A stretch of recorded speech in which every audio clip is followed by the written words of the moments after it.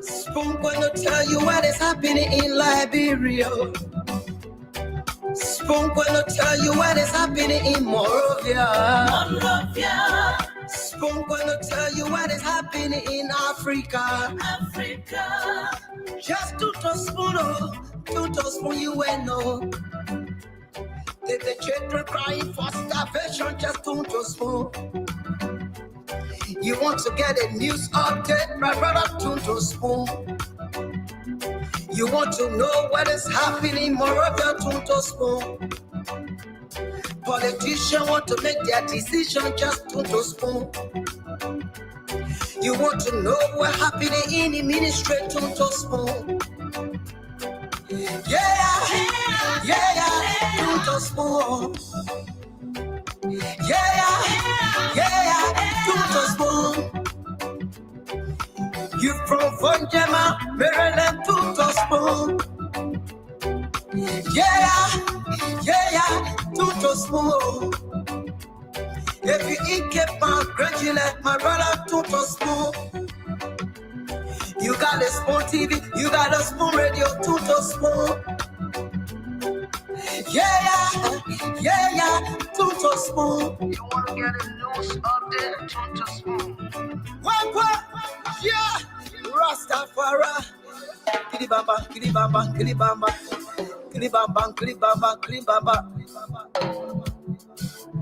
What I want? Yes, what you got today? Spoon TV. Yes, what you got today? Spoon TV. Spoon.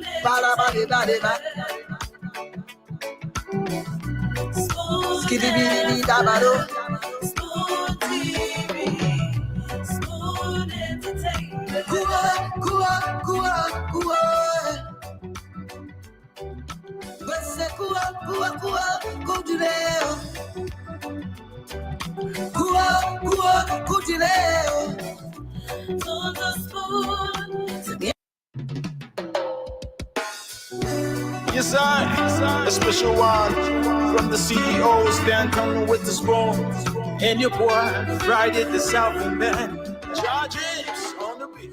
To the spoon to get your information.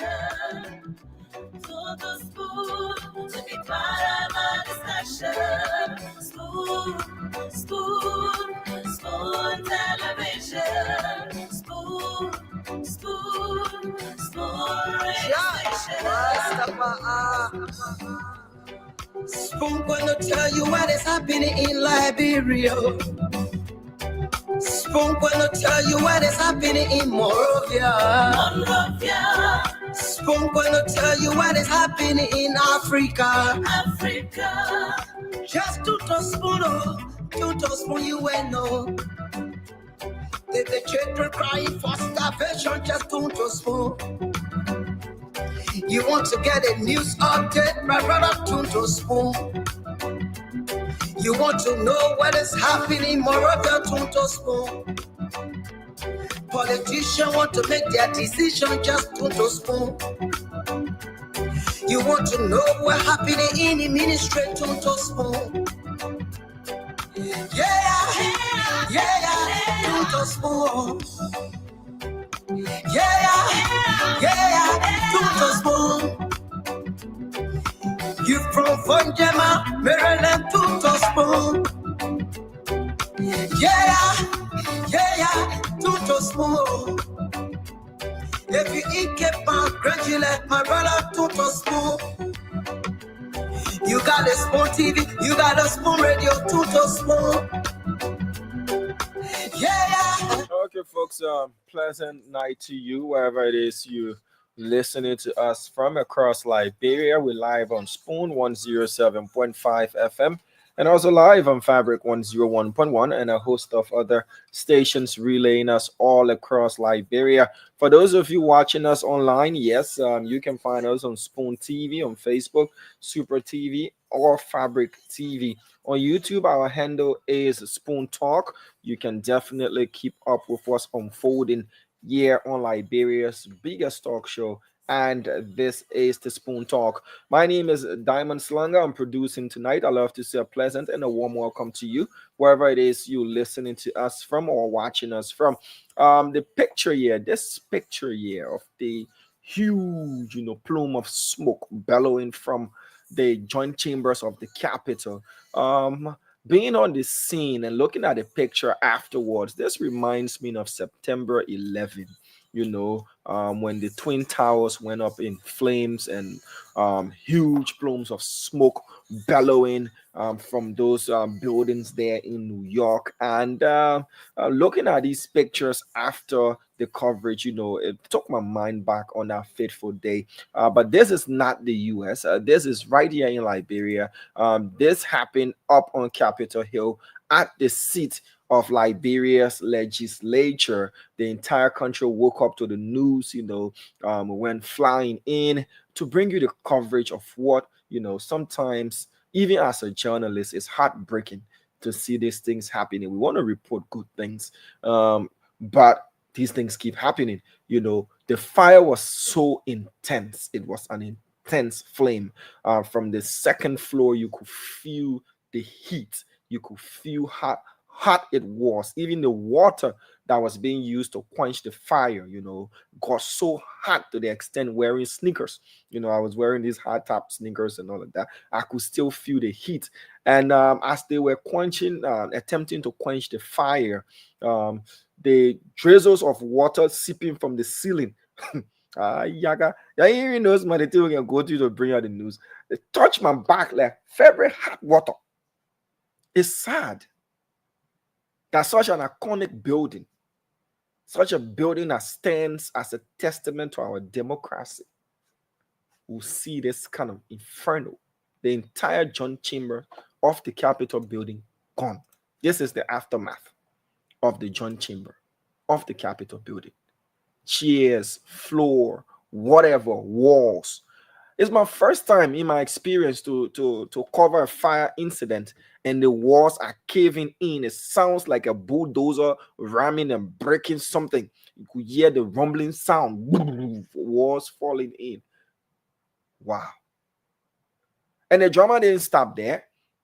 We were on the scene as police attempted twice, taking in Representative Francis Afoko of Monserrado County District Number 9, according to the Inspector General of Police, Colonel Gregory Coleman. He is a person of interest and he's been invited. Failure to turn up, it has been, elevated to an arrest. And the IG advised the District Number 9 representative to turn himself over, and he's now covered by a legislative immunity as the crime of arson, destruction of property, arson, according to the IG, is felonious. And as such, the District Number 9 representative should turn himself over. We spoke with him over the phone in an exclusive. He said he was at his residence. He did admit to receiving an invitation from the police, but said it was sent via text.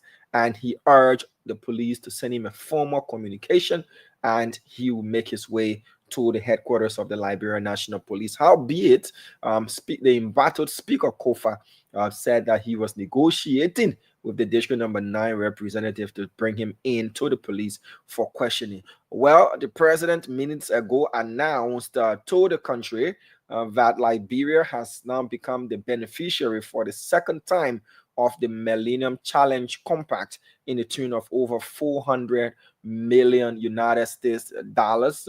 This is the second time the country has qualified to enjoy this compact as well. A lot of other things happening in Liberia. From Grand Bassa County again, we got a report that a gas tanker, gutted fire on Totman Street in Grand Bassa County. We'll try to connect with our Grand Bassa County correspondent to know the latest concerning that particular event. But we do have all of the videos, all of the pictures to share with you. Promises to be an amazing show, and the rest of the panelists are definitely going to join on. So once again, kindly do share the show with your friends, your family members, the rest, to have them informed that Liberia's #1 talk show, the Spoon Talk, is on the way. Pleasant afternoon to you, sir. Hey, Dama, what's good? What's good, Dama? How you doing? Yeah, I'm good. You hear me? Loud and clear. It look like I see myself. I And got two. because you do dull things, so you try something. Okay. I try something. Which one you prefer, Dama? I would prefer the one at the top. Is much clearer. But the one at the bottom make me to look like Liberian though. So the one at the top made the lola wa. The one at the top make me to look like I'm from Sierra Leone. But if you want keep on too, because then it's looking like multi-camera production. Yeah. I want to try something. I want to stand and I'd rather get something in my mind and my head. I want to stand and talk my own today, Damo. I want to talk my own, but I want to stand. What do you think? Should I stand and talk my own? Let me tell you a secret. So when I used to host the afternoon show on LIB 24, prior to all this online TV and all that, I used to stand to present. Many people didn't know, but I always stood to present. Back then, we didn't have. And I think it would be better, Damo. And I think if I stand, it will be better, Damo. Yeah, I'm a fan of standing to present because it gives you more room to. Maybe to talk with Zico. Put you in Zico. Yeah. It put you in Zico. But you won't come and be having two views. No, I'm gonna put one there. I think I have to. But the one below look good, right? Yeah, but it's kind of dark a bit. It's kind of dark. Yeah, it's kind of dark a bit. Let me make some adjustment here. Yeah, let's try to get two views. You think it look better now? Yeah, somewhat. If you want to keep the one at the bottom, but I would prefer the one at the top. If you I can see clearly now, the rain is gone. Yeah, man, I gotta get in Zico, Dama. I gotta get in Zico. Woo! Gio, you can. Let's have a great show today. So let's do mini by the top or the bottom. I just need 5 people to tell me which one I should go with, the top or the bottom. The top or the bottom, which one? Just tell me. Oh, look at the person say standing right now. You are very short. But man, we ain't asking for that one.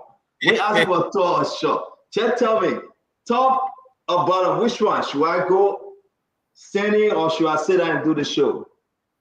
All right, I got 1, I got 2, I got 3. I just need 10. People say top, bottom, top, bottom. Arian, top. James Soman, keep the bottom. Matthew Ewell Williams, the bottom, chief. Talisha, the top. Nima Prince, bottom. Chris Trudofley, top. Fit, top. Heron Blake, top. Upper one from Harris Quay. Matthew Gibson said bottom. Evelyn Tennant, Smuffy said bottom. Alex Bajobo, bottom. Terry Heron, top. So folks, I got to make a decision. Help me. We're going to take the last. So if you're watching, you got to help me because I got to do this thing, but we got to do it. Listen, I like this. Look. I like this, right? See it? So that's the other monitor I use, Damo. Oh. Yeah. So I think that I want to keep this one. But today I'm going to sit down and try to work something new because you know what? The Capitol building is burned. Burned down. Arches. From dust to dust, arches to arches. May the soul of the Capitol building rest in peace. So I'm going to sit down today and do the show. Yeah. I want the one I'm in man quickly. Let me see the name. The comments keep flowing in faster than you can even count. But I'm trying to get the name for a minute because this guy on my neck and I see in military uniform. That uniform looks like U.S. military uniform. I mean, not U.S. military man. I mean, AR military something he just scanned and put in there. I've lost the name, but I think he gone. Or so. My man, I'm in man. Yeah, when I say primary and secondary at the time, primary and secondary weapon, you know better than I do. So long range and SAPIs, and how you want me to say? Then you show me the military term too. It's simple as that. Look at Balo.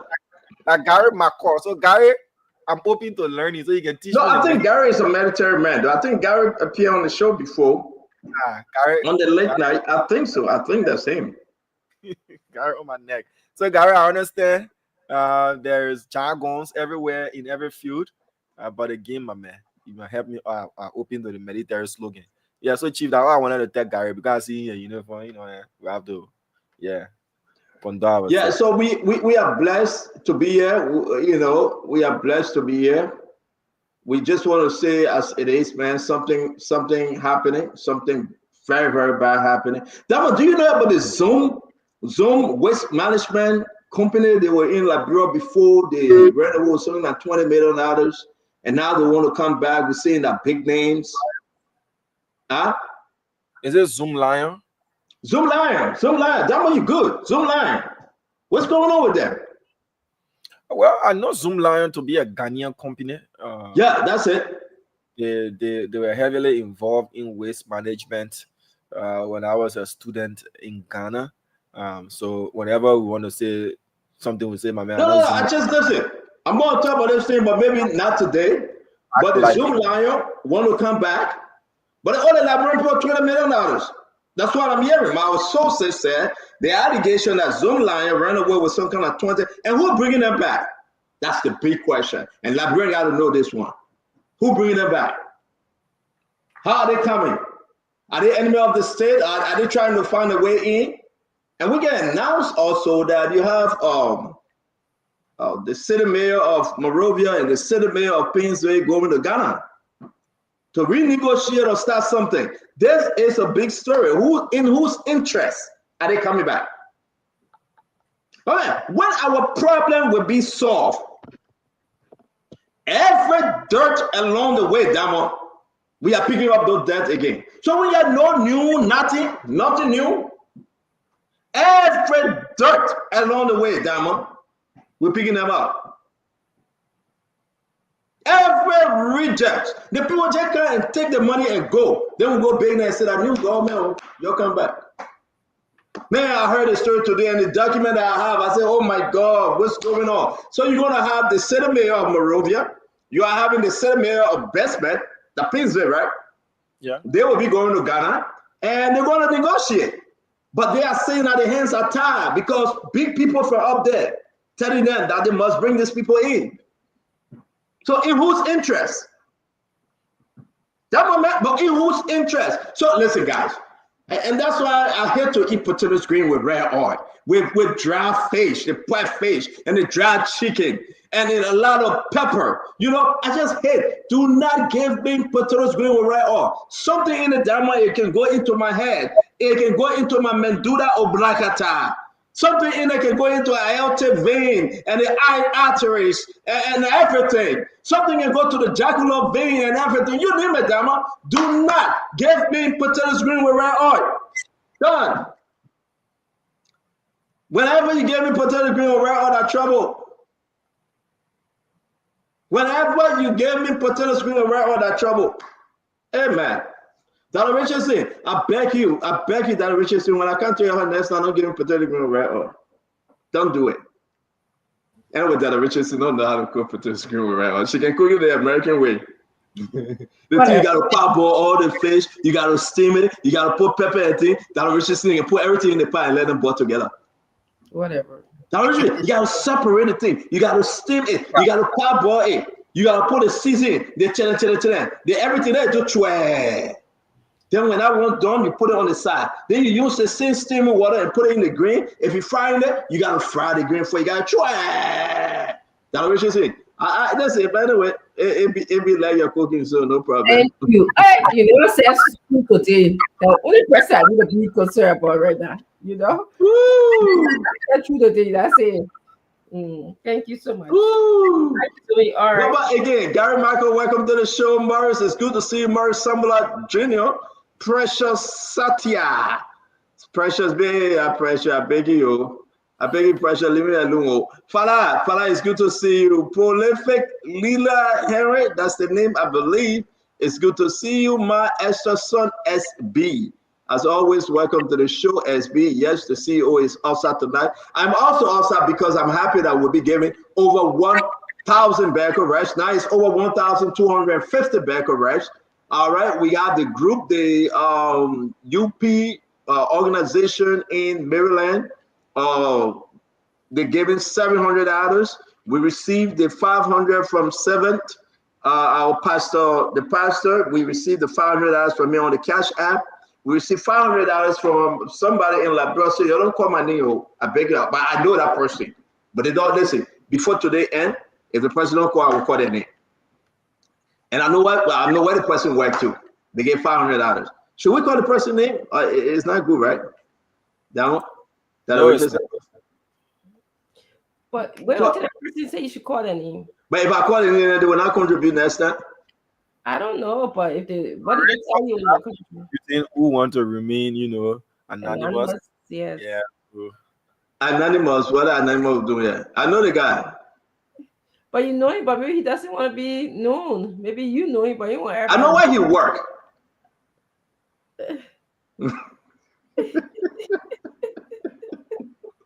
I know the guy work there.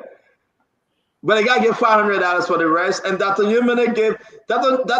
Thomas, Dr. Twain gave the 1,000 back of rest, and our Fuda brothers and sisters gave their own 1,500. I believe it's 1,500. I should reach out to Alpha Joe. Are you calling me? Check your phone. Okay. Let me make an announcement. You'll see that Richardson texted me. Yeah. The link is in the chat room. Dama, you didn't put it there? Dama. Yes, sir. Did you put the link in the chat room? No, sir. I beg you, please do. I see what Glenny asking for the link. But we don't want Glenny on tonight, so what she asking for the link? You want to you want to enjoy yourself tonight, or what you say? Oh yeah, I want to enjoy myself. I will enjoy myself. I will ball over them. I will ball over them tonight. Somebody said the show is not on YouTube as well. It will get it anyway. It's still traveling. Okay. Yeah. Well, please be patient. So okay, let me put a link here. Y'all sorry, look at Glenny said no link. Y'all sorry, the link there now. Everybody, y'all come on, let's do a show. So Dr. Nimini Twat Foundation. Now I'm going to bring him on for us to hear him, for us to talk more. The people want to know him. I really want to know him. Now I want to say yes, we are grateful for his contribution. Ladies and gentlemen, it's not a good time. I'm laughing because I have to, but it's a very bad time in our country today. A very, very bad time in our country today. I really want us to have some serious conversation. Yes, we need to. I mean, we still got to find comfort. We still got to come up and do the best we can do for us to just, laugh. Our country is on fire. Our country is burning. What you saw today, I will say my own, like I did yesterday. And you can say your own, that's okay. But our country, there is no reason, there is no place. That much something is, we're getting a terrible feedback. Are we on YouTube? Yes, we are on YouTube. And I will say to you though, it's bad. It's very, very, very bad. I don't know where you were this morning, Dr. Richardson. I had over 800 text messages and I was just going through it. I seriously, I was thinking something bad, worse. And when I was going through everybody, then the phone call started coming in again. I want to send a special birthday shout to my grandson today. He turned 2. Levi, he turned 2 today. Happy birthday, Levi. Yeah, and I was chilling with him, and we went to bed late, and we woke up very late. So I missed the first half of the situation, and I was able to catch up from the Spoon page, thanks to all of you that followed Spoon. But man, how did we get here, Dr. Richardson? How? I mean, 12 years under Madame Sadiq, Charles Taylor, Emma Sawyer, that building was standing. That building was standing. 12 years under Madame Sadiq, it was standing. 6 years under George Manawia, it was standing. How did we get here? Where have we gone wrong? Where? I mean, so let's sit down and listen for a minute. Let's sit down and ask ourselves the question. Did we make a mistake? Is there mistake somewhere that need to be corrected that you're Rich is saying? Let's ask all the questions that we need to ask. Let the people ask the question too. Our country is on fire.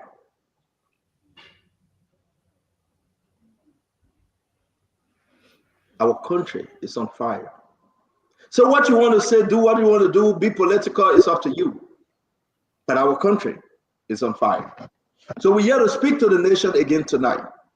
What about Facebook, YouTube, Spoon, Fabric, Super, OSM, and all the other network? By the way of radio, those of you that relay in the program, we say thank you. We want to speak to you. We want to get into your mindset. We want you to listen. As we get closer to Christmas, but how many more days left? Maybe 6 more days, 7. That Richard saying, then let's ask ourselves, where have we gone wrong?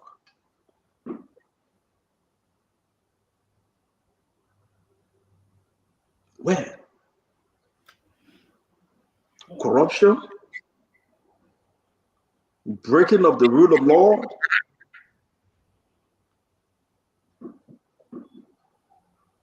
no law and order, everybody doing what he or she thinks best for to please themselves, and then the Bible says, and I remember, I will look up to the hills whence cometh my help. My help coming from the Lord that created the heaven and earth. The Liberian people want to look up to that leader for leadership. That leader for leadership. We want to welcome you. We will talk. Our country must be better. Our country has to be better. We'll talk our own and you talk your own. So you can go up, you can come down. Our country is on fire. What you saw today, I want you to remember today and seeing the president, seeing the vice president, seeing speaker number 1 and speaker number 2 all standing. Majority black speaker, minority black speaker. Where have we gone wrong? So, is that Dr. Richard saying? I know we'll be starting shortly. But coming, man, coming. You know, Stanton, today is a sad day for me.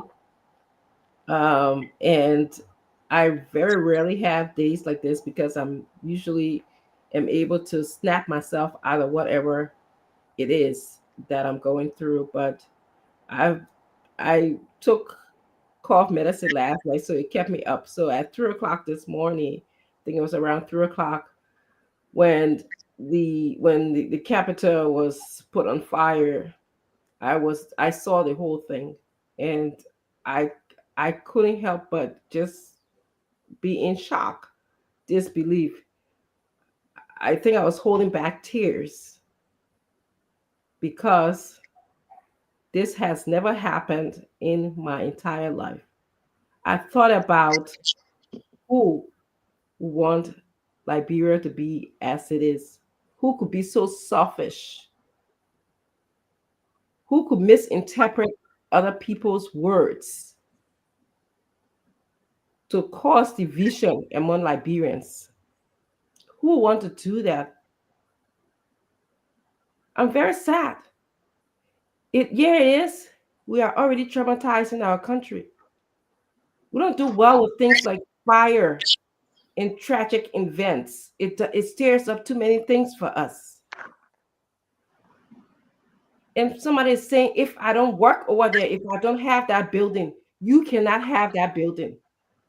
And then because I support the Constitution that speak to the freedom to assemble, that speak to the rule of law, obeying the rule of law, somebody would say that, I'm inciting violence. Does the Constitution, which I speak from, incite violence? Does the House rule incite violence? Because I'm speaking from that. We need to stop this, because this is part of the way that we interact and how we feel about each other. This is why we are where we are. We hear little things about somebody. We want to just misinterpret. We want to just put our own swing on it because of politics, because I belong to a political party, because I'm enjoying now, because I'm eating now, I'm gaining weight now. So everything else that was wrong before is right now. That is wrong. What was wrong yesterday is wrong today. Look, still, I'm so upset. I'm so upset. The money that it could have used to renovate that building, to fix the building,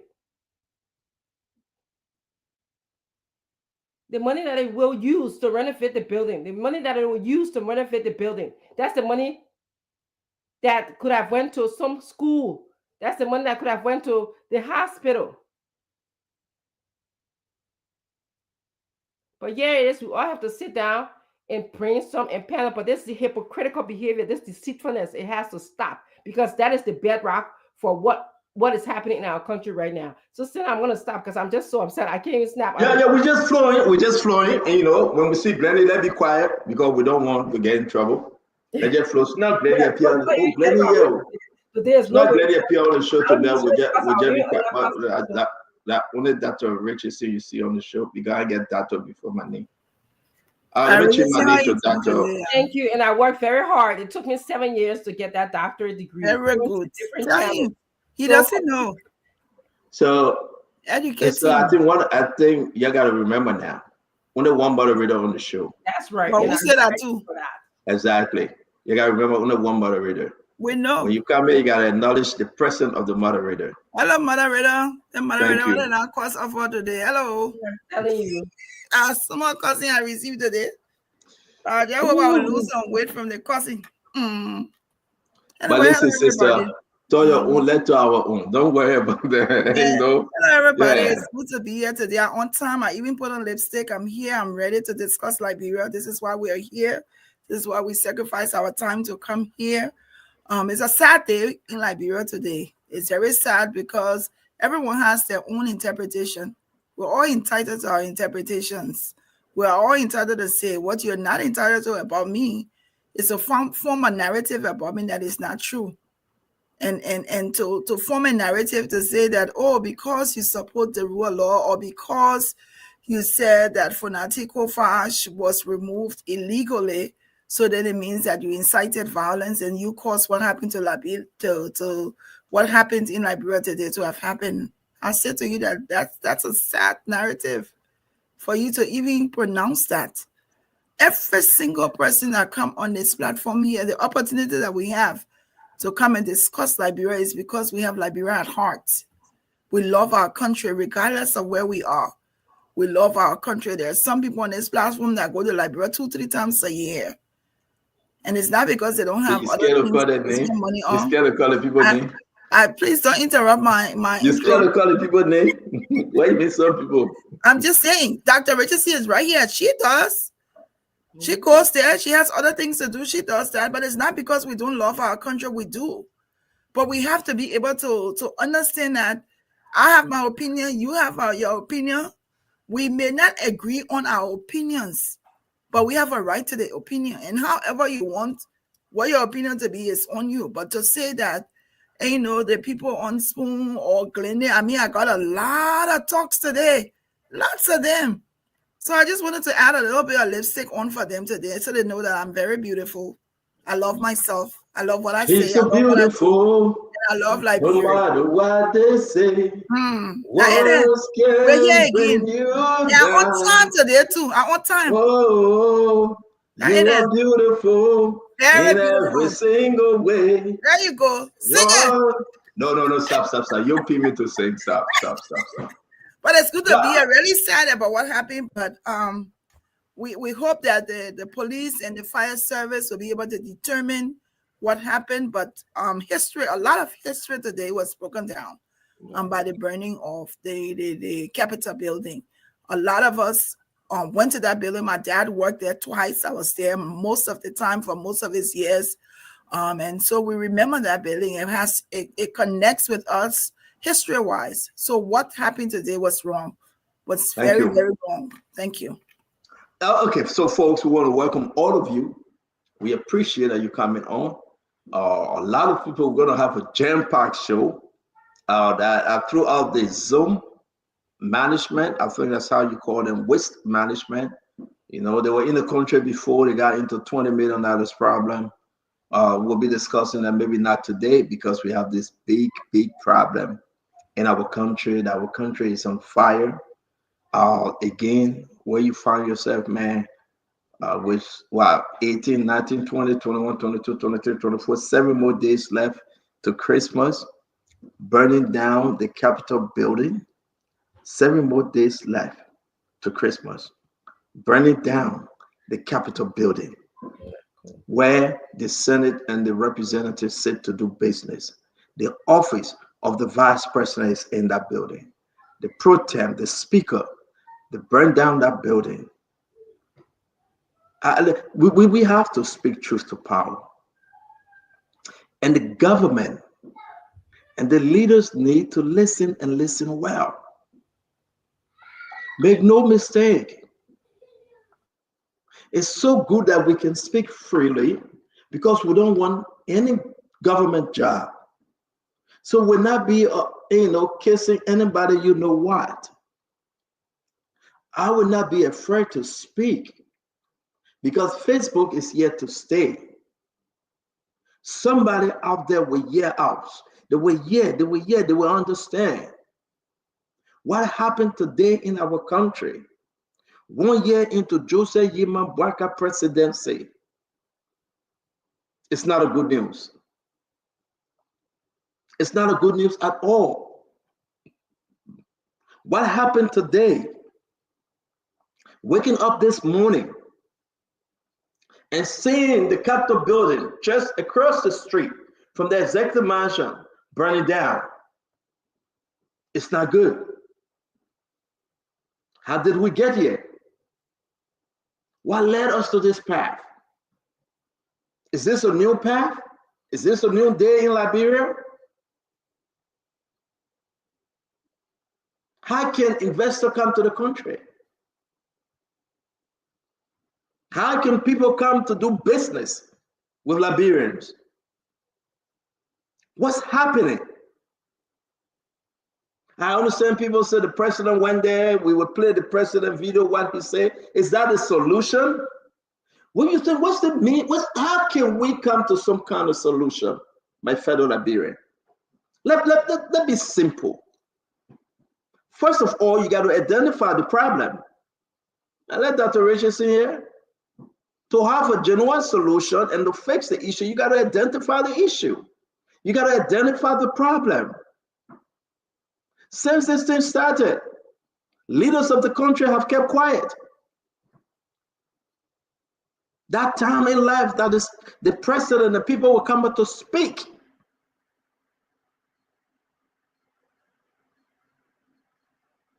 There's no time in our life, in our history, that will be working in reverse. So you ask yourself,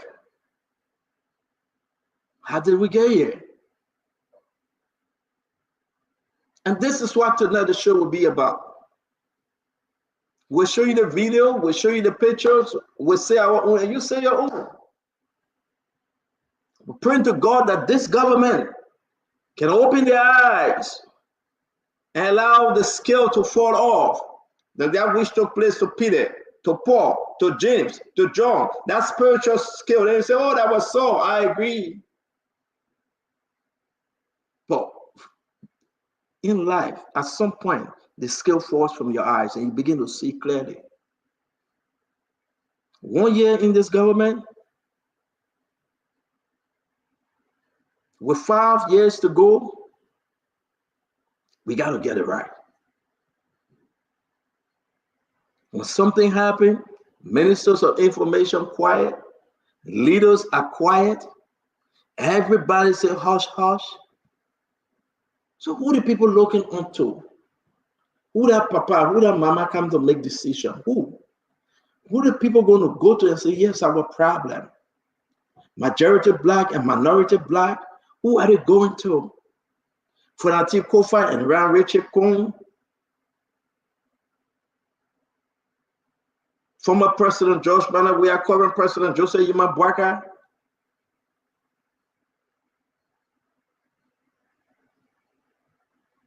Our elders, we are saying that they are letting us down. I want to welcome you, my brother Ed Remy Gray. Thank you for coming, and for coming early. We'll be doing a great program today. We speak to the Oma in the interior. We speak to the Pape. We speak to the children. We speak to those that are sick, the blind, the deaf, the crippled. We speak to them. How can we get out of this mess? What's your suggestion? People that were crying yesterday, they are defending today. People that were saying it was bad on George Weah yesterday, they are saying it's okay today. Don't you think the people know? Don't you think Liberians are hearing? Don't you think we can see? You can't fool us again, man. Let's hear from you, my brother. Let's hear from you, Ed. Stanton, good day. Good day, ladies. These are some of the situations we tried to predict earlier when this whole conflict started. We can't blame one side or the other, but I still believe one side or the other started the conflict. Firstly, what's the threat assessment for Liberia? We no longer have 20,000 troops deployed near our capital. We have a security force that probably will say it's thinly stretched. We just don't have the wherewithal to protect ourselves categorically. So they say the lazy man can't start a fight, because if that fight goes forward, it may not be able to sustain it. But between you and myself, I still believe that the Speaker of the House was working from the middle, and I blame him probably for even trying to please the power that be. Up to the advent of going to Rome, the Speaker was working on behalf of the administration. What initiated the change is something we all, I in particular, I'm in doubt. What would the individual they're forcing to be Speaker now would have done otherwise that Fonati was not doing? What was the undercurrent? What was responsible for the sudden change, especially when you're manning a certain fragile system? Again, we can't blame anybody, but we can look at the situation that brought us this close. Why, when Madam Selif was there, she was consolidating, reaching out to some warlord and people who she know probably are noted for steering chaos. She brought all of them on board. She will ask you, what do you want, Stanton? And she'll make sure she meets you halfway. That's how you maintain a peace. That's how the lazy man works in the community. Because you know that if the giants wake up, you're going to be the victim. And then secondly, the former president got all the other heroes that fought our civil war behind him. They are him. Just look in his rank. How could someone not look at that threat assessment to that level? How? Well, let me stop here, brother. We'll continue the show. Thank you very much, Colonel Gray. We will. So somebody can Colonel Gray, he got to stop, and he said we'll continue. Dr. Richardson, let's get into the program. To those of you that are out there following Spoon Talk, please share the show. It's good to have you as always. We love your comment, whether good, bad, or ugly. We just love you that you follow Spoon Talk. Be part of the show. It's going to be the jam-packed show. We are here for 3 hours. I want to say we're going to give you everything we know for today's program. Dr. Richardson, we woke up this morning. I'm going to play some of the videos, and we came across burning fire, a big fire, Dr. Richardson, a huge fire. Dama, I hope you guys can upload all the videos, Dama. There's nothing. We need a video, Dama. We came across fire. They hit. Oh, that move. Just a second. This is the mean fire. Wow. And the heat. Wow. We're doing all we can, but this is the mean fire. Wow. Very risky at the moment. And so the LPRC fire team has started. Wow. All right, let me play this one. Dama, if you can upload the rest of the fire in the chat room, please. So you can see the floor. You can see the floor. John is not going to answer you. But you can see the floor. Everything has been bursted, cracked, burnt, damaged. The walls and everything. This is at the Capitol. So we want to catch up with the Inspector General of the Liberian National Police as to why he's here. As we're moving, you can see pieces of debris, charred debris, burnt pieces falling off as we move. So, we're going to put up the video, Dr. Richardson. That's the John chamber. That's it. Right there. Something is happening from the outside. The building is burning. Say what you want to say. The Capitol is burning. That building is burning. The country is on fire. Do what you want to do. Give it your own spin. It's up to you that are out there. But everybody saw the international, the US put out a statement, ECOWAS put out a statement, and everybody concerned, what is happening? What is happening? The big question, with a big question mark, where are the leaders of the country? Why? Why are these things happening? Dr. Richardson, let's get to you. Still, like I said, today is a sad day for Liberia. It should be a sad day for everyone. It's a sad day for me. So, audience, yeah, please bear with me. I will do the best to, speak as I can. I know this building is extremely historical in our country. This building has been there before I was born. Some people say 1957 it was built. Some people say 1958. That's how long that it has been in Liberia.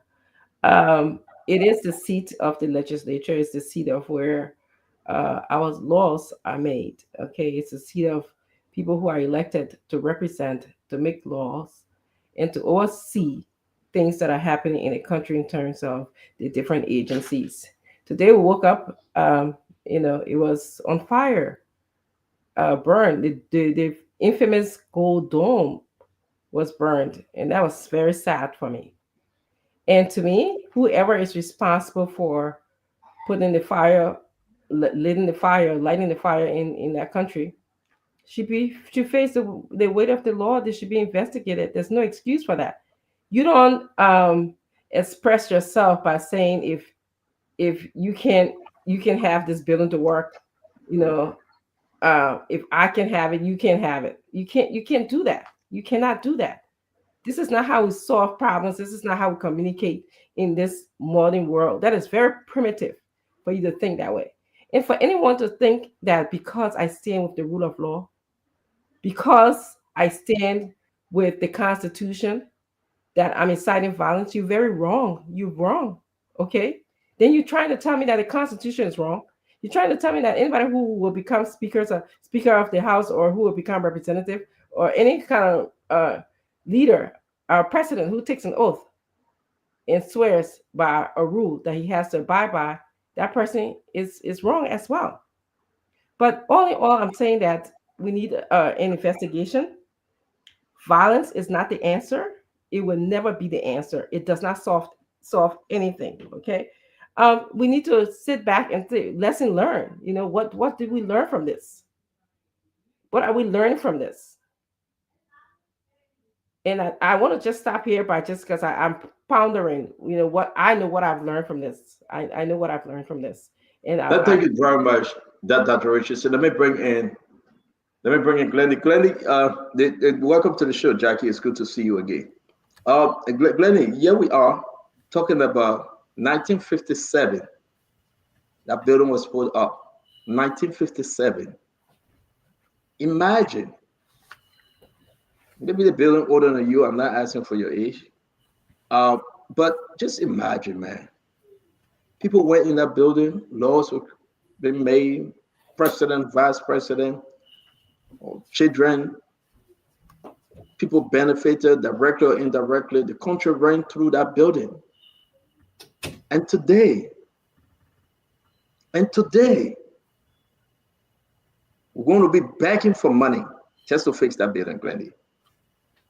We're going to be calling partners, begging on our knees just to fix that, Glennie. So first of all, how did we get here, Glennie? I don't know. I think it's a difficult day today because we watched history crumbled. We watched the crumbling of so many things that have happened in that House of Representatives. Like I said, my father was a representative. He worked in that building. I used to come from school and go there. I went to LU. I used to cross the street and go visit my dad there. So we all have different histories. We all connect with that building in different way. But the thing that we have in common is that we are all Liberians. And I don't think there is a single Liberian today who is excited about what they saw or who promoted violence to the point that your opinion meant that you wish violence on your country. I don't think a single Liberian and anybody and the people who are doing that and saying that, I think they're being their sayings and their postings is, for me, is petite. It's not warranted. It's sad. What happened today is wrong. How did we get here? We have Liberians who have evil hearts, who are wicked. The act today is an act of wickedness that happened there today. And it should be condemned by everyone. And my opinion is subjective. We all have different opinions. They're all subjective. And no one should have a monopoly on someone else's opinion to the point where they interpret it to mean this or to mean that. If I'm not going to do that to you, you should not do that to me. So it's a sad day for Liberians all over today to see what happened today. Every Liberian may have a different spin. Each Liberian person, they have a different spin on how we got here, why this happened, why it didn't happen. What I can say is it was wrong. Whoever the culprits are, whether it's culprits or whether it's an electrical factor, whatever the case it may be, if it's possible to get foreign people inside or get a company to come and investigate to find out the cause of this, I think it would be justified because Liberians need to know. Because if you don't have somebody to come, if the fire service people, they're at a point where they can determine the cause of the fire, it's an answer that is most needed by Liberians because so many people, so many areas are being blamed today for what happened.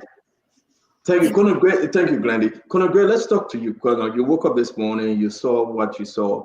Is concerning, and we'll put up the American statement, we'll put up ECOWAS statement, and everybody concerned. What's the hell going on in Liberia? First, there were protests yesterday.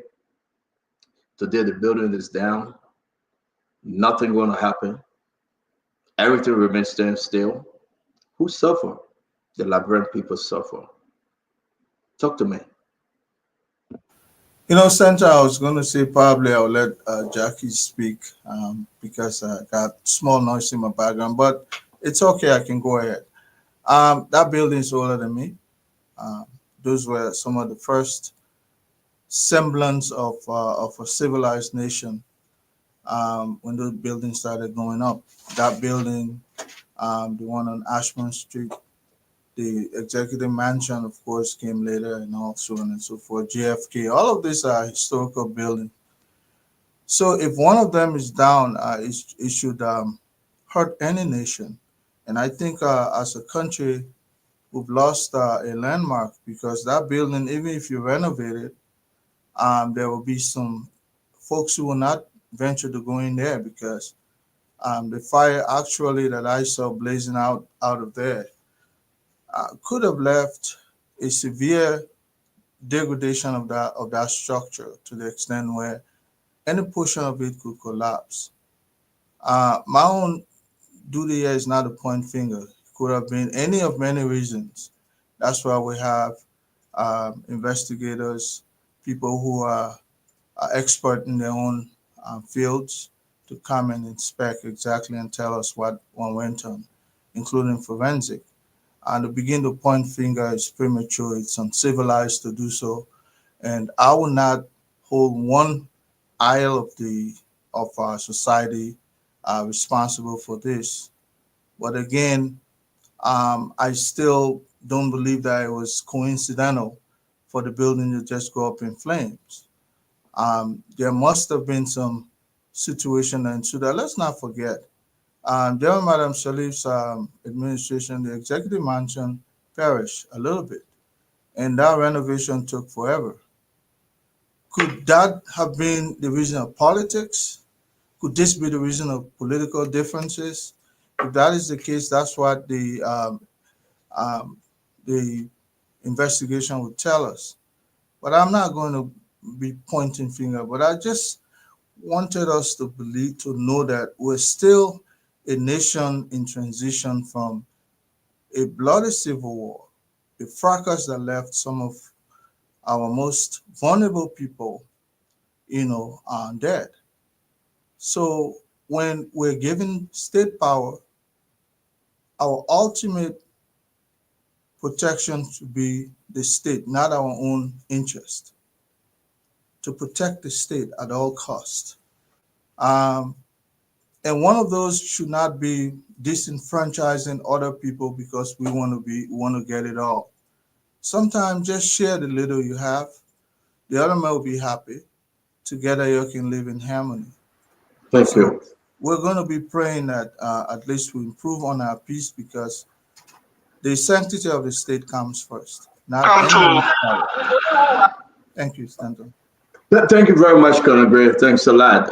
Let me bring you, Jackie. Welcome to the show. It's good to see you again. Thank you, Stanton.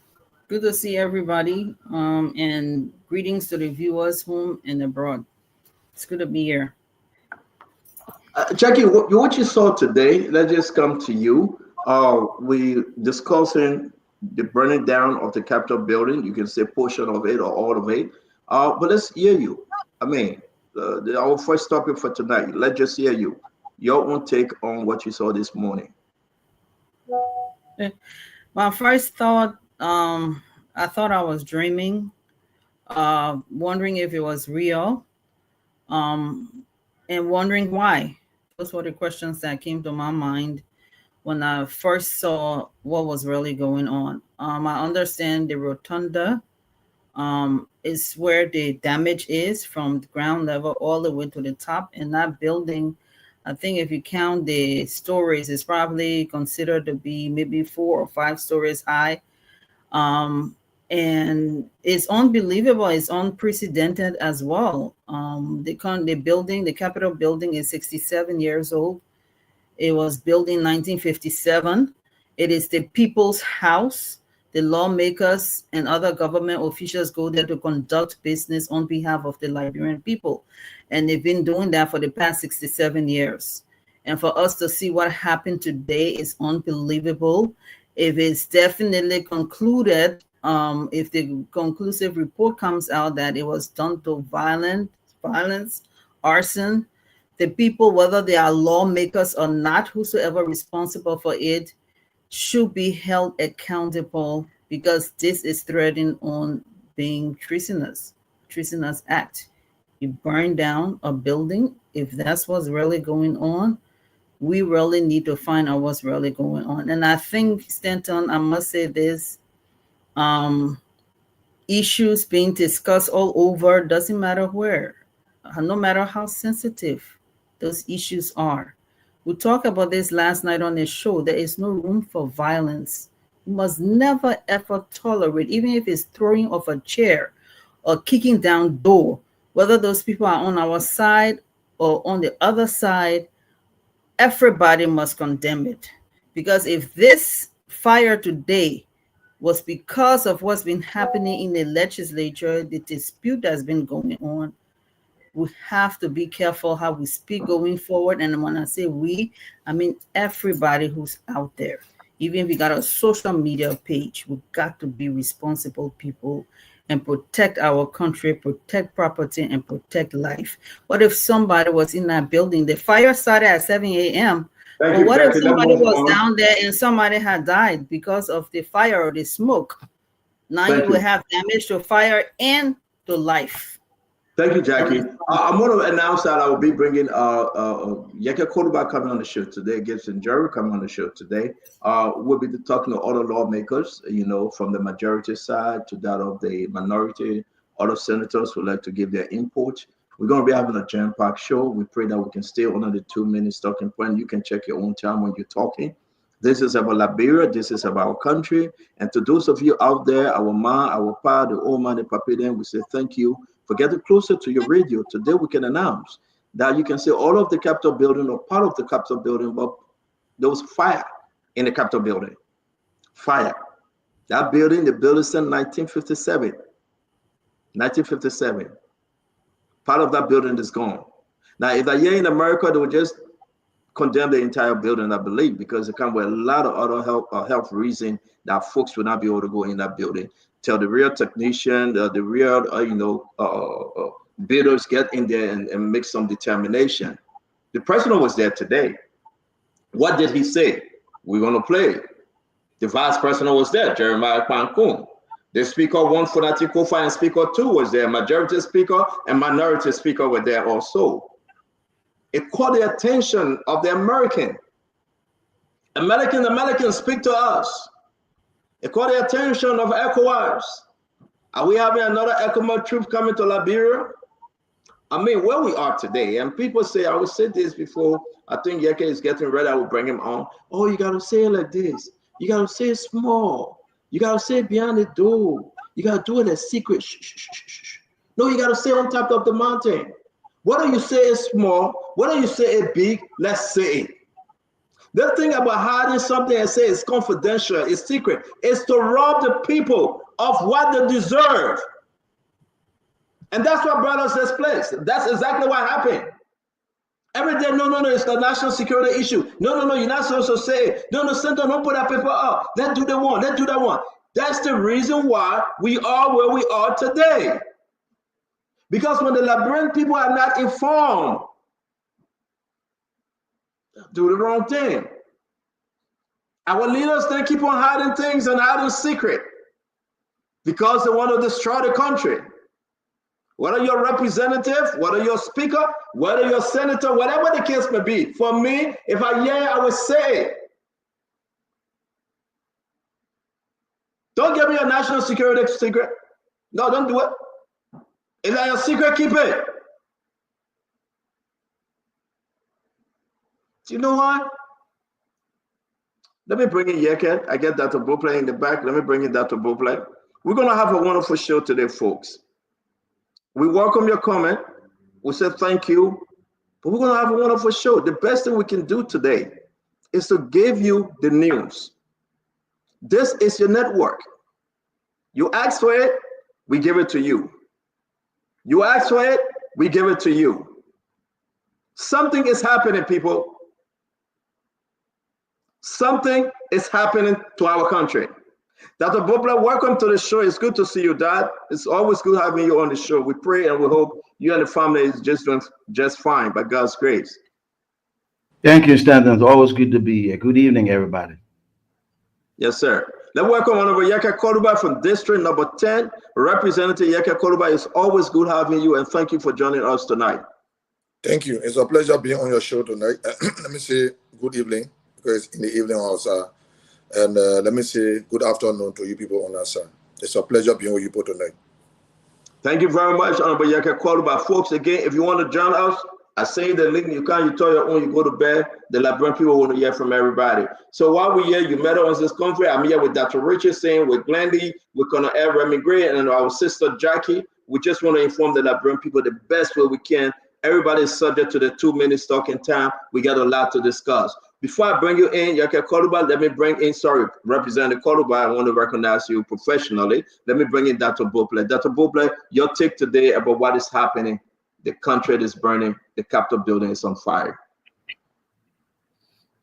I tell you, Stanton, the last 2 days, yesterday and today, have been difficult days for me.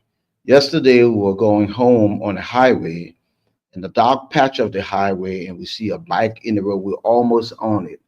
And then there's a young man in the other lane, apparently been hit by a car that didn't stop. And so we parked our car in front of him to kind of block the traffic because it's kind of dark and somebody could have easily run over him, and managed to get him in a keke to take him to the hospital. It seemed like, fortunately, about a mile up the road, it seemed like the car that hit him, somebody might have chased the car and it stopped the car. So then the police came and they were investigating that. So that was a sad day for me because there's so many fatalities in our country with bikes and all these things. We got to find a way to make our roads safer. And then today, of course, like everybody else, I'm sure, it's a sad day. And I don't care what the outcome is, whether it's intentional, accidental, it's a sad day when the Capitol is up in flame. It's not just a symbolic place. It's just not an important symbol of our democracy. It's also a place where the first branch of government does business. So it was unfortunate. And so, all day, like most everybody else, we're scrambling for news. We're looking for updates and information and stuff like that. So I am one of those who like to get the facts. I will stay away from much speculation. I want to get the facts. I will say this, though, that whenever we have an official investigation or report, whoever is involved, whether you are directly there or indirectly involved, should be prosecuted to the full extent of the law. There are things we have to exercise zero tolerance for if we're going to secure this democracy and make progress. So we'll see. It's good having you, folks. Again, okay, let me do this. If you want to come on the show, I see so many of you texting. It's okay. We can give you 2-3 minutes. You come and do your comment. I'm going to do that after we finish with our rhymes. I know this is about Liberia. It's very big, and I really want to entertain you. Okay, so share the show and join us in the live feed. Let's talk Liberia and this issue about the fire. We can only take 10 individuals at a time.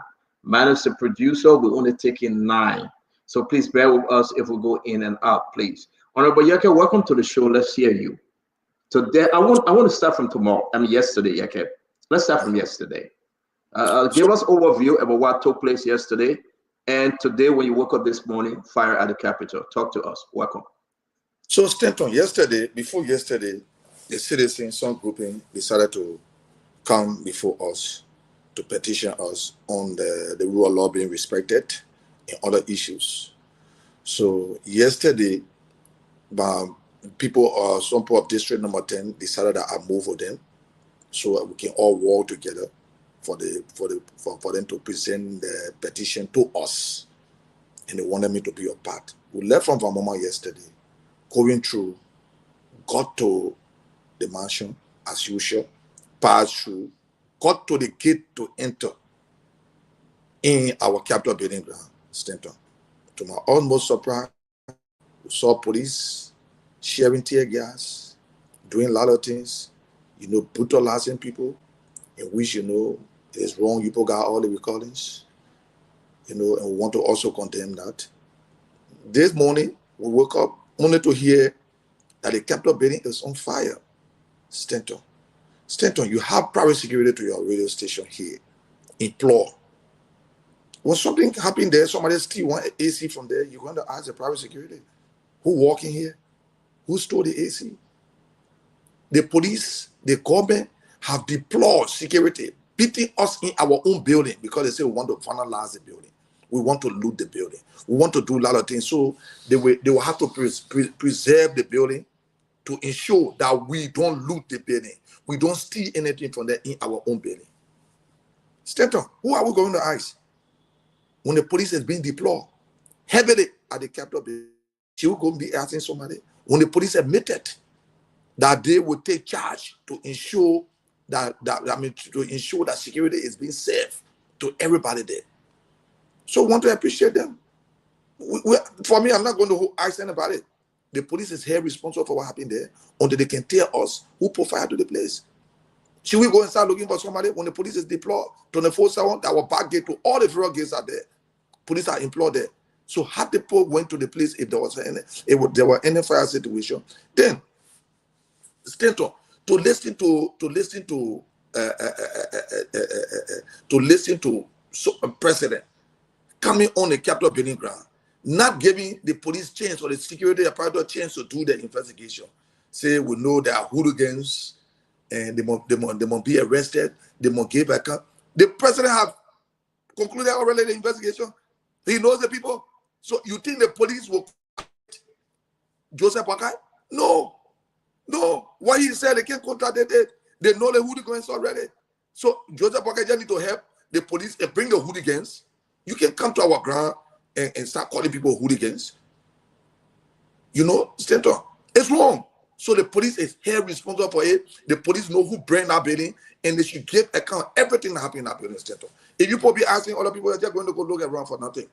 Police deploy on the ground. Police is manning the place. Police said they will ensure that that building is not looted, nothing happened to the building. How the building got burned? Where were they? So thank you very much, Yaka. Let me bring in Dr. Richardson. You asked us some good questions. Indeed, police officer were on ground. You are quite correct. They banned around since the whole incident about removing the speaker. And again, these are good questions, but we'll go follow line by line, precinct by precinct tonight for us to give the Liberian people some of the best information we can give them. We will not speculate, but we'll tell I will give my own opinion, of course, and it's up to you to give yours. What, Yaka, please. Thank you very much. Let me bring in Dr. Richardson. Police was at the Capitol building. We all agreed because they've been sleeping there. Dr. Richardson. Yeah, they are or could be part of the investigation. You know, I have to say that that's not my expertise. I don't know, you know, what the details of the investigation look like. I wouldn't mind reading reports of the investigation, but look at the facts as we are hearing it, that they were there, so they should be part of the investigation. Again, I like to spend my time talking about the lessons that we learned, you know, from our disaster management team. What I saw this morning, you know, looking at the fire workers, the firemen and women trying to, you know, get water up the building. There was no, I don't think I saw a ladder. Usually, you know, they could have had a ladder. You know, they had to exchange the tube because there was water soaking through the tube.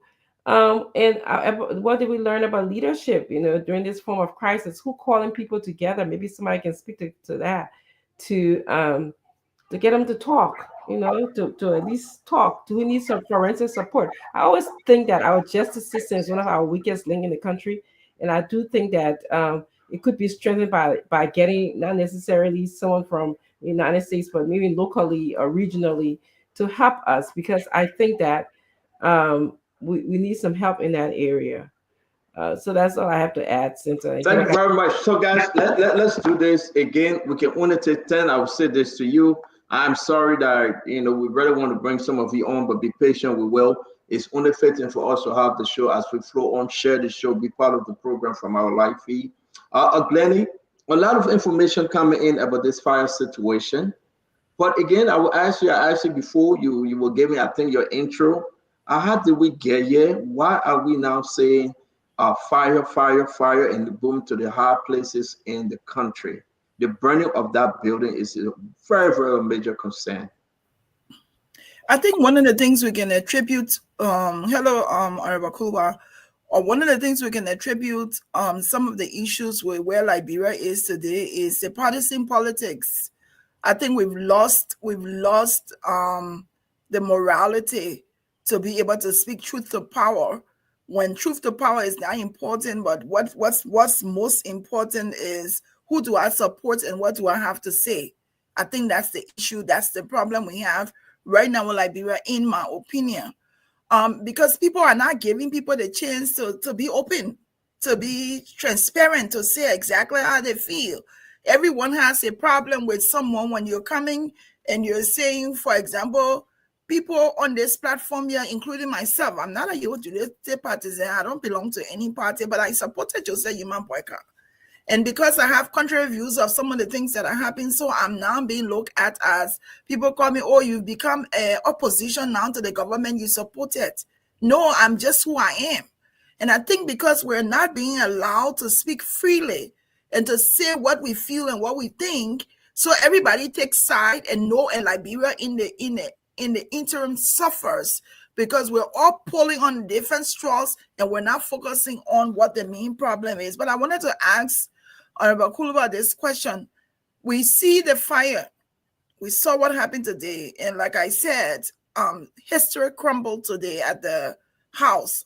I want to ask, has there been any information related to maybe an electrical problem before this fire? Has there been anything talked about at the House where something was wrong with the wires? Has there been any rumors concerning an electrical faultiness at the Capitol before the fire today? Yes, in the Glenny. Just I think 4 or 5 days ago, they break up, caught of fire in the Capitol building, in Asin Obili. In Asin Obili, you know, that is where I get frustrated when the leader will come and say he know the people already. They are hooligans. Look, Stanton, take it or leave it. If the Supreme Court do not give a clear ruling, they have taken part and they are the cause of some of the problem, because everybody is taking the right in this situation. As long as the Supreme Court will not say this party, our ruling is this party was wrong, this party is right, they remain silent on this, anything happening in the country will attribute it to them.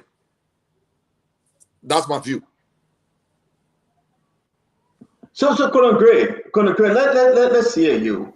A lot of different information going around about this whole fire incident. But one of which is that, listen, it could be the breaker, it could be X, Y, and Z.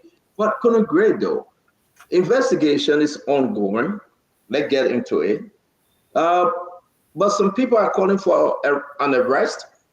Some people are calling for, Safoko said, when I reached out to him today, less than 103 sent him a text message and say, come to the office, we want to investigate you on the fire situation. Right? That's what he said. I speak to him. So I told him, I said, listen, don't talk to me by way of phone. Dama is at your gate. Let Dama go live and you can say exactly what he's saying. And he said it openly. He said it calling and sending a text message. And I said, can you share the text message with us? He said, sure. And 103 said, come for an investigation. Now, the IG said, we want to ask you some questions. What's going on? We saw Musa Bidete at the Liberia National Police. We saw, how you call him, Fanati Kofa at the Liberia National Police. Then we saw the Justice Minister saying there's no arrests have been made. While people were speculating that 3 arrests were made, and those people were in the building. Is the government confused and there's no structure yet to bring this thing to some serious investigation, Colonel Gray? Well, Stanton, at any time they so desire to question any of these citizens, regardless of their status in the society, they should be represented by their attorney or their lawyer. because this is a matter that might be civil or criminal. So anytime you invite someone to query them, they must be fully represented. That's one thing I would say. And then secondly, yes, if this was just artificial accident, say for instance, the fire was due to a faulty breaker, that's fine. But if this building was torched by an individual, yes, that act is an act of hooliganism. Let's face it. So that's probably one of the most appropriate description you can give that particular incident. But Yeke said something that is striking. He said that there was a chain of custody of the building. In other words, when you're in control of that chain of custody, you are the first source of information if anything goes wrong. So I think instead of the police calling for private individuals or people who are lawmakers, they should start with their own officers first. Who was in command at that point? That individual should be on the hot seat to tell us exactly, because that's our first source of information, because they had the chain of custody for the building. And if you ignore them and start going out, then that sort of policing is unprofessional, because you know what? When you follow the system of investigation, it says go to the source where everything started from. So if the individuals who are charged with the responsibility of manning the building, you ignoring them, you going someplace else, you leaving vital information behind, and you could not come up with a specific clue as to where this all started from. So I would say, my brother, yes, if you want to say that it's confusion on those who are supposed to tell us what happened, then the whole thing is going to be faulty, because you have laid a false premise in the first place. Why not start with those who are in control of the building? How you leave your office spoon structure with someone, then you're going to go ask the neighbor that next door? What happened to the guy who was securing the building for you? So that's the question, and a lot of folks ask, if you have police, before we go to Glendy, you have police over there. The police people that were buying the place sent Charlie Quintan because of this situation. They are the one to answer you first. Now, we don't know whether they are asking them. Did you hear anything? Well, how you call him, Gregor Kuma, asking those folks? They are not asking them. All the people in the minority black are in confusion with the people in the majority black, and the people in the majority black is being supported by the executive. So everything should be changed to us. And that is why I said, if they need me, I mean, I'm actually leaving the country tomorrow. I'm leaving the country for 2-3 days. That's why I said to the police station, if you need me, come for me. But I'll be to the airport tomorrow by 4 o'clock. I'll be picking up on Kenya Airways tomorrow. Because I don't want to leave Stanton and people say, oh, something happened and Yeke left. I don't want to do it. I bought my ticket since yesterday to leave. And the people know I had my press conference 2-3 weeks ago and said I have to leave the country because of certain situation at this point in time in December. So I'm on record for saying that. No, Stanton, let's go to the real point. Let the police investigate themselves. Police are in arm over there. They get tear gas over there. They barricaded the building. So who dare to go in there with all the police concerned? The police is a suspect in my mind. Glenn, let's hear you. Let's hear you. Are they calling other folks? I mean, then let's get into the fire. I want to play some of the video and thing for people to see. Let's get into the fire. Why would you think somebody, if there anyone, will want to burn that building, Glendy? I mean, I don't know, Stanton. I really don't know why someone will want to go to that level of wanting to burn the building. If the issue has been taken to the Supreme Court, and they're trying to resolve the issue of Funati has done that, I don't know which side would think that there's justification with burning the building. And I also don't know who the police is questioning. I know we've seen what Spoon TV has shared with Representative Foucault. And I think the reason why he is a person of interest is probably because the video of the statements that he made has been shared. That's why he's a person of interest, because I too think those statements, the statement that he made, and that's something that, according to people, was made from July, but it was still inflammatory. It was still specific. It still talked about Bernie. So maybe that's why he's been questioned. I would hope that it wouldn't be, the questioning would not just be one-sided, that it would be balanced, that people on each side who have been enraged, unless they're saying now they know for a fact who has done this today, then they can limit their questioning. I would think that there should be balance where people from all different walks of life, including the majority and minority Black, that they be questioned, and not just leave it one-sided with because there's an inflammatory video out there. It was wrong for the things that he said. So let's make him be the only person of interest. So it could be, and also don't even forget the CDC factor, Stanton. I don't know if Colasco is out of jail or not. These are things that they should be able to pursue and ask these questions. It cannot be an investigation that is one-sided. It has to be a balanced approach. And this is not only the police, the fire service people. They are the ones responsible to tell us how this fire started, what caused it. So I would hope that the fire service people too are going to be involved in saying where it started from, what caused it, and all of that. Suffice it to say, all of the things I've said, what happened today in Liberia was wrong. It should not have happened. And we hope the investigation will be able to tell us what happened, what caused the fire, and if people are involved in it, how who are these people and what's going to happen to them. That would be my thoughts.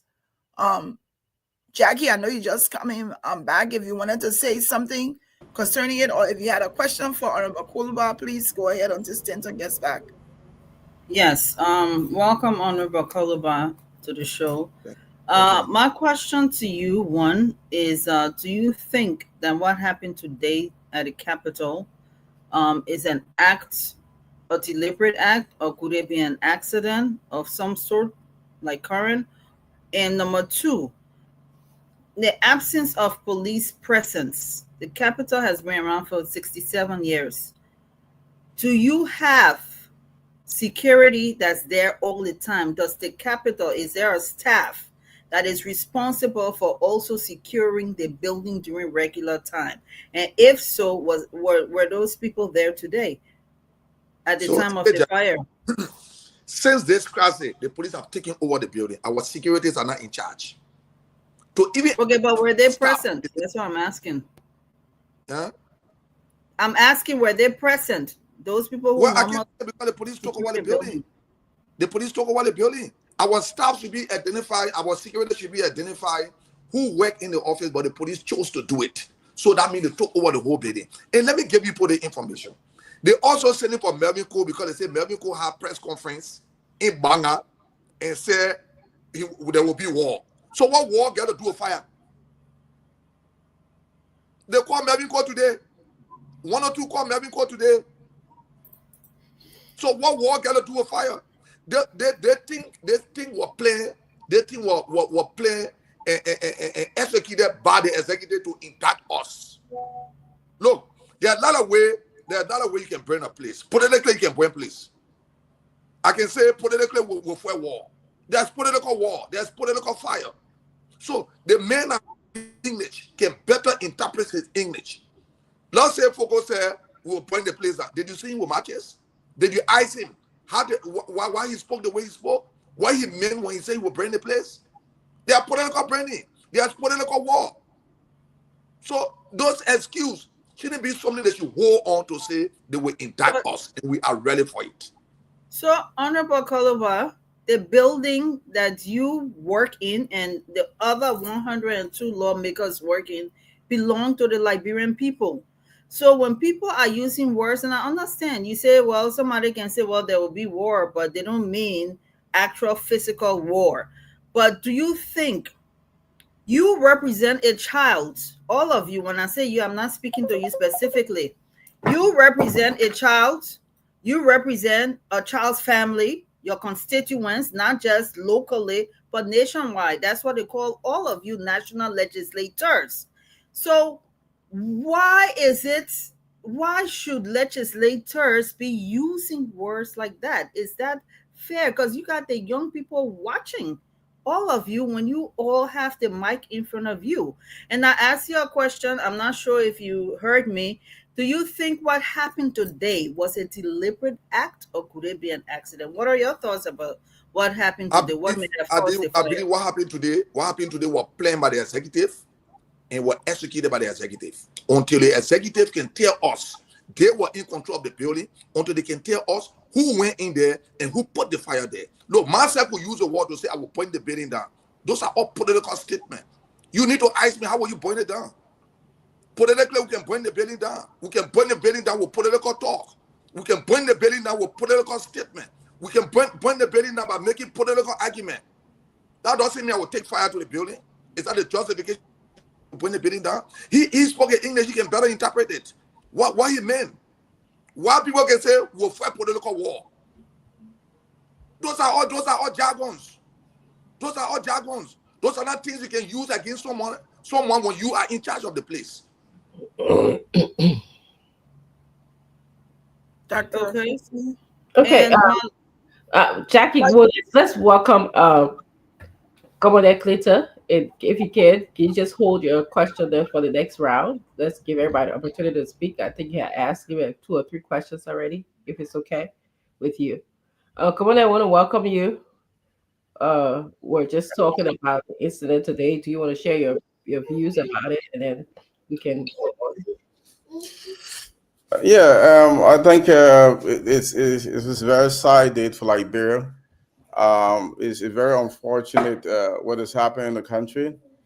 But I had a few disappointments, especially with the president's statement today when he went to the Capitol building. We have no reports right now of whether, in fact, the government has not told us if this is awesome, because that's the first thing you need to first establish if this is awesome, right? And then if the government establishes this is awesome, then they can start to go ahead and start to find who's responsible for this. The government have not said that. I've been waiting for the fire department or the government through the police or all of agency to say what the cause of this fire is. I believe it's early, but to have the president go to the Capitol building and make the statements he made to suggest that there are people who were responsible, it undermines the investigation. I was listening to Yeke while I was preparing. Sorry. We're going to switch over because of the generator problem.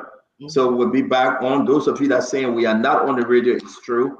We are switching over because of the generator. So I had to address that issue. That's why I went off. I want to say, Honorable Yeke Koluba, thank you. It's good to see you, Clinton, as always. Let me ask you now. Investigation on this building. The building burned. You can say part of it or all of it. Fire went into the building.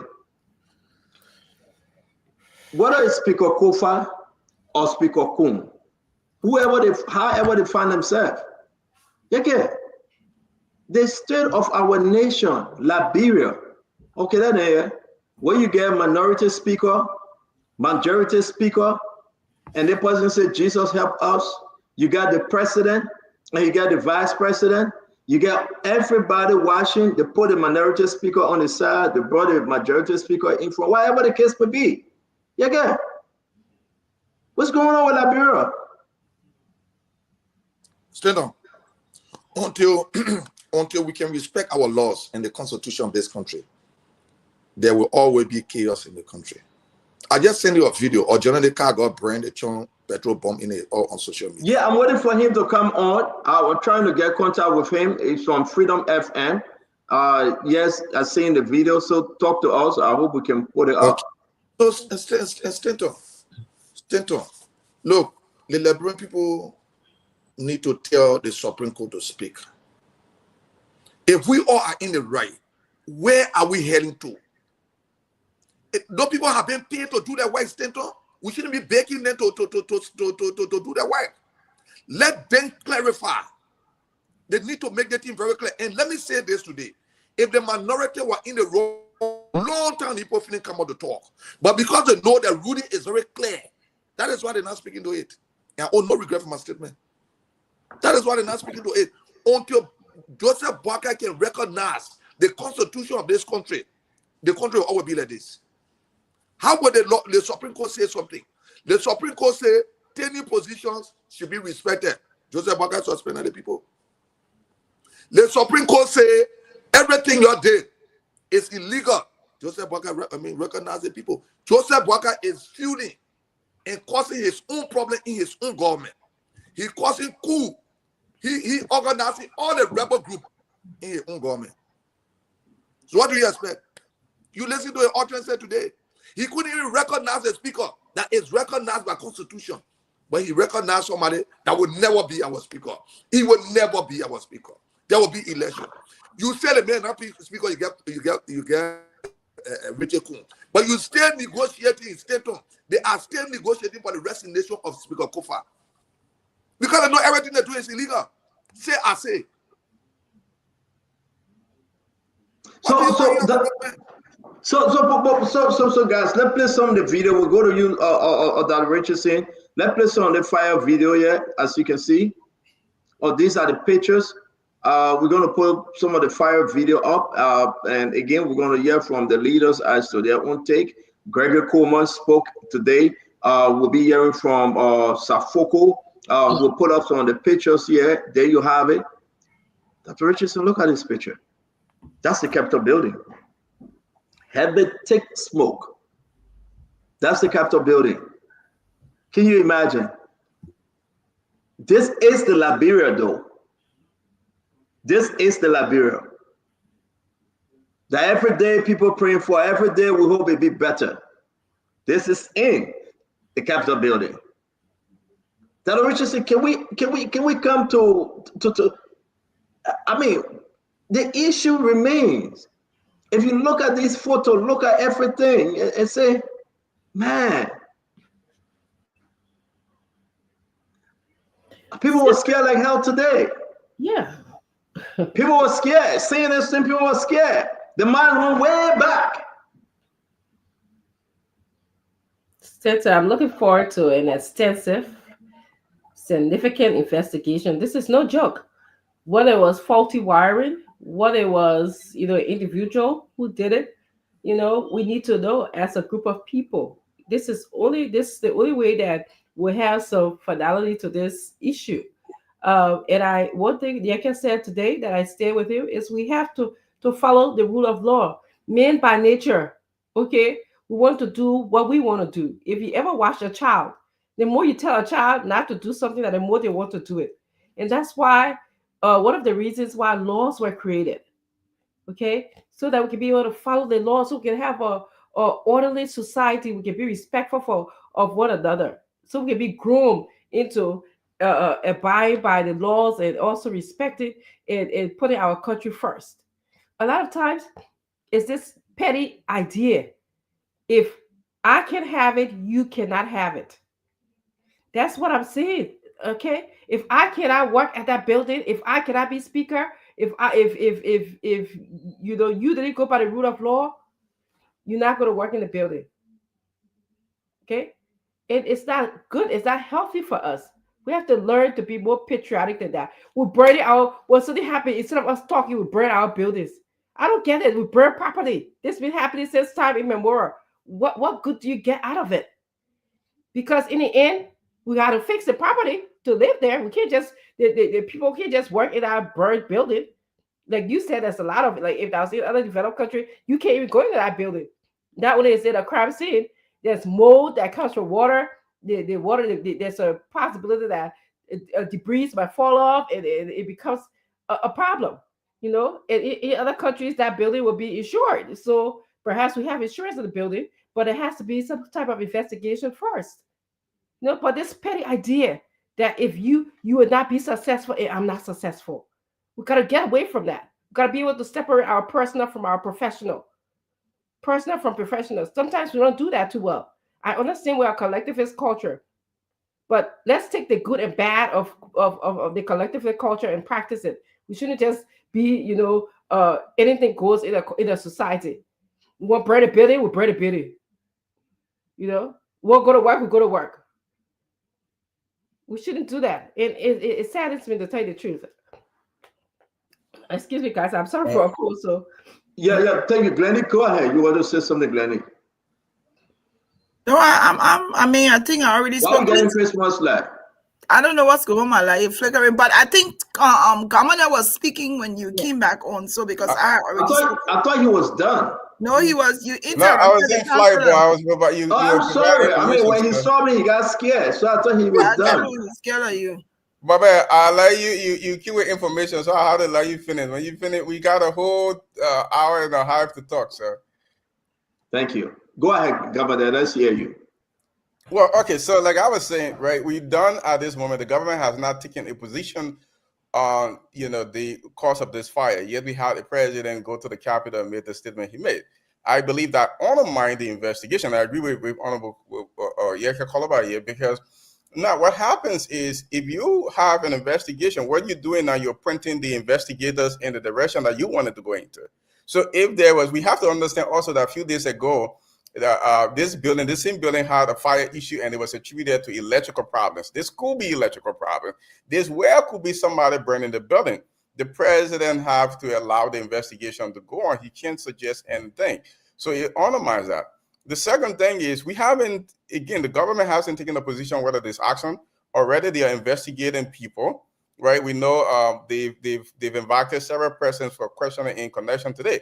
Well, I think the first thing to do is I don't know the basis for this invitation, because first you have to establish the cause of the fire. Now, if you have, I don't know, so the invitation, I don't know if it's just based on the perceived trust from these individuals, or they have any preliminary forensic information that they are, basing, inviting the individuals on. We don't know. But again, I'm going to call about again. I refer to him. He raised a very strong point. We know this building has been manned by state security. This is a very high security zone, right? You have right across the Capitol building, you have the executive mansion. You have a whole huge security of EPS presence. You have Capitol security. You have police that have been guarding that place over the last few days, especially yesterday. They've increased the security. Right behind the Capitol building, you have the Supreme Court of Liberia and the headquarters of the National Liberia National Police. So this is a high security zone. So any investigation has to start with what happened. What happened, Colonel Gray? And I'm listening to you. This has to start with the people who are guarding that building. How did somebody, if the theory of the government is that somebody burned the building, how did this happen? How did this person slip all the security we have from EPS, the police, the John security, and everybody who was guarding this place and went into that building and did any kind of burning to it? Again, I'm still waiting for the official government position.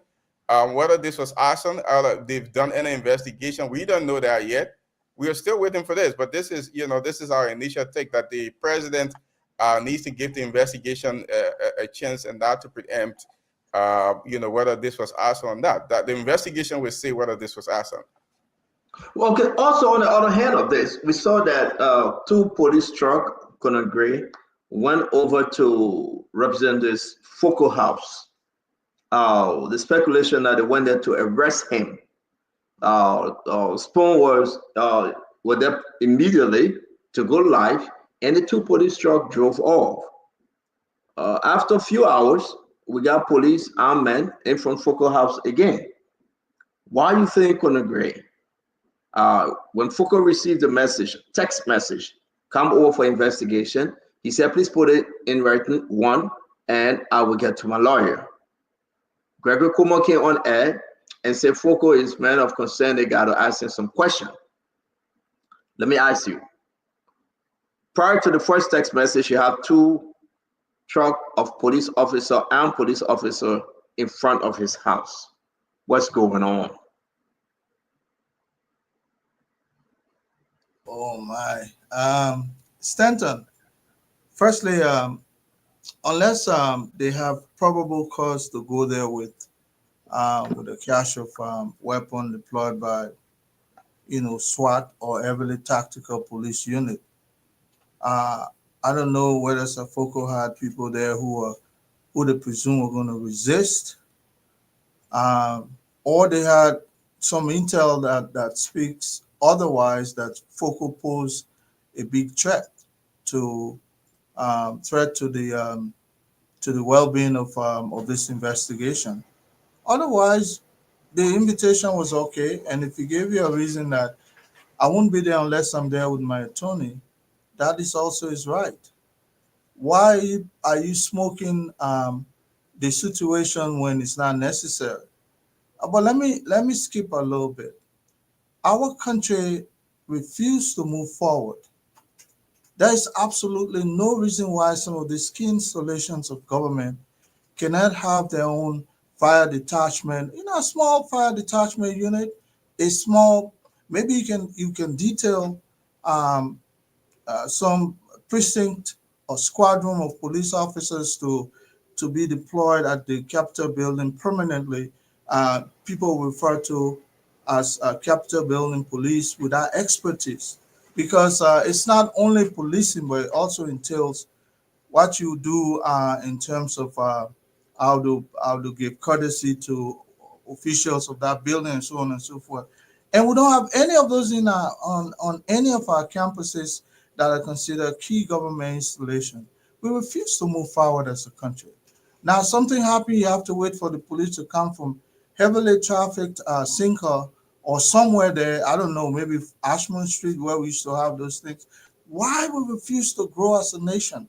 It's bothersome. And then, but let me say this: to be going after private citizens who probably exercising their freedom of speech, if you don't see any reason to support, I mean, speaking comes with some responsibility. I agree. If somebody made a statement that will burn the building down, as Yeke is saying, maybe you have to assess that. But sometimes that's why you're inviting the individual to come over to clarify what they meant, and you look from the statement, the body language, and be able to determine, yeah, you really meant this the other way. Until that individual, tells you exactly what they meant by what was stated, you can just be loading police. Look, this is all part of the unprofessionalism of our police force. I can tell you, Thank you. Gregor they need to learn. Yeah, again, there's a lot of questions. Let me come to Jackie, and we'll go to Honorable Korubai. There's a lot of questions as to this video. Jackie, allow me to play the video. This is this afternoon in Liberia, because Dama was stationed there. We asked Dama to go there. He was stationed there. He did the first interview with Foko. And again, we went again to do another interview. We have first attempt. What is it? They say your radio, the spoon radio is cut off. Oh, but I give that announcement, but we're back on now. No, they say somebody just put. Yeah, we're back on.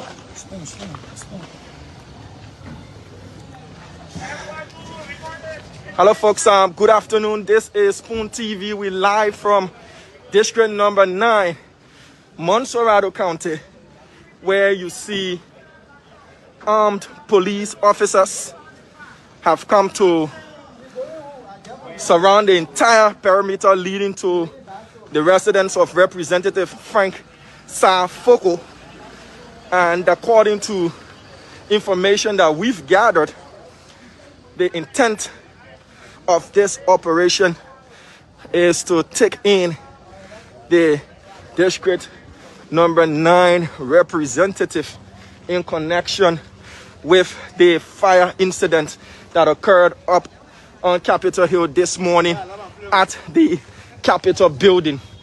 So you can see these police officers, including officers of the National Security Agency, they are present here in District Number 9. This is just before fully attired, fully geared, and they're carrying automatic rifles as well. So Number 9, this is the residence of Representative Frank Safoko. They're moving 2 police pickups full of officers of the PSU, the NSA, and the rest. So they haven't been able to arrest anybody, but they are moving out from all indications. So this is live from District number 9, Montserrado County. So we arrived, we didn't see any arrest made. So 3 vehicles, 1 SUV, and 2 police pickups. So there is a video circulating on social media where the District number 9 representative threatened to burn down the Capitol. And today we had that very serious fire. So let me come to you, Granny. Talk to I'm not Granny, Jackie. Talk to me, Jackie. What you just saw. I mean, a text message going to Safoko. He said it today. Gregory going on the podium to ask questions, to say that, announce that they are calling Safoko in. Fonati Kofa, the speaker, went over there to negotiate. Musa Belete went there to negotiate. Also, to say we have not made any arrest as of yet. Let me hear you, Glennie. No, sorry, Jackie. Why I call you Glennie? I'm sorry. Jackie, let me hear you, please. Stanton, in my opinion, to put things in perspective is to also show the video from Soko so that people who haven't seen it understand why the police went there today after our Capitol building was burned today. So that helps to put the public in perspective. I mean, give them better understanding regarding the background. He was on video saying that, yeah, he will burn down the Capitol, burn down the session. He kept using that word. So if anybody make a statement like that, and all of a sudden the Capitol burns, last week we saw where there was fire at the Capitol, and today a major fire at the Capitol building. So was the police right? Were they right to go up and show up to this representative place and say, look, you made a statement on video saying that it's okay to burn the Capitol. We need to talk to you and we need you to come in. They made the right move. And I wish at that point they had asked him, what was that statement about when he made it, at the time he made it? All right. I don't know if they did or not, but it was an appropriate move today after a major fire at the Capitol building where people would have easily gotten hurt or died, for them to ask him and confront him regarding the situation today and bring him in for questioning. Okay, yeah, let me hear you about this fire now. Let me hear you about Focus, or Representative Foco House. Okay, are you with us? I saw that you went off. All right, so let me come to you, Granny. They went to Foco House. There you go. Foco say, I'm here. I'm not going anywhere. Come for me if you want me. As of now, we still receiving information that probably tonight Foco will be arrested. The story. If this man, you want to just ask him question, you just want to hear him out, why create this big picture? I mean, I don't understand. I don't understand. Something serious is happening in Liberia today with the Capitol building burning. We understand. And when I saw the video, the short 1 minute video, a portion of the video, I was alarmed. And I felt that it was very inflammatory. But the video is actually more than 1 minute. It's a whole video. Why we want to be on the record to say the statement on that video concerning the Capitol was inflammatory, but this video was and Jackie said you need to share it. I think we need to share the entire video, not just that portion, not just that piece that speaks to the Capitol. Do you have it? Can you send it to me? I'll send the video. It's a full video. Do you know when it was done? Was it done recently? It was done on July 2nd. Can you play the clip that's in the chat room? Wait, guys. Let's do it one at a time. Yes. If you have it, send it and we'll play I'll send it to the chat because I think we need to be balanced and fair in our approach here. If we're focusing on what he said, and like I said, it was inflammatory, but we need to look at the video in context, the full context of the video.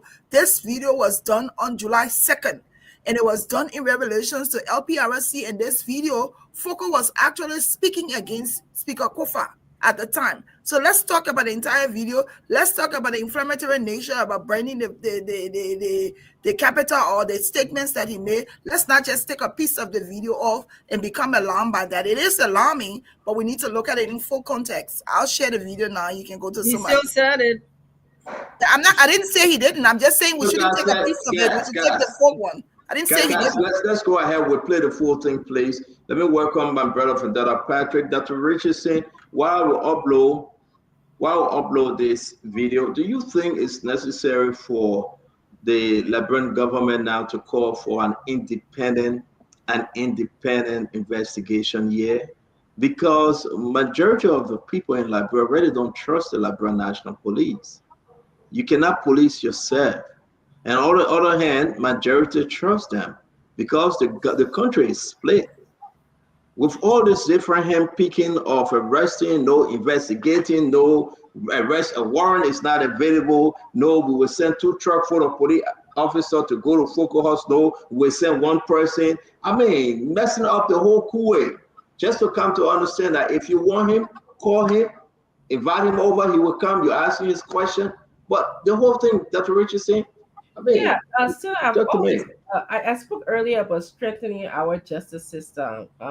Perhaps we do need an independent commission to or independent team to do the investigation, and maybe we need to get help from our regional partners or even our international partners.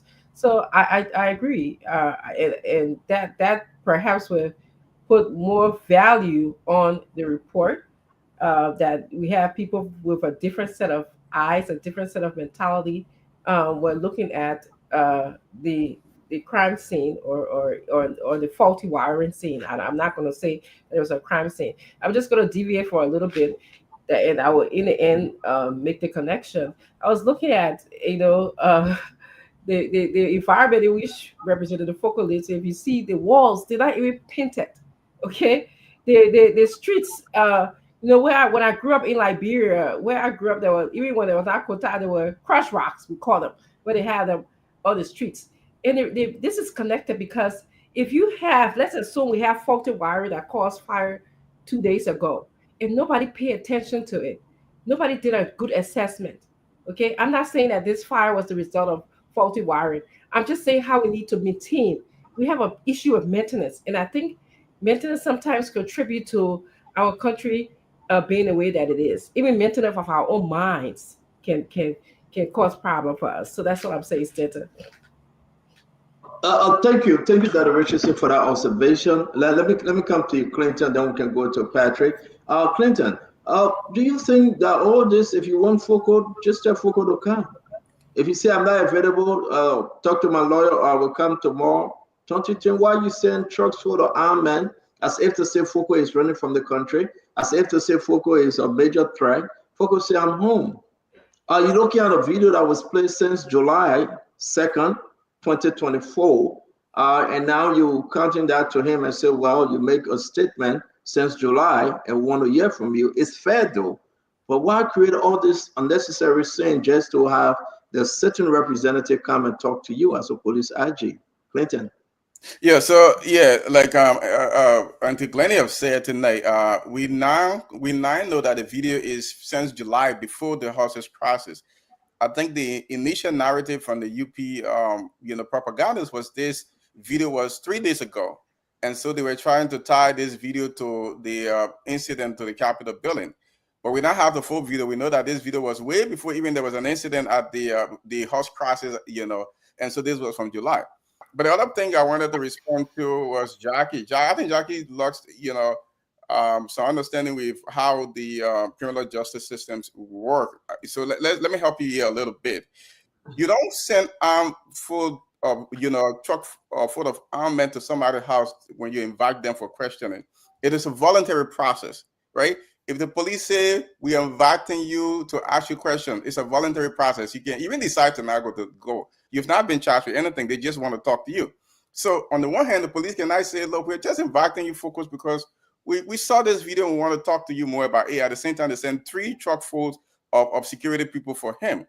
You want to go, even if somebody is being, if you have an arrest warrant, There's a whole other thing. We don't even know if they had an arrest warrant. Under Liberian law, you can't go to anybody's house to arrest them if you don't have an arrest warrant. And the police don't have the authority to arrest anybody in a home without an arrest warrant. That has to be signed on by a judge. So you go to the judge, you get an arrest warrant, then you go to somebody's house to arrest them. So Gregory Coleman doesn't have the authority. The only exception if Foco was committing a crime in the presence of police officer or they were in hot pursuit of some suspect that went into Foco's home, then under those circumstances, you can go into the home and get arrested. So this whole argument about, because of the video, so you can send police, that's not how the law works. People can just twist the law however they want, because they feel they have authority. They were wrong for doing that. If they say Foco is now on arrest, if they don't have an arrest warrant, and all they wanted to do was to interview Foco, they send him the text, they call him, and he can tell them, I will be there Wednesday with my lawyer, I will be there Tuesday with my lawyer, and that should have been enough. The police process today was totally unnecessary. And if they went there even to arrest him because of the police, the question and then is, did they have an arrest warrant to even be there? Did they have an arrest warrant from a judge to even be over there? Can I respond? Hold on, Jackie. So, folks, we are back on the radio, and Yaka Koluba is coming back. And I know you want us to play the video. We'll play the video, uploading them. Let's get your response, Jackie. Okay, first of all, Clinton, yeah, you got a law degree, but those are well-trained police officers. Gregory Coleman is a well-trained police officer. So he has the experience under his belt. So you telling me I don't know about law enforcement? Well, obviously you don't understand law enforcement, because those people, Gregory Coleman, number 100, he's a well-trained police officer. He knows exactly what he was doing, and he did everything within the confinement of the law, rules, and regulations of LMP. So you are not to tell the police officer what he can and cannot do, but you can give your opinion as a citizen. It doesn't mean what you're saying on this show and all the people watching is correct or accurate. Next thing I want to correct you on, you keep talking about President Boyka had no right to make a statement and jump to a conclusion. First of all, the president, as I said yesterday, received security briefing every single time. He was briefed about the fire today before he made the statement that he made. But because you're sedition, I don't hear you correcting Yeke Koluba, asking him a question, Honorable Koluba, and he has a right to also give his opinion. Although his opinion is not confirmed, but it's his opinion. The president's word was not an opinion. It was an informed information. He was informed before he came on air to say what he said. And you on air here trying to mislead the Liberian people and say, oh, the president had no right to say what he said. What he said was based on what the security, including the fire service, told him today before he made the remark. Thank you. Thank you very much. I'm coming, Clinton. Clinton, 1 minute. Because I wanted to tell her, maybe just because you're a police officer, you're not a law, and there are clear laws. So you wanted to argue the law, then let's go to the criminal. You are not the law either. Okay, 1 minute, Gladys. 1 minute, Jackie. 1 minute. Let's do it one at a time. 1 minute. So I'm telling you, finish up, Clinton. We gotta go. I'm telling you, under the criminal procedure laws, the conditions on which you can effect arrest. Has he worked as a law enforcement Jackie, officer? no interruption. Jackie, no interruption, please. If we, in any civilized society, if we're just depending on the experience of police officer, there will be no criminal courts, right? There will be no courts. So we can't Gregory Coleman's professional judgment or his educational background it's not an issue here. I'm telling you plainly about what the law said. The second thing you talk about is, I've said the president should not jump to a conclusion because we didn't have it from any official sources. Up to now, we don't know if this the cause of the fire. We don't know. Do you know? Or maybe somebody can. All right, so let's move on, guys. I think you make your point. Welcome to the show, Vendetta Patrick. Vendetta, what you saw around Foco House today, it was just to invite somebody to talk with armed policemen in the truck. It's just to say, come, I want to talk to you. Is that what you saw today? The police has a history. Let me greet my distinguished panelists and our honorable lawmaker, Honorable Yaka Koluba, my nephew. I want to say welcome to the platform. And all of you who are listening to us in Radio Land, including some of you who disagree with us, on the spoon talk. You have already indicted us. But let me see who always say, you tell your own, I tell my own. But I think what I see today, Gregory Comer is a distinguished personality. He's a trained police officer. But I hope he goes beyond. I respect him a whole lot. He's a senior brother and a comrade in arms. But when I was reading the BBC story today, I saw that the police, under his watch, questioned the speaker, Fonati Kofa, Francis Afoko, and 4 other persons.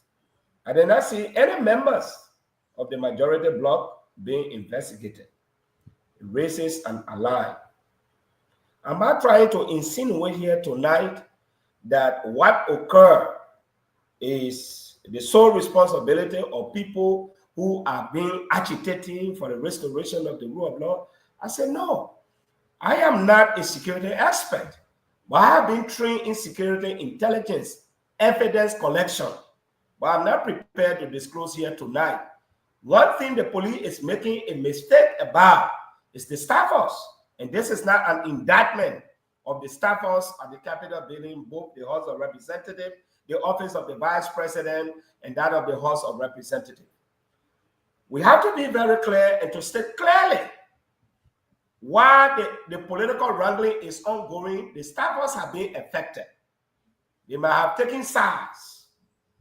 There is a precedent for the past 3 weeks where members of the majority bloc have been heavily protected by armed police officers, and members of the minority bloc have been prevented from going in places where the incident took today. I'm talking about the Rotunda and the John Chimo.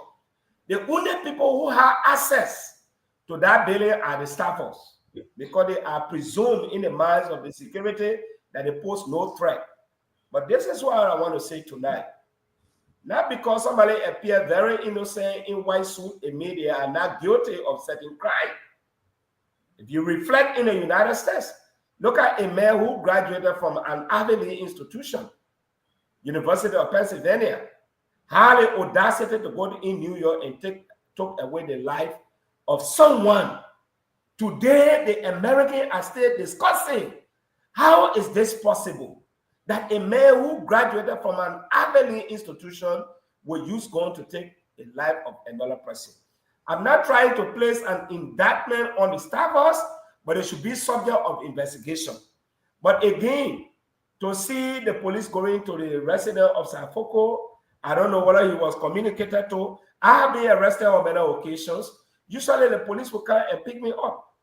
You know, they will come and say, oh, you are of interest. If I am of interest, communicate with me. Let me hire my lawyer and work there. But sometimes they just go there and have you apprehended. So I don't consider that to be an invitation. But I don't want to speak further on the circumstances that took place today with regards to what happened to Safoko residents. I have not gathered that evidence, and I'm not prepared to speak further until somebody can tell me. But again, what I want to say, the president has already prejudiced this investigation. He went out the Capitol building today. He said this is an act of hooliganism. When investigations have not been conducted, I want us to reflect during the 2005 elections, where it was heavily contested, when the list of the late PYJ and Milton Teche and all of great people took side with the CDC. They said Ellen will have a short term. Ellen will not complete her term. They made all lot of threatening political statements. On the day of her inauguration, when they were having Mickey Mouse and Santa Claus event at the executive mansion, the fourth floor of the executive mansion got up with fire. The Guinean president fled from there straight to the airport and went back to Guinea. It was insinuated that seditions, the leg of Milton Tiache, the leg of PYJ, they were planning to assassinate Madam Ellen Johnson Sirleaf on the day of her inauguration. That was the speculation. And CDC was blamed because they made political statement that Ellen regime will be short-lived, only for the investigation to prove that there was electrical shock and that there was no assault attack. I want us to sit and reflect on what has happened. I know it's politically charged, but I'm now a victim of historical recollection. Thank you. This to you. Thank you. Thank you. Let me play. Before Yeke will come to you, and let's welcome Gibson Gerald. Gibson, somebody sent me a clip, and they said you said something bad about me, but they measure you with another person that doing their show from nowhere. I don't know. You don't know, I believe. And they said, this is Gibson. I said, this is not Gibson. They said, this is Gibson. I know Gibson. I sent you a picture. They said, oh, I thought it was Gibson. So again, we got to be very careful. I thought of telling you this. So let me play what Gregory Coleman is saying, and then let's just put this in context as to why we sent 2 trucks of police and policemen, and then he said we want to just talk to the man. Hey, man, let me play this. I've been instructed to place calls to individuals of interest in this investigation, and it is my hope that you will willingly come in and answer to whatever concerns there are, because this is the people's building, this is the people's assembly. It's the people's assembly, and we have to answer for it. So I will encourage those who have received the call to willingly come in. I would like to stop here and So let's just, yeah, before we go to Gibson though, those that received the call for Kofa, minority black sedition, those that received the call, maybe Musa Berete, Yake Koruba, and other people that I don't want to call their name till they can call their name. Here we are, but you got 2 trucks in from Safoko House. But you said they must come willingly. Is that inviting people willingly, Yake? Stenton, let me say to you, that is not what they call invitation. You see, look, when people calculate something and plan it to get to people, this is what you see. Stenton, until the police can tell us who burned out, it is Joseph Wakai, Jeremiah Kun, and the director of police. They did this to get to us in the minority black. How will you be sending for great? I mean, what the bonnie? What his name? Melvin Cole that had a press conference in Bon County and said something about war. You invited him. How will you be inviting someone then you send pick up truck to the place? Stenton, the court need to make the judgment very clear. The court have become a party to this issue. The fact that they don't want to make the statement. That's my view. The fact that they don't want to make this thing clear so we can know our position. We know when they say the majority black is in the wrong, Joseph Walker will still disrespect the court ruling, but they need to come clear. Stenton, you know, the thing we're looking at, so if the is not respected in this country, there will be no law and order. The reason why people can say, let me just do what I'm supposed to do. These are some of the reasons why they can say, let me do what I want to do. People have been disrespected. Look, Stenton, our law says, the Constitution says, any statement made by us in session, we can be held liable for it. I will burn session down. Did the man say he will burn the building down? How did he say, what is his interpretation of burning session down? Stenton, we are politicians. We are politicians. We make political statement. We will burn the tension alone. It's a burning statement. Joseph Boaga said, when the election is rigged, Liberia will seek to not exist. And I re-echo that statement during former President Wiata. Look, we need to be careful here, Stenton. We don't want this country back to the dark days. And Joseph Boaga is dragging the country back to the dark days. And if the Supreme Court is not careful, Joseph Boaga will use their hand to drag this country back to the dark days. I'm sorry, Yeke. I'm sorry. I'm trying to get the clip ready. Finish up, Yeke. You understand what I'm saying? If the Supreme Court is not careful to be very independent, like we know them to be, Joseph Boaga will use their hand to carry the country back to the dark days. And that's what we don't want. Supreme Court will beg you. Not because Jeremiah Kun say he promising the Chief Justice joy after the Chief Justice leave. And 3 of her colleagues, according to Jeremiah Kun, 3 of her colleagues went to her and said, we want to hear, we want to make our ruling clear. And Jeremiah Kun told her not to do it according to Jeremiah Kun. The Supreme Court need to be very independent and get all of the things so we can look at them tomorrow when our mother, Shannon Yo, is, so we can hold her with high esteem. We're proud. She's our mother. They will have to straighten their country for the country to be okay. Stanton, if the Supreme Court take us side, the country going nowhere. And they need to stop it. They need to hear the case. Tell us we're wrong. Tell the majority say they are wrong. Somebody got to be wrong when our case go to the police station. Two parties can be right. All of us claiming that we are right. Please make the judgment clear. Thank you. So we're coming to you, Gibson. Let's just play the Safoko. It's 8 minutes and maybe 13-second clip. We cut it into 5. 8 minutes.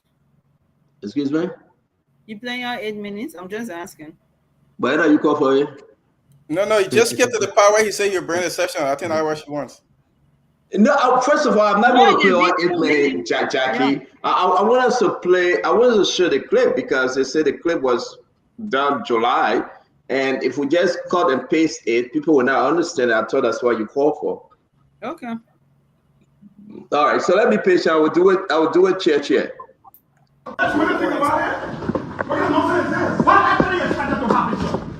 What actually expected to happen? They said in the committee room. They don't respect the law. The past administration were the ones. They don't respect the law. If they don't respect the law, there will be no section.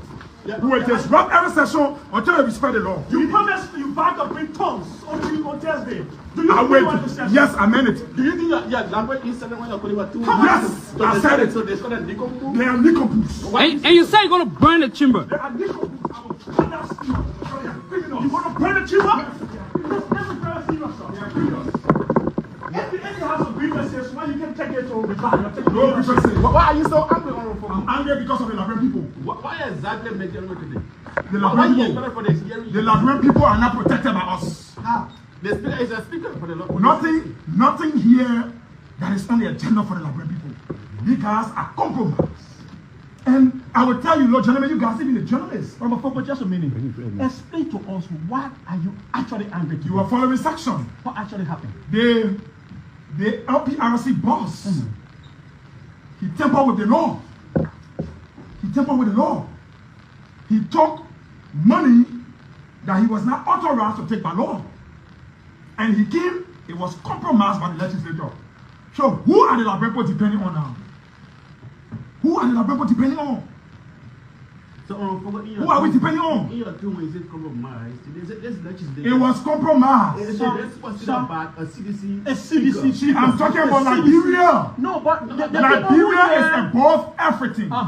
Liberia is above United Party. Liberia is above CDC. Liberia is above ANC, and Liberia is above any political party. You're getting angry emotionally. I'm emotional. After you push for a specialized committee. All right, that's the first 2 minutes. Let me play the second 2 minutes. Now, anybody like to speak to the step towards that statement? Can we talk about the first 2 minutes into the clip? So, Steno, can I come in? Yeah. That honorable, you can come in. We'll go to Gibson. Okay, Steno, this is a statement that was made in session when he came outside and he was iced. Did you say you will bring the building down? He said, yes, my statement has came on my ears. Steno, if I were Foko and made a statement in session, I would never reverse it. And I'm not answerable to anybody when it comes to it because I'm protected under the Constitution. The Constitution provides that everything I say in there, I must have the right to say it. So let's hear you right. Foko was in session on the $9.7 million that LPRC were borrowing from the bank. And what is that? Foko got frustrated and he made that statement in session. Now he left session, journalists were walking behind him and they repeated and asked him, do you stand by your statement? Exactly. He stand by it. Okay. If I'm the one I will stand by it, it is my statement. We need to respect the laws of this country. So hold you right there. Let hold you right there. Jackie, I want a quick question. Jackie, I will give you a quick second. Go ahead, talk to us. So, Honorable Koluba, help the Liberian people understand why saying I will burn the chambers down is okay, because that's violence. Why is it okay? He can be angry, nothing wrong with being angry, but he can choose other words that are more peaceful. That word showed violence. Okay, thank you. Honorable Kolubai, real quick, then we got to go to Gibson, Dr. Richardson, and the rest of the team. Honorable Kolubai, go ahead. Look, Foco spoke his English. He can tell you the content in which he spoke. He can tell you why he spoke the way he spoke. We should also be icing President Boakai. When he said Lebre will not exist no more, that statement is a violent statement. So Jackie, enter Jackie, ice him. No, hold on, guys. We gotta move on between Jackie and Foco. Thank you very much for answering, Jackie. Let me kind of Gibson. Gibson, let's hear you on this Foco comment before we go to Dr. Richardson and go around the group. Gibson? Before a crime is committed, there are three things that must be possible. One, the motive, the mens rea. Two, the opportunity and the means to do it, the ability to do it. If these three things don't exist, crime is not likely to be committed. So the motive here, does that statement that Foco made, is it in any way an expression of an actual motive to burn down the Capitol? That's the first thing we need to ask ourselves. The second thing is, was when the police people sealed up the Capitol on yesterday, they said they were not permitting any protester to go in there. And because of that, there was a riot. And after that, they cleared up the area. And the police director said they were in full control of the Capitol. Does Foco have the opportunity to go in there and start a fire? That's another thing. So the means, somebody can say Foco has a means because you have people, you support them, you got money, he can do all of this. So the means might be arguable. This particular thing, the police has to be blamed. They said they sealed the Capitol from the beginning.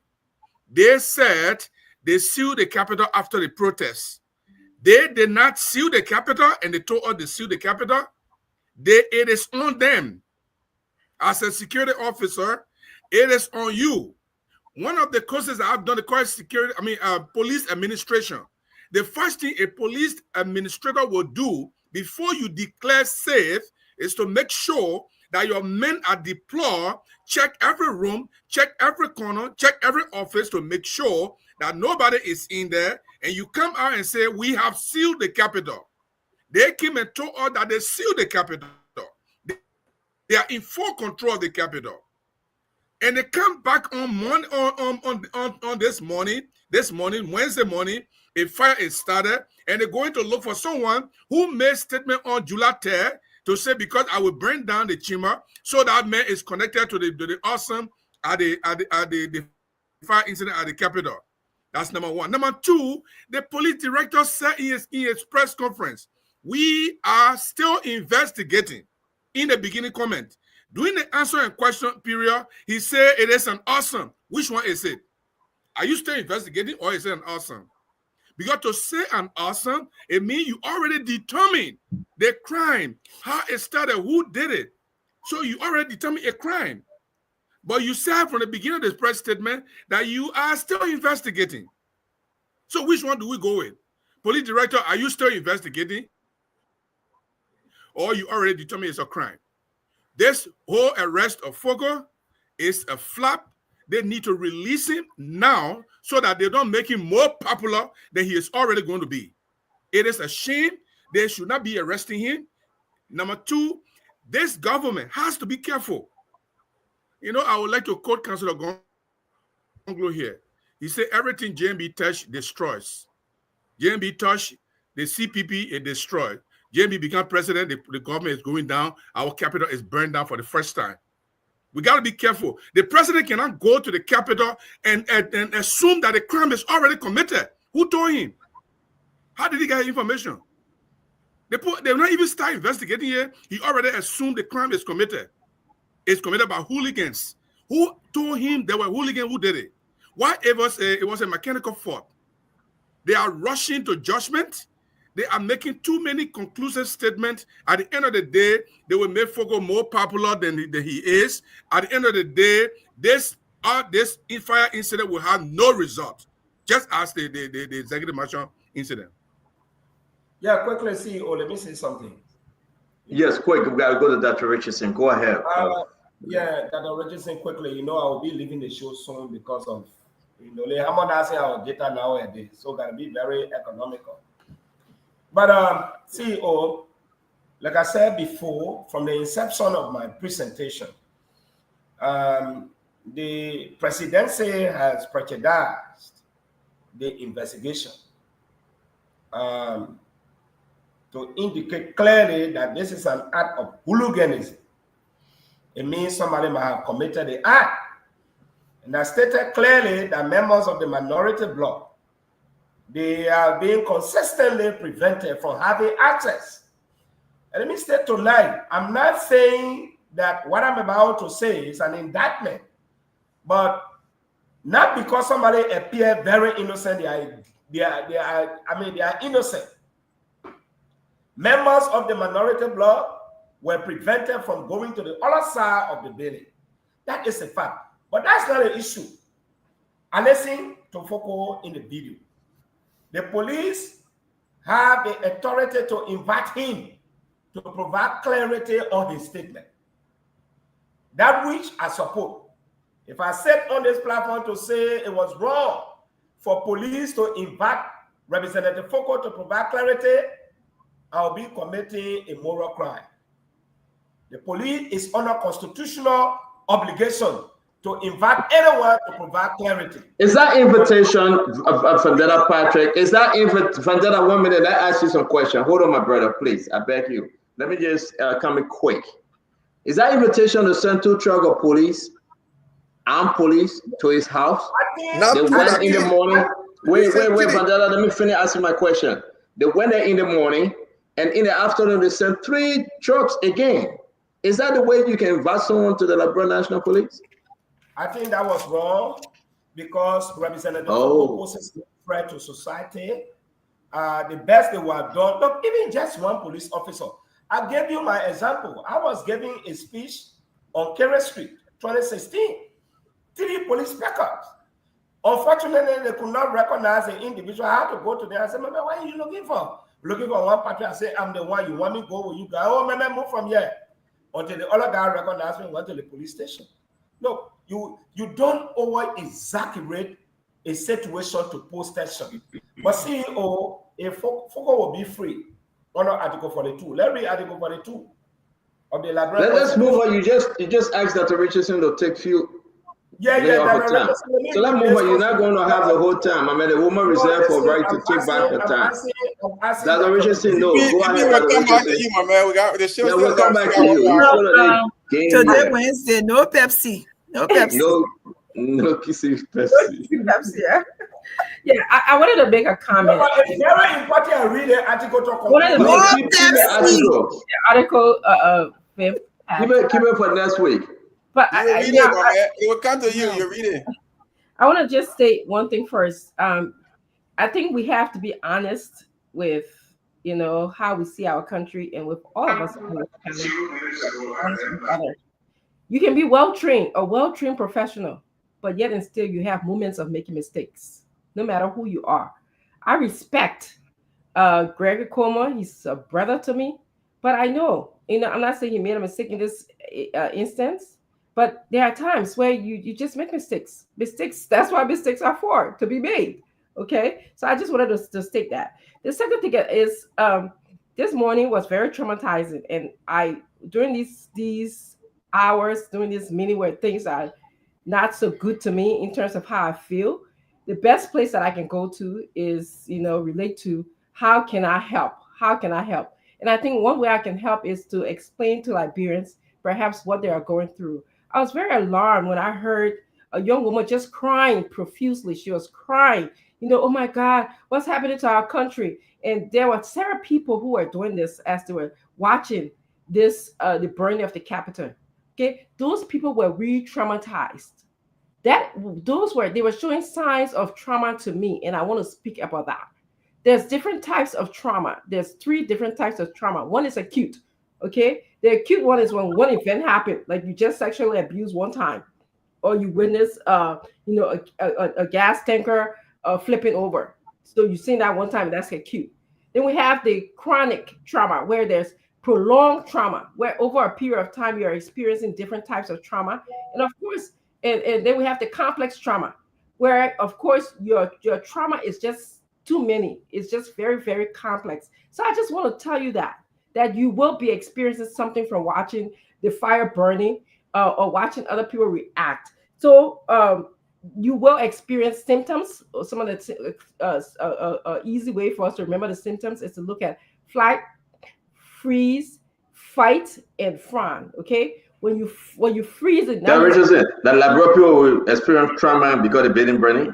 Yes, they are experiencing trauma. They are.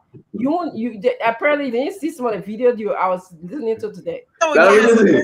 We don't want that body there. That trauma will experience. That's the problem. Yes. We freeze. It's we are possible.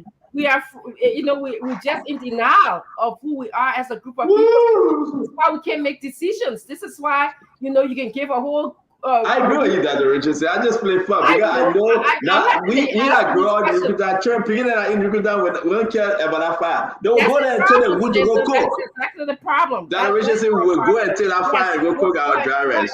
But I just want you to know that talking and medication can help. That's anti. No, you're right. You're right, Dr. Richardson. Trauma, the fire burning.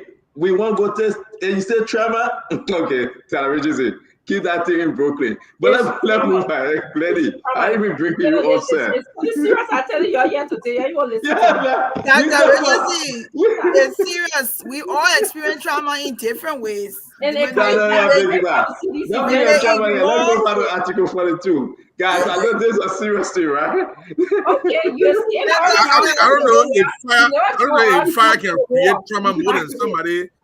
Let's go to Article 42. We are here on the show. When we're picking and going on, you see fire, you're happy.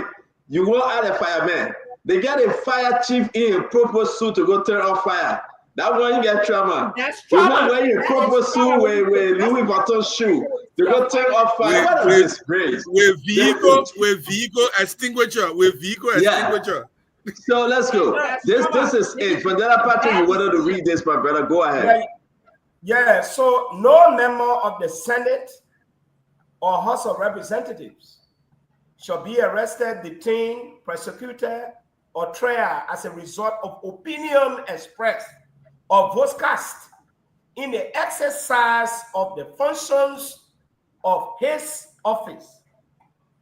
Members shall be privileged from arrest while attending, going to, or returning from sessions of the legislature, except for treason, felony, or breach of peace. All official acts done or performed and all statements made in the chambers of the legislature shall be privileged, and no legislator shall be held accountable or punished therefore.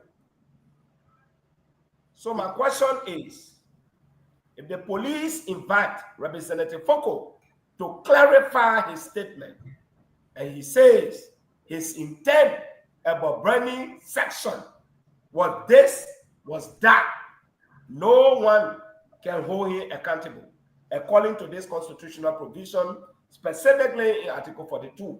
Secondly, people will have to establish his criminal history. Thank God a law enforcer is here. Before, sometimes the judge, you can be convicted for a crime of 10 years. The judge will look at it and say, I have been very compliant. I'll give him 5 years. Can we suggest that the judge is biased? No. So again, the ball is in the court of Representative Safoko to clarify his statement. He's already protected under the Constitution. Did he make this in chamber? These are questions. Under what circumstances he made this statement? Thank you. Let me play Let me play 6 minutes into the video. I'm saying, I said my colleagues, the speaker is part of my colleagues. The speaker is a representative. Because I'm better. I'm better not because of political party. I'm better because the Liberian people's interest is not taken first. What do you think is the way forward? The way forward is for us to respect the Liberian people. What is that interest you want? The interest is if somebody breach the law, the law should prevail. What do you want? No, not what I want. It's what the Liberian people want. The Liberian people elected us here to represent them, to speak on their behalf. There are a lot of communities here, no electricity. There are a lot of communities here, no potable water. Why will Liberia be discussing lack of potable water? Why will Liberia be talking the issue of electricity? Is it about the fact that I have a CDC speaker? I'm not here for that nonsense. Is this CDC speaker? Who do you call CDC speaker? We are talking about Liberia as a CDC speaker. That is honorable, you consider that. I said nonsense. Oh, man, are you talking for me? You think what I told you? You be suspended for this. I want to be expelled. I want to be expelled. I want to be expelled. Is this the only way forward? Don't it be a good yeah, let them bring the person who let the person where got thrown back for district. My district, no, I'm talking for my district. My district got flaws. There are flaws all around my district and other districts. Go to district 3. Go to district for people riding kilo to go to their homes. What is this legislature? What extra appropriation? What kind of emergency session are they calling for us to go take care of those people? You didn't raise the things when I raised them. When the environmental protection agency was you were there. You were there when I raised it. You were there when I spoke. You enter here today with keke. It's not an issue. Raising them. I'm not interested in lawmakers who come here to no. So because those lawmakers are raising concern, and their concern is their legitimate right. But one reason why Joseph Braga is driving over 5 bulletproof cars. And if you want lawmakers to ride keke, it's the president. The same way I'm the representative. I respect them because they want to come do the Liberian job. So they have to inconvenience themselves and ride what is available for them to come to work. So I respect. Glenn, let me come to you. Glenn, I'm hearing somebody, and maybe that's me. I'm hearing someone actually fighting for his district and talking about hospital, the floor situation in the country, and that frustration. Are we going overboard with this, Foko? Are we creating another champion in this whole wahala, Glennie? So, Stanton, let me just say, in the end, when everybody has had the opportunity to listen to the full context of the video and put away partisan politics and which side you're on, let me also be very clear. It is okay. It was okay for the police to invite him to question, because those were statements that he made, and like it's been said by almost like Kulba and Gibson said. Well, I don't even know why I have to refer to Gibson today, but I will. But like Gibson said, it was. Why you don't refer to Gibson? You first. No, we're not friendly. We're not friendly. I'm sorry. But I'm sorry. I didn't know that y'all had a past relationship. I'm sorry. Go ahead. Let's focus that he coming to spot a whole you. No, but what I was trying to say is, like Gibson said, and Bakuba said, the statements were made by Foko. Thank you to VP who has allowed us to read Article 42. That is very specific. He said it. Those were his words. He has to explain them. So there is nothing wrong with the police calling him or asking him to be questioned. I think when the police also need to exercise some caution. Sometimes they're overexerting themselves in situations that may lead to political detriment or whatever it is. I think to have 3 trucks, could they not have called him? Could they not have said, I'm coming to question you? Could they not have said, let's meet? Did they have to take 3 trucks to his house? Probably not. But I don't think they were wrong for asking him to explain what he meant or to call him because of the statement. But like I said, when everybody understands this video and people understand that this video was a direct affront to Speaker Kofa, because he was the speaker at the time that Foko was speaking against, then people will now understand what is going on. The statement was inflammatory. When did he make it? Why did he make it? Who was he making it to? And those things need to be considered. Thank you. Let's bring in Jackie. Getting you strong. What the? Jackie? Stanton. Why is it Paku? Let us not lose focus. Let us not lose focus of what happened today. Our Capitol building was burned, and there are people responsible for it. I hear Honorable Koluba talking, but I don't hear him condemn the people who he support. Dixon Sibo, we saw him breaking down chairs. Where were your members on your side to say no? Yes, we have a legislative dispute, but let's handle it peacefully. We should not condone this. We see the video with Dixon Sibo. And by the way, I understand they're probably going to be asking for Nati Kofa a question too. He posted on Facebook recently and deleted it. The word Alamo. It's an incident that happened in Texas, century ago, where there was some conflict, war between the Mexicans and the Texans. I don't know the full story. But people died. There was violence. And he posted it on his Facebook page, and then he took it down.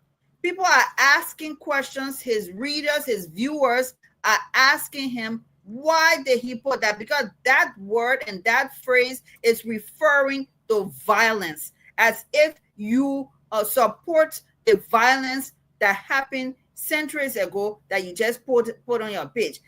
Honorable Koluba, I would like for you are my representative too, whether or not I live in your district, because you are a national legislator. Our capital got burned today. That's a serious matter. You need to be calling out people who have been using words associated with violence, who have been acting. Marvin Cole almost broke down the door. There were violent statements over the last few weeks. If you guys felt that you had legitimate right, and that you guys were right, why include violence in your behavior? This is what I don't understand, and the Liberian people don't understand. Why include violence anywhere in your fight that you claim, okay, we're fighting for justice, but why was violence involved?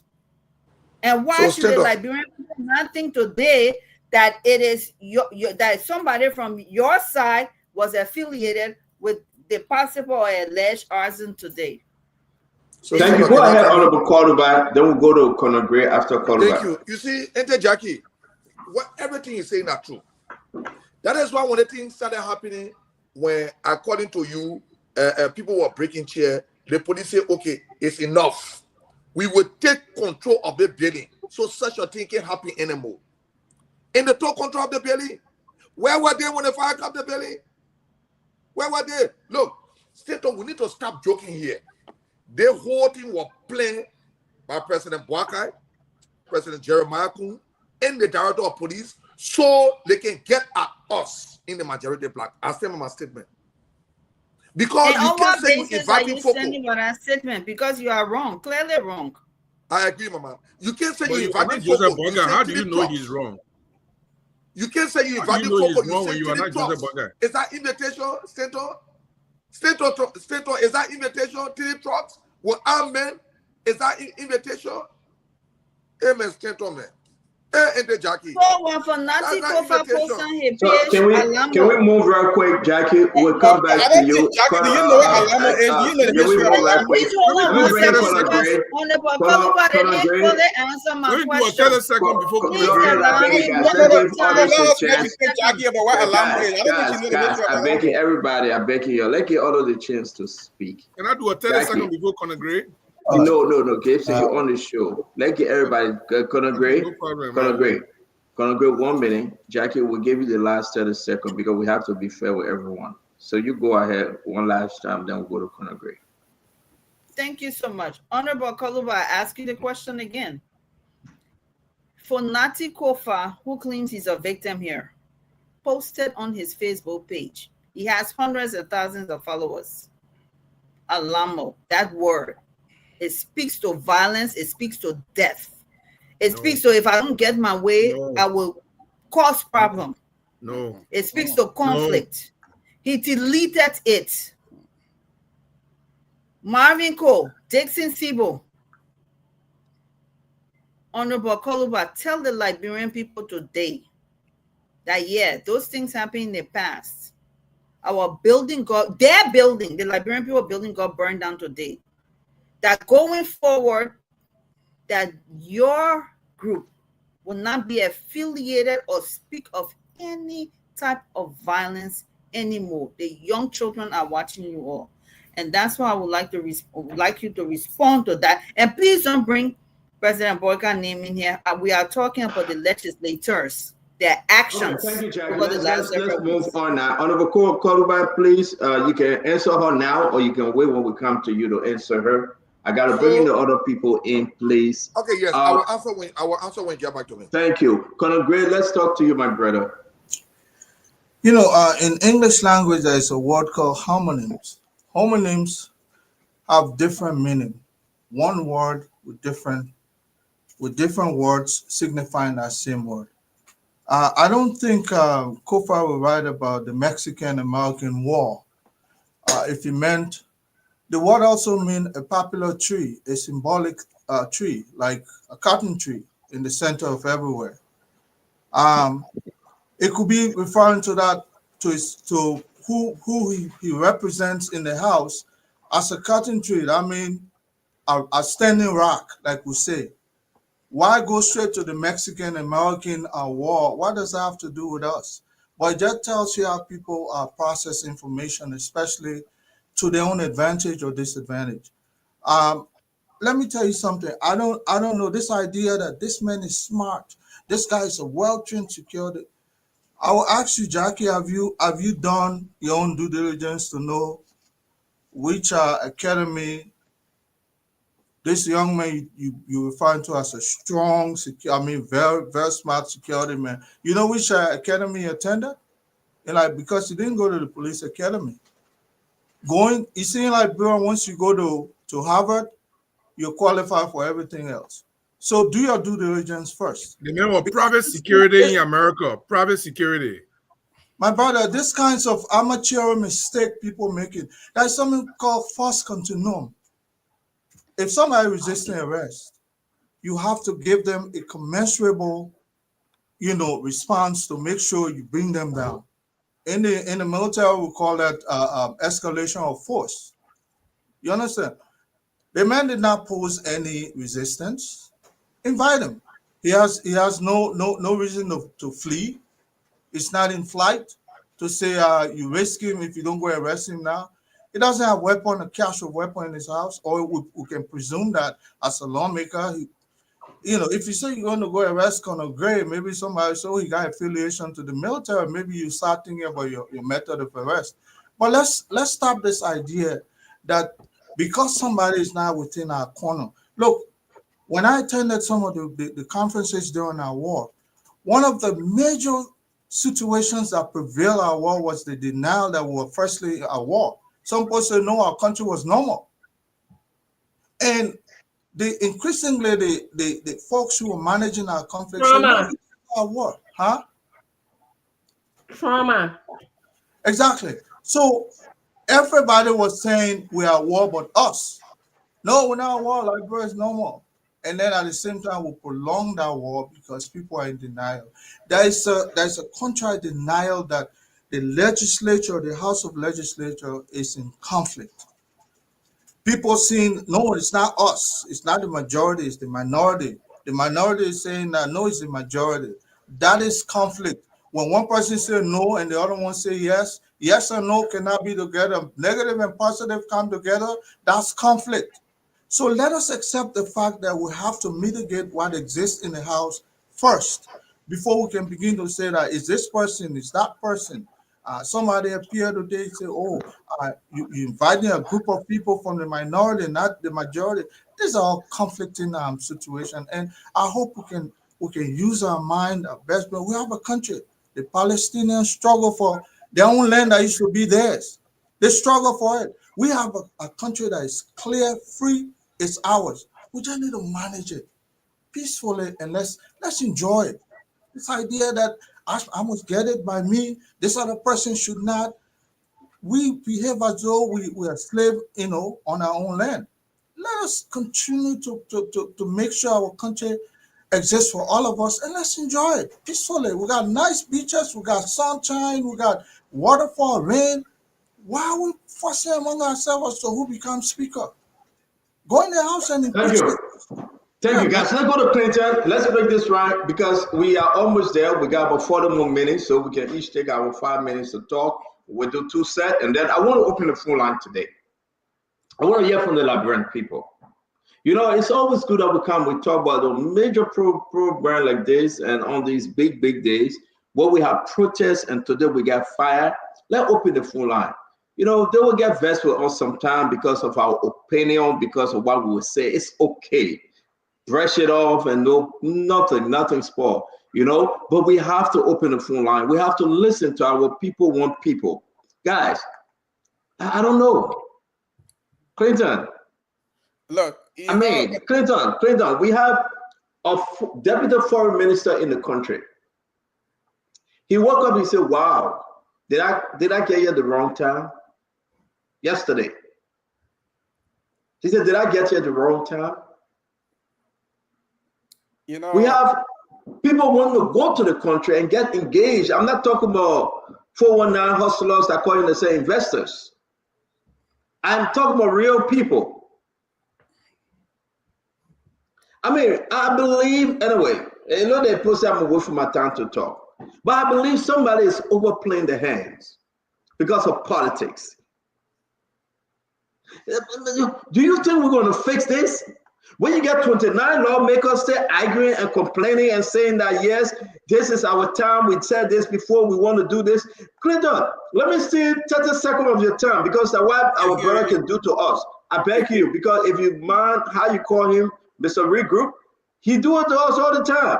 The video said, don't even want to come up. Hold on, Clinton. I got this video I want to play. Did you see Fonati refusing to shake certain individual hands this morning? Are we calling for peace here? The leaders of the country. Why are you mentioning our movement name? Why are you the leaders of the country? Exactly as you know, we do not offer Gissy Pepsi on the phone on this show. But are you kidding me, Clinton?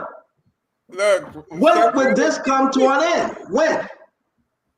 This issues you have long been resolved, Stanton. It has not been resolved because the executive is on a mission to have a speaker through the back doors and will do everything they can. We were here, we heard a lot of things. These people, even when this thing has backfired in the face, they are still going on with it. This thing could have long been resolved had the president intervened, had they asked members of the majority black, who are largely their people, to withdraw from the thing. But look, let me address Jackie quickly before I talk about the focus statement. The thing about most of these people that come here, they expect us to be, and let me not mention my word to say people to be stupid. We're not robots. This thing that people want everybody to come here and just coward and just sing praises and just not ask the hard questions, that's total nonsense. And people believe that by using, because you're a seditious, you're a seditious, and that is supposed to delete the argument. Look, you must not know me. I don't even do that for the CDC. Because I ask CDC the tough questions, I challenge the CDC on many occasions, and I'm on record for that. So that CDC thing, it doesn't fly with me. Look, little education about the Alamo, right? I see you're following the bandwagon and trying to use the whole Alamo thing and trying to tie that Kofa somehow was talking about fire and blood. The Alamo was really about a struggle for freedom. The history of the Alamo actually is the slaughter of American freedom fighter defending Texas by Mexicans. So let's say, if Kofa had posted that, if anything, this is what he meant. You had Liberians on the street yesterday who were protesting to uphold the rule of law. They were brutalized by security forces. So if anything, if Kofa posted Alamo, this is what he was pointing to. He was pointing to the brutalization by state security forces by state security forces of these peaceful protesters who were fighting for the rule of law. So that's the first issue. The second issue is you're challenging people every day to call out lawmakers for breaking chair. But when you've been challenged to call out President Bouaka when he said that if this election was rigged, there will be the end to Liberia, you would divert to it and say nobody should call Bouaka name. Look, you can't have your kid, Greg, and that's not what he said. Well, there's a video for this. I sent a video. I'm about to send a video to Stanton. Hold on. I remember that video. That's not what he said. I will send a video to Stanton so I can play it. The video is here. You right? okay? What? Exactly. Stanton got a video. I sent it to him already. Okay. So President Bouaka said that. Did the WEA government go to him and drag him and say you want to end this country and destabilize it? So look, there's something called true threats, right? Not every statement you made and say, I will burn that building and people go and arrest you. There's nothing wrong with questioning you, but there's something called. And in the US Supreme Court, they define true threats, right? But there's a whole lecture on it. I'm not going to go into it. There has to be the capacity to do it, right? Don't be that mean lecture on trauma, please. Yeah. There's something called true threats. Not every time somebody say, oh, I'll burn that building, the people go arrest that. The threat has to be imminent. There has to be the capacity to do it. There has to be the opportunity to do it. There's a lot of things. Not every time somebody say the man when Foucault was in section, forget about the fact that this is a privileged section, constitutionally protected. Gotta move on, Clinton. We gotta move on. Yeah, please finish your last thoughts and then we gotta go. I will go. Yeah. Let me let you go. You're not keep my spirit. I'm sorry. I just wanted you to see what you did. But in conclusion, right? But I can take it from you from there, though. I take it from me, Jerry. But the thing with people, I've never come on this show one day and tell somebody say because you're UP. That's sheer nonsense. People come here. Look, we are in a multi-party democracy, which means each person have to belong. They have to have a political belonging. And just because they are expressing an opinion, it's not necessarily because they belong to a political party or a political affiliation. You have to be able to think independently for yourself. And you cannot look at somebody like a Governor Clinton and say but you're speaking because you're a sedition. That is sheer nonsense. Okay, come on there. Let Jeru come in, then we can let Isaac come in. Okay? I won't even stay long. Thank you very much. I won't even stay long. I wanted to point out the article that Patrick read on the screen. The last part of the article says, all official acts done and performed and all statements made in chambers of the legislature shall be privileged and no legislator shall be held accountable or punished therefore. What part of the English the police don't understand? The man was in section, he said, in chamber. He's in section. When the journalist asked him, said the thing you said in section there, you stand by it. He said, yeah, I stand by it. He made a statement in section. They say any statement the legislator made in the section is privilege. He cannot be punished by it. What part of this Gregory Coleman does not understand? But you know why? Some of you don't even know Gregory Coleman, that why you're dancing around. When they were confirming Gregory Coleman, I was staying in Liberia.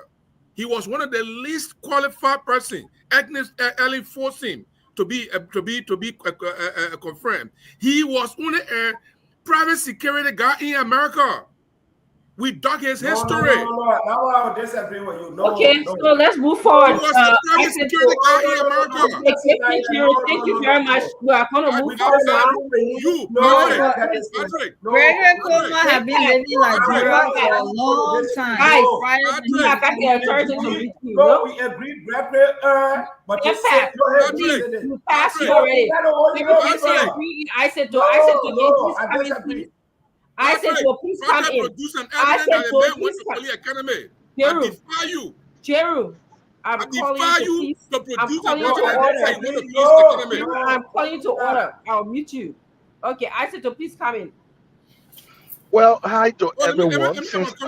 No, we're not in here coming here. Enough time you're fighting here with the Patrick. So hi to I said to please come in. Can we please listen to what I said? Thank you. Yeah, hi to everyone. Since I'm just speaking on this, let me begin by condemning the fire incident today. If it is connected to or anyone's doing, Let me also condemn the police use of excessive force. And lastly, I want to also condemn President Wakai for using the words rule of law and oligarchy today. President Wakai should not be using rule of law anywhere in our country. If we were to make a law to make that a crime, he would be committing a crime, because rule of law and President Wakai should not be anywhere in the city centers at all. So let me go ahead and think about this. So the statement that Foucault made some 6 months ago, it is the statement that triggered someone 6 months later to go and burn a Capitol. You know, when we always call for this government to be serious because they have been jokers, people don't understand. Someone got motivated today because of a statement that Foucault made 6 months ago. When at that time, how many people even heard that statement? It was today that people started putting it on Facebook. Like 90% of the people in the country didn't even hear Foucault say anything. But somehow, it is the statement that motivated someone today. They say, oh, Foucault said this thing 6 months ago, so today it really get to me. They go burn the Capitol. But then, very few months ago as well, President Barker said Liberia will end if he doesn't get what he wants. No, that statement didn't trigger nobody. Nobody listened to it as well. He's on tape that if he doesn't get what he wants anytime, Liberia will end. For somehow nobody cares about it. But what Foucault says some 6 months ago is something that really got in the stomach of somebody that they had to wake up and say, I'm going, because Foucault said this. Again, we want to call on the government to stop being jokers and be serious for a bit. The time of you doing honeymoon joking is enough. Now, what who really encourage someone to want to do such a thing? President Bouaka should ask himself. Look at everything that has been going on. I will give you few and I will end.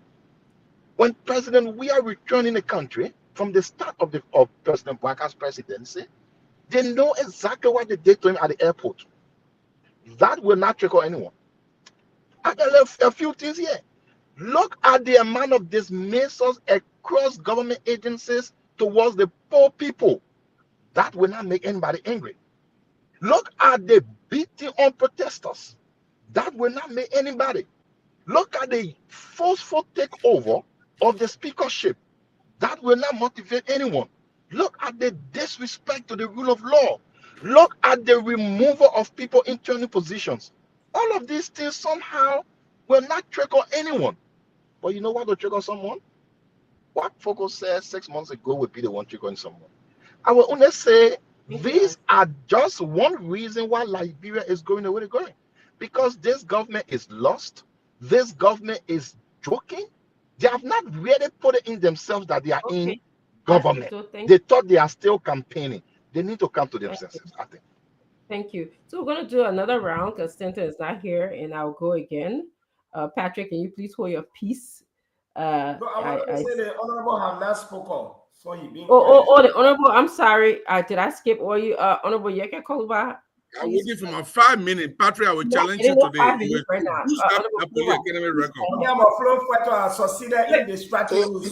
Gotta be quiet.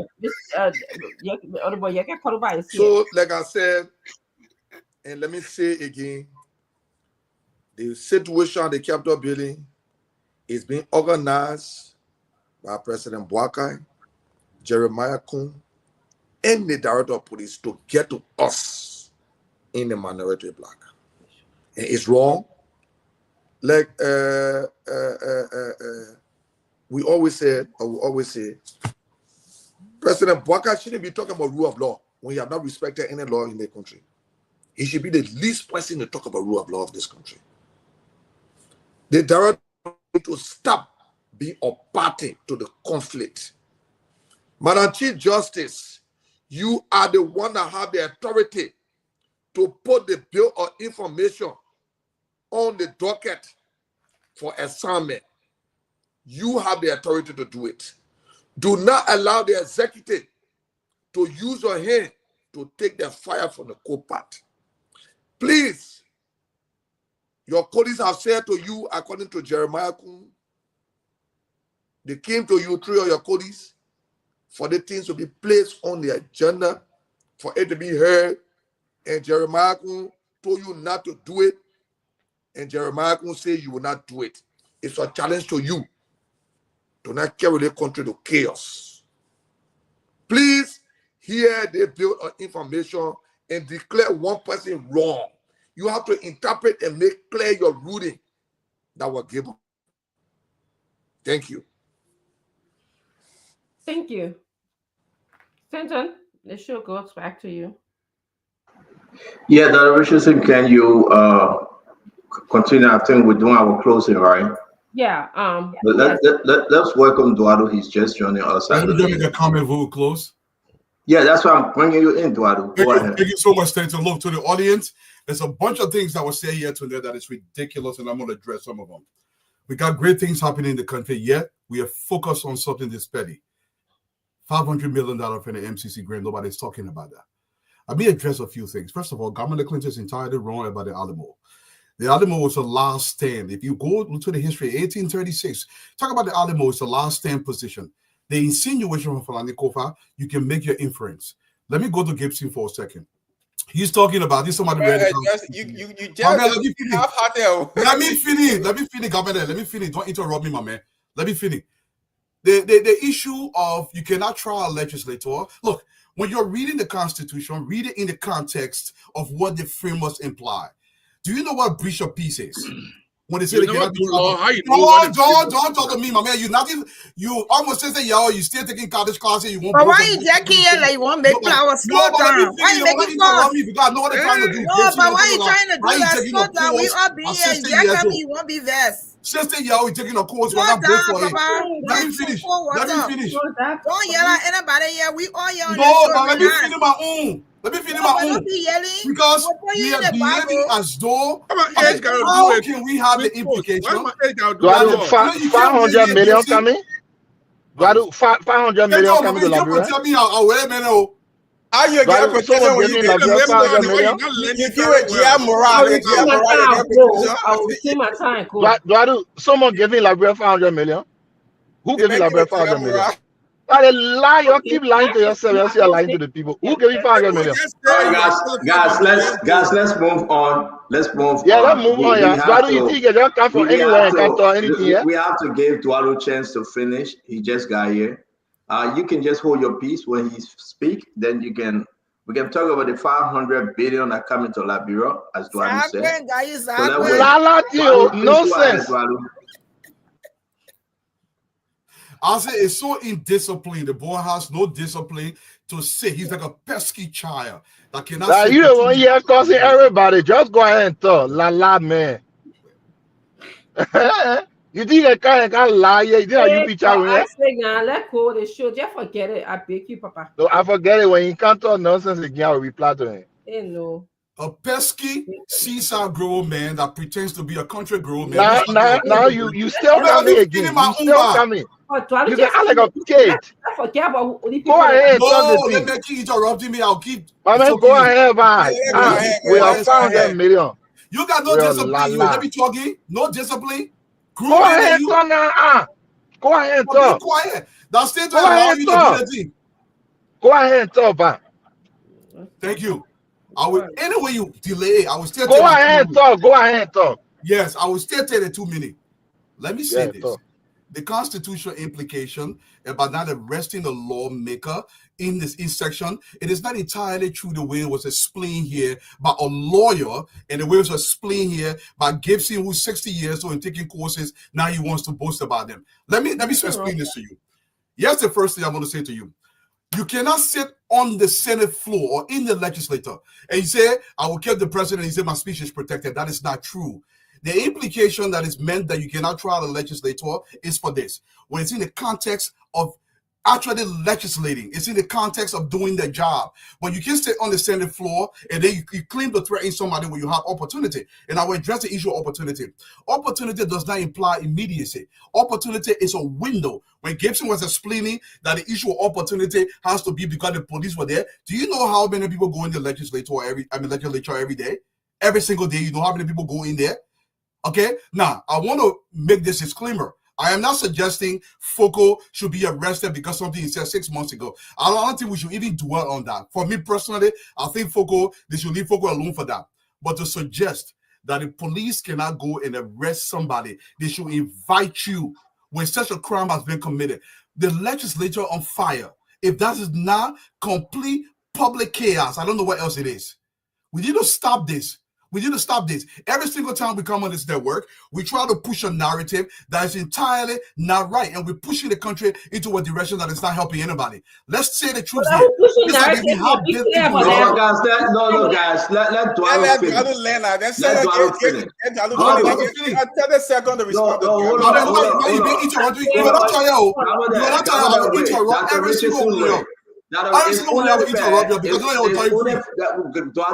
It's unfair. We allow one of our own panelists to finish. Yeah. Then we can come up with our argument. They make it cost our mind, our part like this. And then you finish. It cost my mind.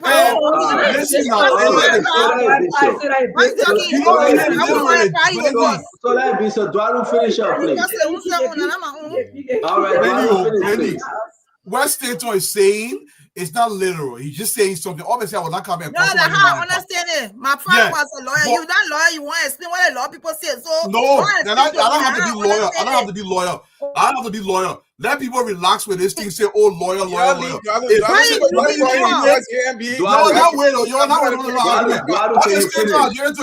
will join free.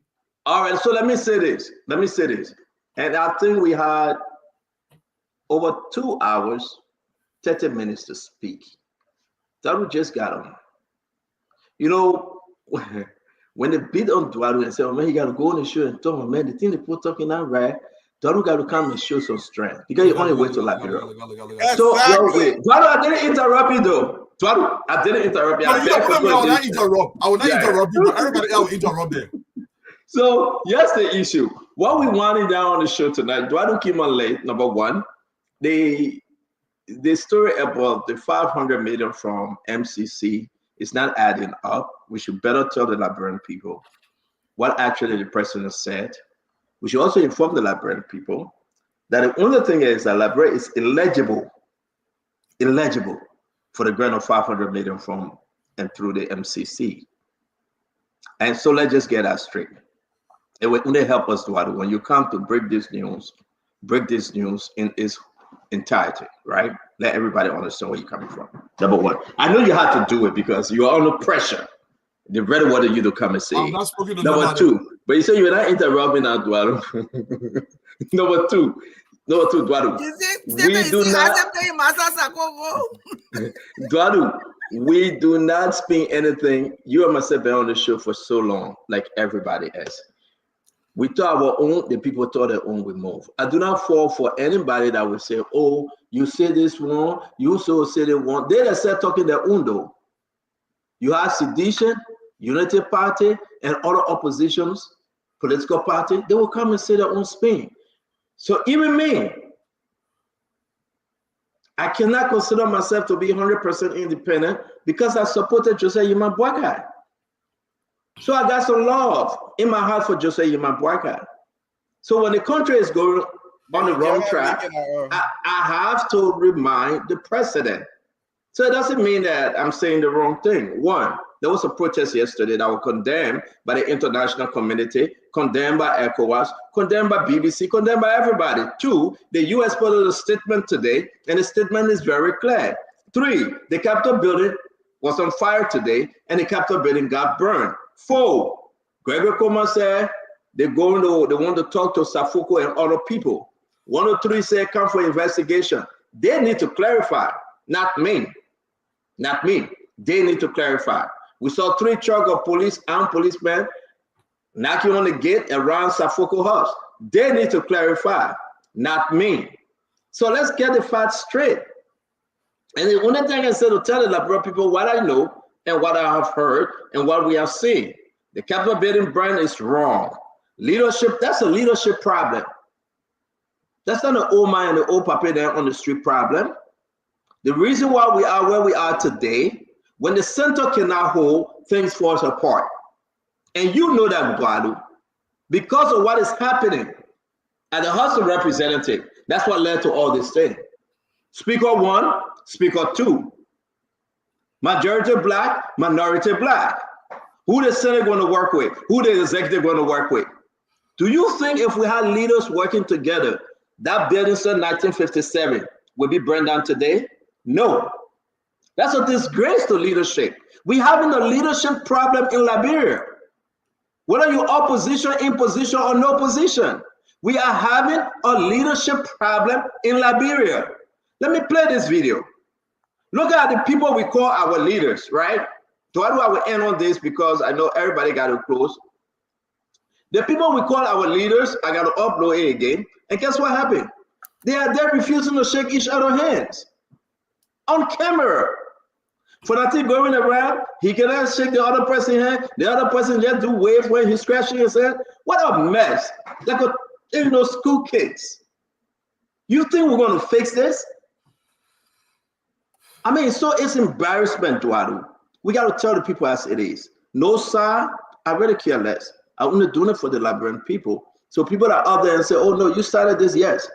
Yesterday, I blame the president, and I blame those that told the president to go and sign a book of condolences while people were being blooded on the street, police officer and civilian. That was the wrong move. I said it. Today, whosoever burned down that Capitol building, if there anyone, or it's just fire, it's just electrical problem, let them investigate. That's what you see our medal today. What we're gathering, if it is true and confirmed, I will be different on the show tomorrow, Eduardo.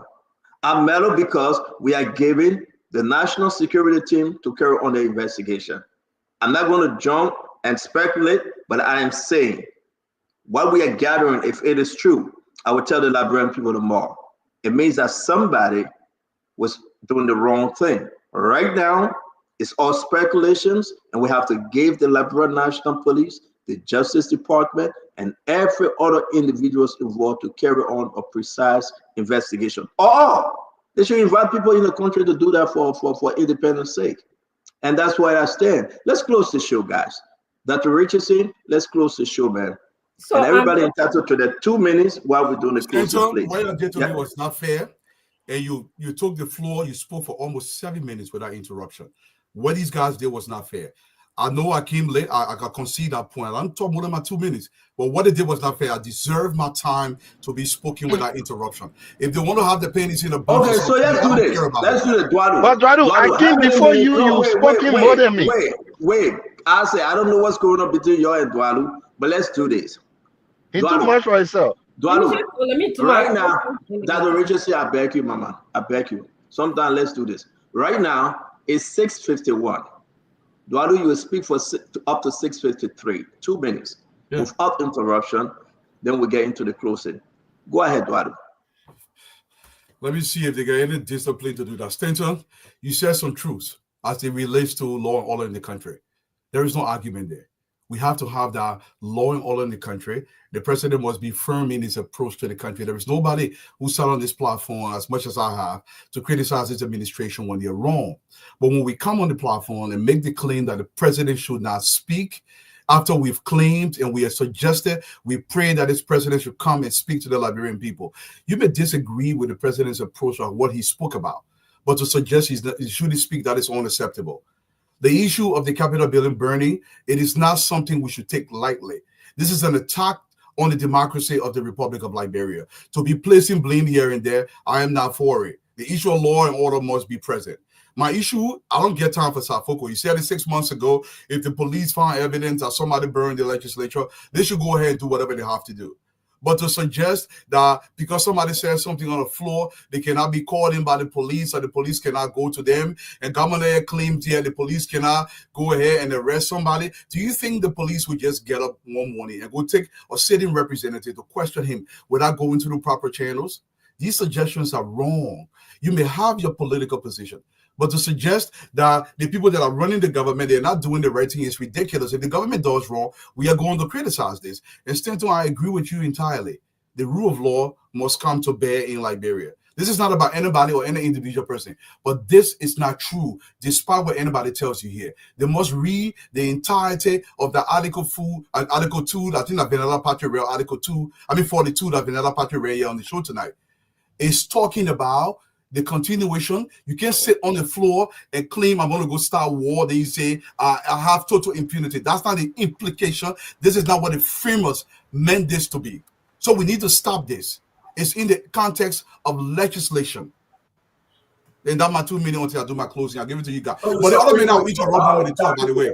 Okay. All right, so let's go to Dr. Richardson, guys. I have 2 minutes now. Let's clarify some of the. Let's go to Dr. Richardson. So let me just let's 2 minutes, and then I will wait. And nobody said that the president should not have. I want to go back to some of the consequences of putting the Capitol building on fire. We talked about trauma. Okay, I told you there are acute trauma, there's complex trauma, and there's chronic trauma. What we're going to witness in the next couple of days with some people that are around us, they're going to demonstrate what we call fight, flight, freeze, and fawn. When you're fighting, it's like you're irritable, you're moody, okay? So Dr. Francine, which one Dalu is exhibiting right now? These are pictures. I'm not in your manga there. I'm not in part of it. This is childish, man. That's all. Okay. So when you're fighting, you just keep moving around. You kind of present like you're anxious, okay? When you're fleeting, you incomplete denial. You want to escape the situation.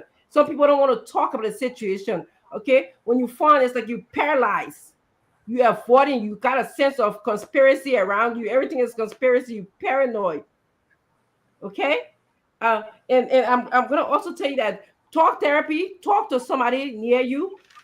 Medication is also good if you can mix that, some SSRI, something to relax you like Xanax or something like that, but under the supervision of somebody who provides medication. I want to also tell you something that I think from my experience in terms of assessment and investigating psychological issues that I think the police or whoever studying or investigating in the country can learn from. One is if someone makes a statement, you have to get the what, where, who, and how. You have to get the context of the statement before you start drawing conclusions. Two, Councilor Clinton spoke about imminent danger. To what extent is this person going to act in this moment now? Okay, you have to assess the level of imminent danger. Three, does this person have the weapon or any kind of accessory to create a crime or to create whatever they say they're going to do? Four, you got to look at the past history of this person. Is this person prone to making threats, to behaving in a violent way? All right. We know that something that one of our political leaders in Liberia said, the best predictor of future behavior is past behavior, and we'll use that diligently in my field. Four, you have to look at the level of hopelessness. Hopelessness is also tied. Okay, hopelessness is tied to homicidal behavior or even suicidal behavior. Hopelessness. We have to do an assessment. Richard said that 3 minutes now. Okay, sorry. We gotta go. We gotta close the show, man. Last is you gotta look at the support system and the surrounding of the person. It's always good to interview people who are there, the surrounding of the person. What happened? Take clues and measurements and measure the clues that you see. I do have more to say. Lastly, our democracy is fragile. Let's make sure that we work to keep the peace and stop re-traumatizing the people of Liberia. Thank you. Yes. Thank you very much, Dr. Richardson. Let me bring in Jackie. Jackie, please do your closing. We're begging you. Jackie, get plenty of data. Thank you so much. Today was an unprecedented day. We had our state capital that was attacked. The state capital belongs to the people of Liberia. And if there's arson that's confirmed, I hope those who are held accountable will be charged and dealt with accordingly to the full extent of the law. Honorable Koluba, you are here on this show today, and I'm going to just say to you what I hear some of your constituents saying, which as late as today, this morning, words that inciteful words, violence, inciting violence, it must stop. We have kids listening. We have family members who are listening. We need to teach our young people how to deal with the issues in a civil manner and in a peaceful manner. We saw videos of people like Dixie Sibo, Marvin Cole, and even Fanatico for putting out the word Alamo, which has to do with violence, fighting. And he even said in his video, it has to stop. Even if your group feels that you are right, there's legal recourse. We already have a bill of information at the Supreme Court. Before you end this show today, Honorable Koluba, I would like to challenge you to do the honorable thing to your constituents, to the Liberian people, and speak against violence of all forms, no matter what. Don't put blame, just speak against it. That's all we want you to say.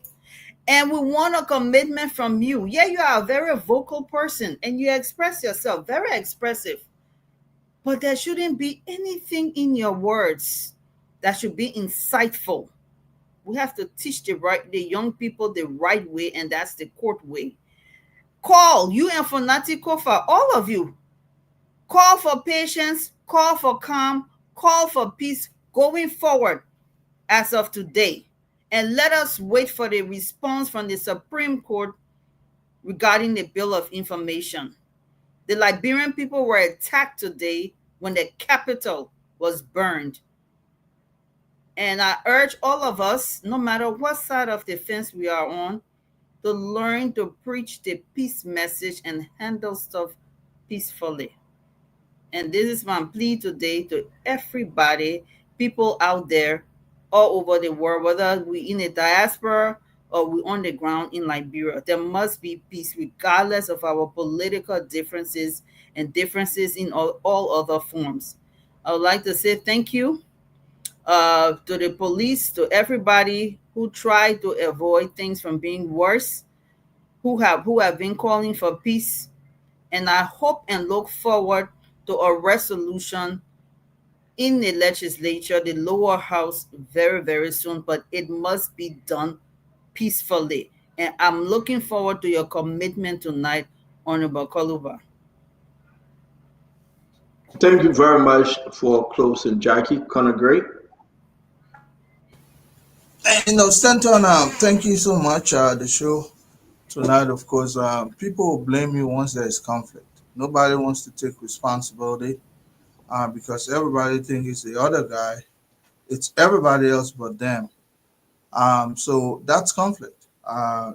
Jackie here asking a group of other people to abide by law, but at the same time, that division, they are going ahead expelling other people, even though waiting for a decision from the court. They're expelling other people. They retrieving assigned vehicles, assigned equipment, and so on and so forth. But Jackie feels they're on the right track.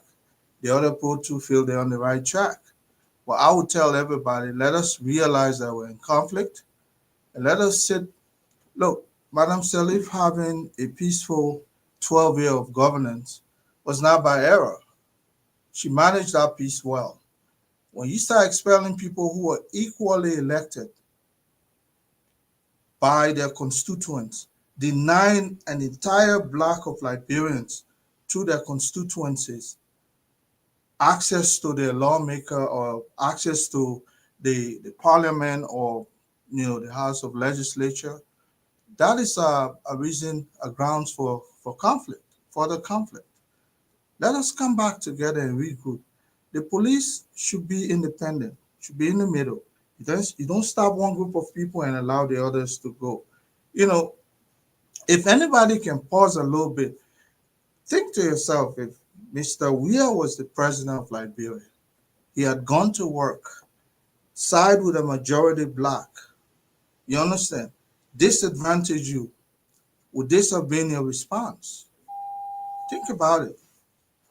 Don't think about only today because it puts you in a better position or you're pleased because it's your president. Think about it. Look, we all supported this president. I always say, I love the state more than the president. And I will not deviate from that. My ultimate goal here is to make sure Liberia remains peaceful. If anybody Look, I continue to say, are there not been this disruption of the speaker position or the speaker? Like, bro, we're moving forward today. We would have had a budget for next year.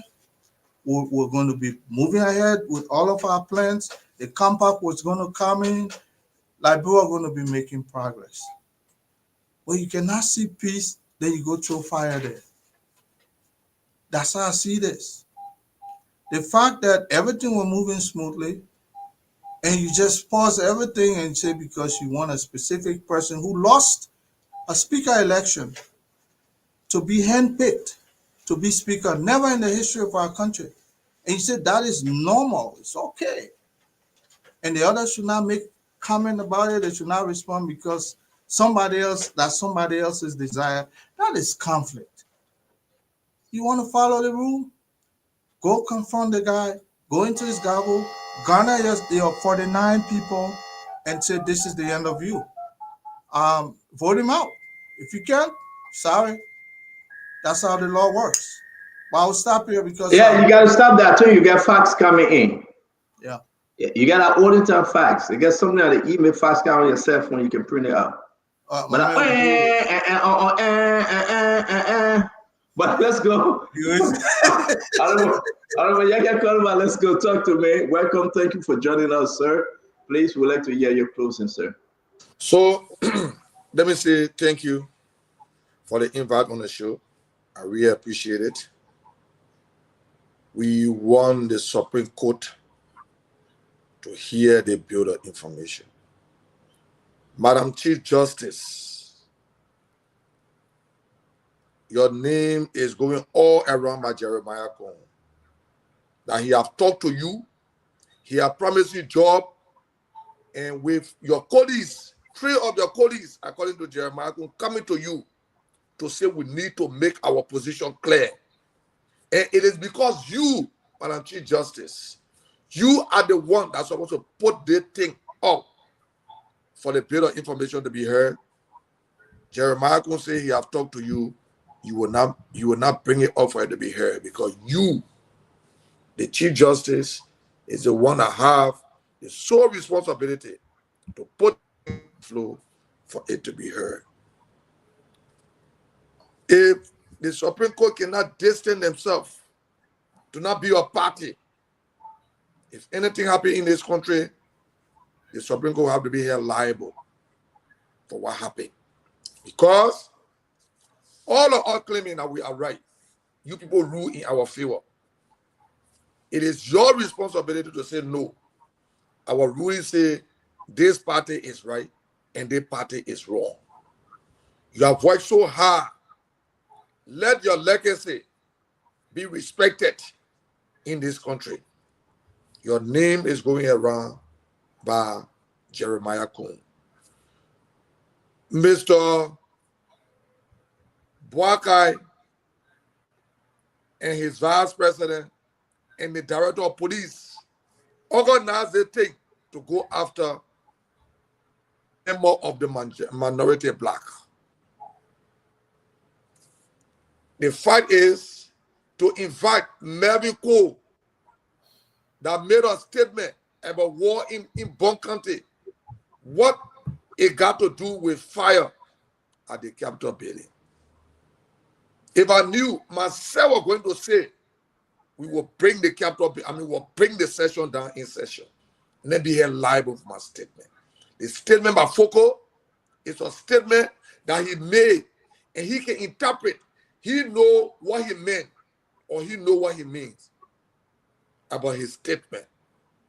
Let Joseph Boakai stop disrespecting the laws of this country. Mr. Boakai, you have your speaker. Stop asking Fonati to resign because you will not get the resignation. You will not. And I said to Fonati, anytime Joseph for you, let him come in the public. If you don't come in the public, the day you see me, I blow Fonati. That means he have disrespected what we told him. And we owe no regret for it. Mr. Boakai, invite you. Let him tell the public that I invited the speaker to come. Let me say thank you. We watch the process. The process is on. Anything they want, they will get it. Let me say thank you and God bless everybody. Thank you very much, the Honorable from District Number 10, Honorable Yaka Koloba. We appreciate you. Thanks a lot. Thank you. All right, let me bring in Gibson. Jerry, Brother Gibson.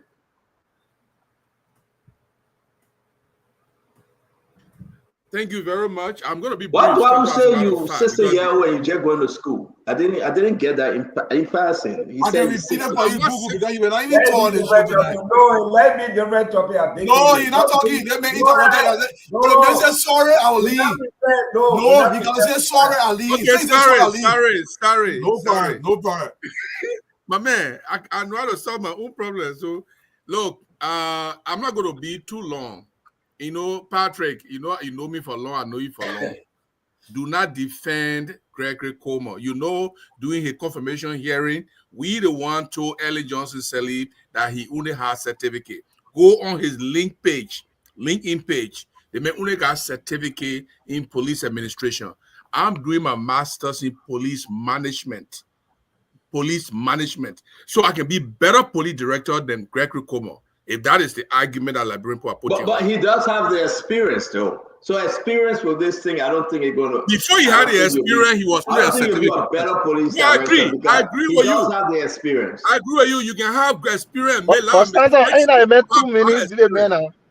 Yeah, boy, you interrupted my own 2 minutes. I see what Bralu say you about you are doing that thing. But I will give my response. Bralu, you're right. Okay, so to end my comments, and Stanley, you made a very great point. You can get bad experience for a long time and keep making the same mistakes over and over, like Gregory has been making. Very emotional, very rash in his decision making. Every time Gregory was a police director, people either get shot or killed, or some kind of mess up investigation take place. This is what experience can do. Let me say this. Release Foco and don't make him more popular than you already making him. The statement made in chamber is protected. The statement made in July is protected in chamber.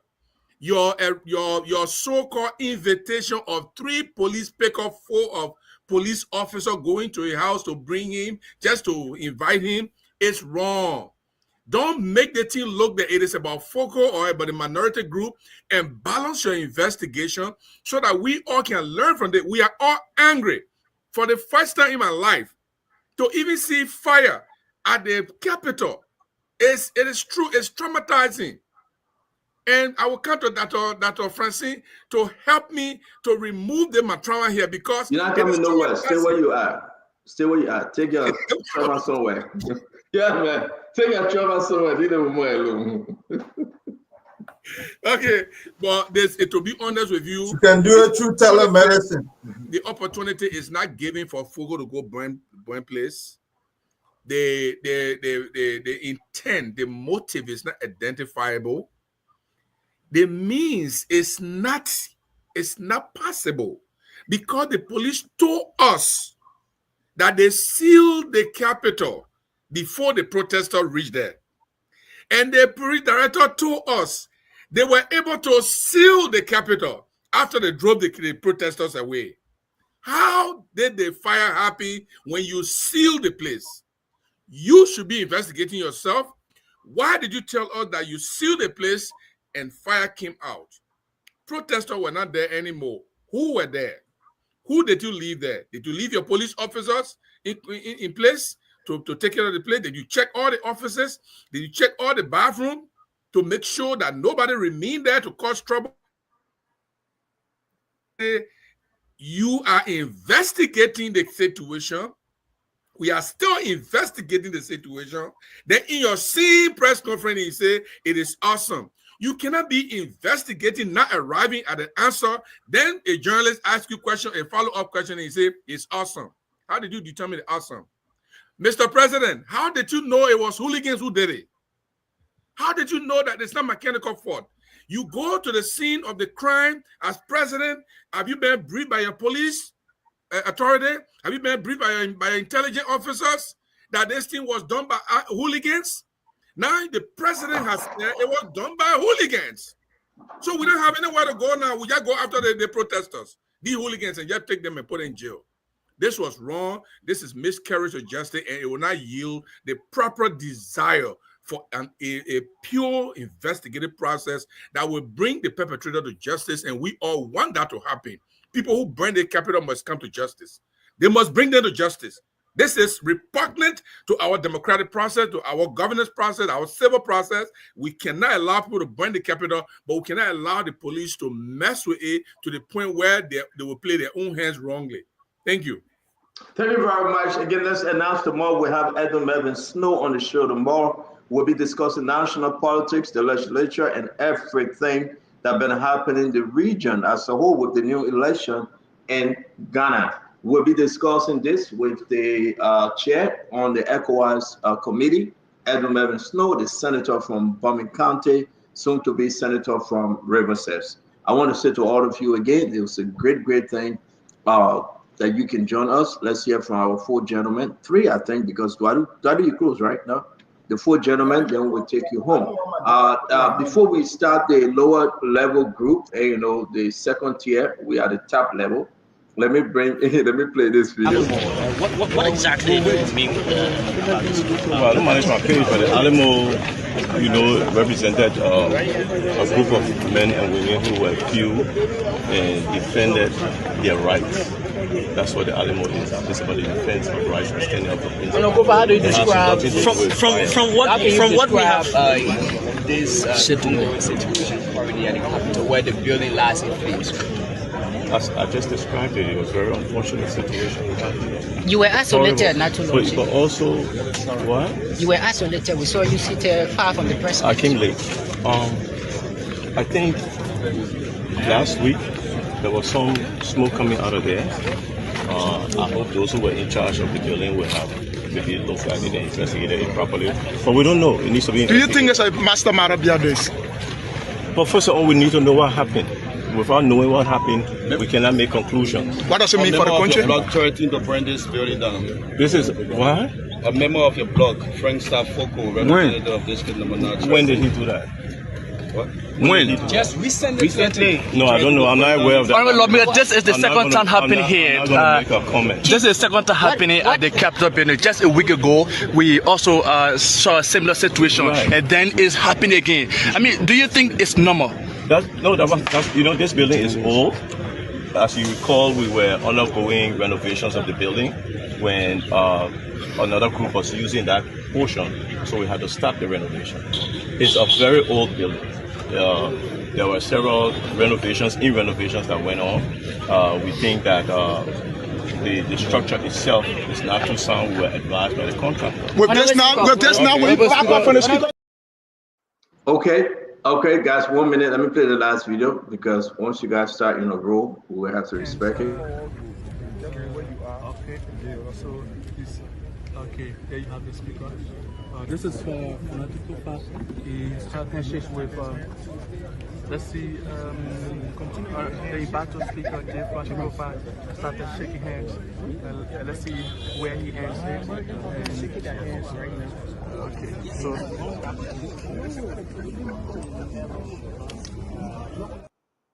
All right, let me hear you guys, and I'll bring in the man that built that building through his instrumentality and wisdom that talk about he borrowed money to build the executive mansion. Then I want to go back into history, or maybe I can just do it in 1 minute, then you guys can close. This is the late President Tubman.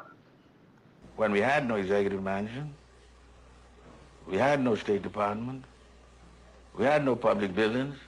The public press said that the government was living in rented houses, rented shanties, with tin roofs, and all that sort of thing. All of the colonials had state houses built, public departments. We didn't have a solitary one. When I became president, I was determined to build public buildings, and I built the executive mansion at a cost of $9 million. I built those other buildings anyhow. Now that we have public buildings, they say we spend too much money for public buildings. Oh, how are you going to follow? You can't follow that. And I told them, in one of my messages. That flood of criticism that came particularly from the United States, that I told them that we tried to borrow money to build public buildings. They said, no, they don't give loans to public buildings. All right, we built our own public buildings. So let's put this in context, Isaac, though. That's, for so many years, we know people can add 3 decades or so. But here we are. We are talking about these people championed the cause, 1957. That building came to being, and you saw the former president, Wilson, $9 million to build the executive mansion. Let's hear you, Isaac, do it. It's only important for us to go back in history and make the. Yeah, I say you want. My man, now I'll tell the people then to regroup for the data for LTA to eat the data. My man, you don't have to close, but I said to go ahead. Yeah, but. So, Dr. Richardson said it rightly. What a person could do tomorrow could be determined from what the person did yesterday. Today, health facilities across Liberia were shut down because health workers went on a go slow. A few days ago, students in Mandere, Maryland County at the Todmore universities were brutalized by police. A few days ago again, Liberians took to the street to protest against the issue of their data being taken away. The University of Liberia has now reopened since this government came to power. To the side of the president, we have 2 speakers, 2 different House of Representatives, minority and majority. Protest yesterday. The executive, not the executive mansion, but the Capitol building burning in flames.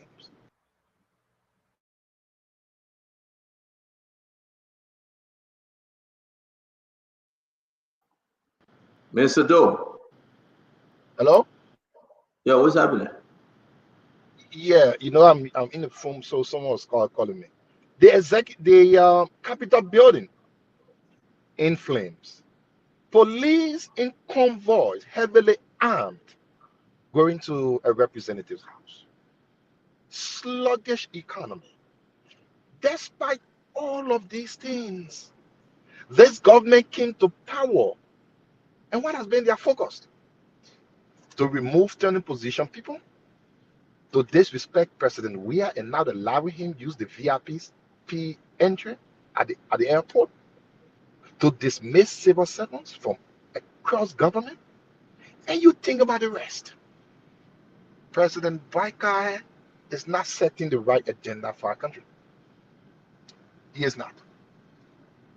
My sister, unfortunately, she's gone, said someone somehow should wait for the Supreme Court's ruling on the Bill of Information filed by Funadi Kofa. But while someone is waiting, another person is moving on. Having budget hearing, suspending people, President Baikai posting press conference on the executive mansion website calling Rachel Kuhn speaker. But apparently, someone should wait. I think the country is trending the wrong path. And let me end in my next 1 minute on the issue of the MCC 500 million. The Unity Party again started lying to the people of our country. You can only lie to take power. You cannot keep lying in governance. The whole thing is like somebody says, Lone Star is doing a raffle draw, play $2, and then you will be eligible to be in a raffle draw. That's why they kind of say, oh, why can we play? I will win. When I win my car, when you spoil it, you will see. What kind of a nonsense is that? What kind of thing is that? Once you pass the MCC scorecard at a certain time, you are eligible but your eligibility will be determined on other things to receive grant. Simply put, Liberia ain't got no money nowhere. Nobody giving Liberia money. We will be happy for our country to receive money from the MCC compact. We will be happy people because that will help our country. But why will you always think your lies will be what will carry your government through? Liberia, like 43 other countries, is illegible because they have passed the minimum requirement for the MCC compact grant. You have long other ways to go before you are approved to receive grant. Liberia is not approved to receive 1 cent. Is it possible that Liberia receives it some 2 years, 3 years from now? Yeah. Is it possible that Liberia will not receive a couple? Yeah. But our liars in chief are making the people to believe that someone come and send 500 million to Liberia. Lie. It is disingenuous on the part of the government. When will this government start being truthful to the people? When? Like I've always said, pregnancy does not go to the back, it comes at the front. Why, if we be in this country and no 500 million come for MCC grant, the liars in chief will formulate some other lies again. The government is harming itself. Stop lying to yourself. Stop lying to the people. No 500 million is approved for Liberia because we are not there yet. Liberia, like 43 other countries, like I said, is qualified, is eligible to go through the process. That does not mean Liberia is receiving money. Please, Unity Party. You can lie to win an election. You cannot lie to govern a country. Thank you, Asido. Thank you. I beg you, I'm going to bring in Fundetta Patrick, then Dualu, then Clinton will take us on VP. Well, thank you, CEO. It's always a pleasure to be on this platform. And I really like to encourage you to be strong in the midst of criticisms, not just you, but all the panelists on this platform. We know we individually receive criticisms. Some of them are not genuine, some of them are genuine, and we work on them. But primarily, I'd like to say thank you. You are strong.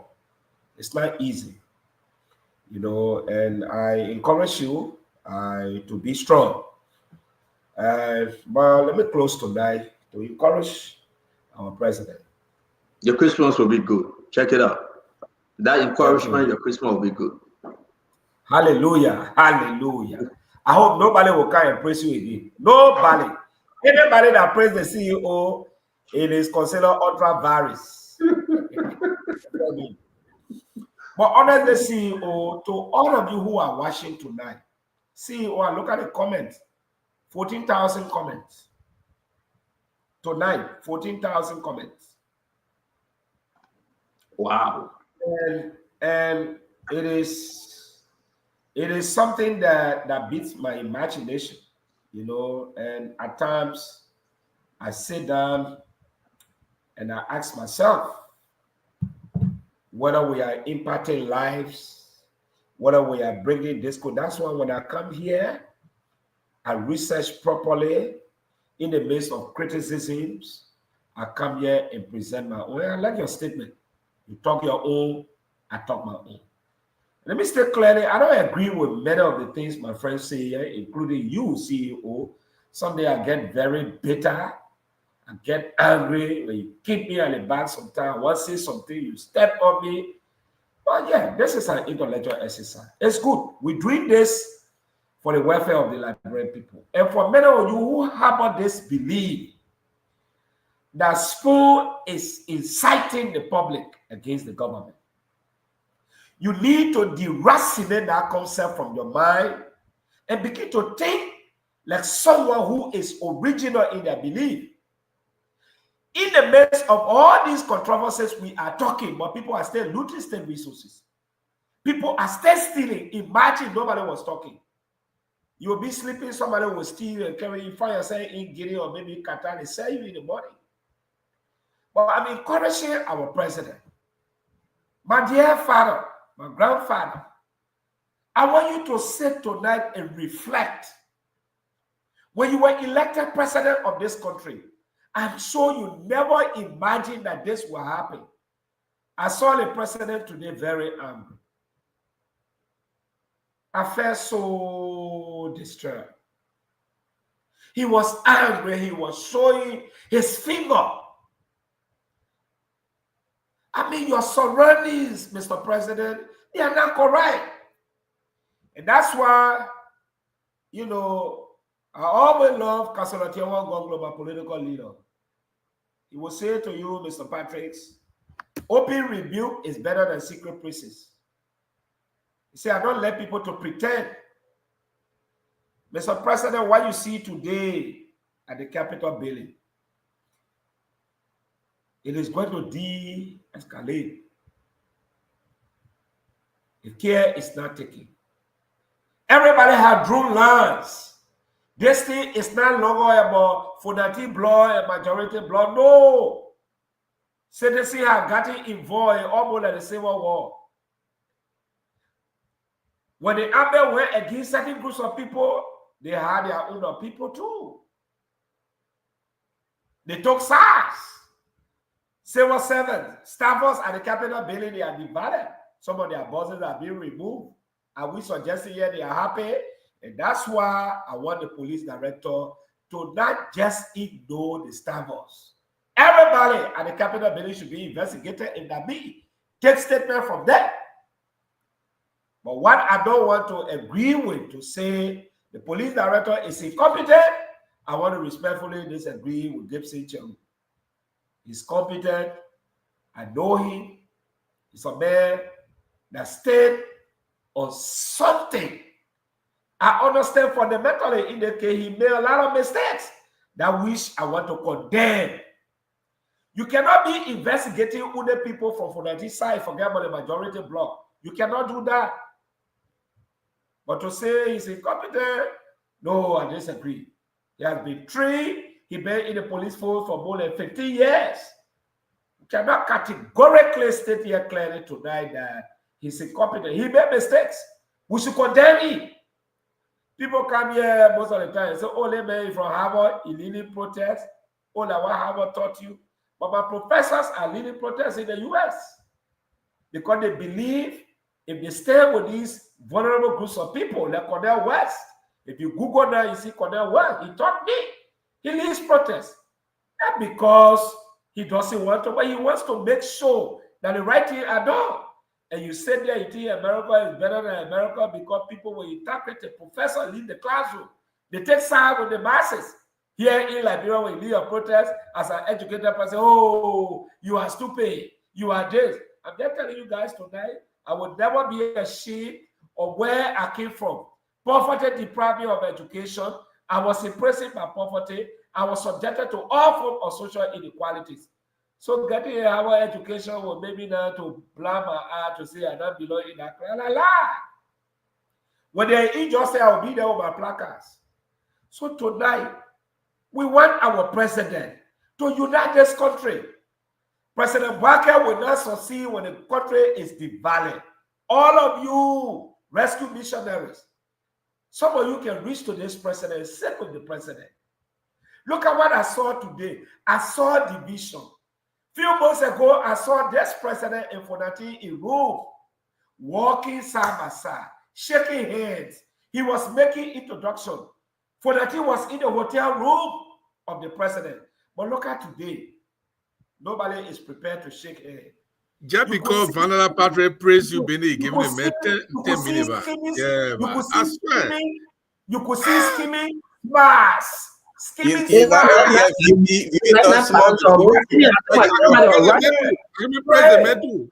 No, I could see skimming sparks. That was disgusting. Just yesterday, you were walking hands in hand. I am disturbed because some of all left our comfort zone in other countries to come here and live where mosquitoes and cockroaches are our neighbors. We still feel happy that we can transform this country. To see the country divided, it is wrong. I'm asking our leader to take responsibility. When I say responsibility, to move on. You see, sometimes when you negotiate with your opponent, it does not show weakness. It shows strength. Thank you. You can. Thank you, VP. So God bless all Yeah, of you. Vandela, you are right to praise the police RGR. You are in Liberia, so we understand. You are right. You are right. Oh, but I love protest. No, Baba, what I say now? You in Liberia? We know the deal. Don't mind. Don't mind Jeru. Jeru is not in Liberia. You in Liberia, so we understand. Even me, when I come to Liberia, I know. No, to categorically state here that the police RG is I mean, we hear it. We hear it. We hear it. No, did not say he's not competent. I did not say he's not competent. What did you say? From the university. Gamuna close when you go, yeah. You gotta go. Yeah, be so now, guys. Let's move on. Gamuna close now. So Kemsen, I beg you. VP, I beg you. VP, I beg you. VP, you're going to get your stuff before Saturday. I beg you. Dwalu, go ahead, close, please. Yeah, I mean, to the audience, we always respect you guys. Gibson, you made some salient points as this Colonel Gray. It was such a very good. And I want to say to you, my brother Vendetta, don't ever be ashamed of protesting. But I want to equally make this point. Going back to your place of birth, you are not doing anybody a favor. This is exactly where we belong. I want to say this, though. President Boakai has to take control of the country. The issue of law and order must be elevated above everything else. We cannot have the government falling into these petty traps of the CDC and make the government to look bad. Sometimes you have to be measured in your approach to the people. I want to say this. You cannot determine what your interpretation of your speech is. The law decides that. You cannot stand in real life and say something. You say, well, that other one you're going to ask, I will interpret this for you. That's not how the law works. The law has a guideline how speech is interpreted. Our people, we have to understand that. And as for the MCC car, it's a progression. In that right, I say you're absolutely right. The celebration here is not automaticity in terms of getting $500 million. It is a progression down the chain that there is a possibility that this administration, given what it does in this progression, there's a possibility we could receive $500,000. If that doesn't call, $500 million. If it doesn't call for a celebration, I don't know what else calls for that. Now, I do understand there are people on the opposition believe the government should receive no goodwill. The government should not succeed. But I believe my very existence is tied to Liberia's success. And there are times we can have our disagreements. We can say whatever we want to do. But we have to put the country above everything else. If Honorable Boakai is not governing our country in a direction that elevates the entire country, Honorable Boakai is failing. And we have to tell him that. And Gibson says something. You have to tell the police director when he does wrong. This is not a suggestion that is incompetent in a way, shape, or form. Every time we kowtow to our officials, what we do is we diminish the country. Just because you are not in power, it doesn't mean, and this is also true, even during the CDC administration, there were people who vehemently opposed any success in the CDC because they felt it will make President Weah look good. I oppose President Weah heavily, but I invested personally in the country because for me, it's about Liberia. Even though I felt President Weah was not fit to become president of my country, I will come here and I will say my truth. And I want you to gauge that truth, whether it elevates Liberia or it kowtows to another man, and we want to celebrate this person because, do I really just want to talk? Because, look, listen, we come here, and Governor said this yesterday very brilliantly. We come on the show. Look, the insults that we do take here, sometimes we're not doing it because we have to. We do it because we absolutely have to. For me, it's beyond a calling, because for a long time, our country, there was no protest. There was no check and balances. And the likes of Gibson wrote many articles in Liberia when he worked for a news network over there, trying to bring some attention to the plight of our people. Now we have platforms to this to talk about it. We'll make mistakes. There are mistakes that will be made across the spectrum. But I want you to take everything I say, everything Governor says in totality. Don't pick out one thing. We will disagree. Me and Governor will have our disagreement. I will have tremendous respect for him. But at the end of the day, Honorable President, please take control of this country. Do not fall into the trap of anybody who's trying to pin our country wrong so they can say nothing good can happen in Liberia. Because if we do this, our children will suffer. Stanton, it was a privilege, man. Thank you.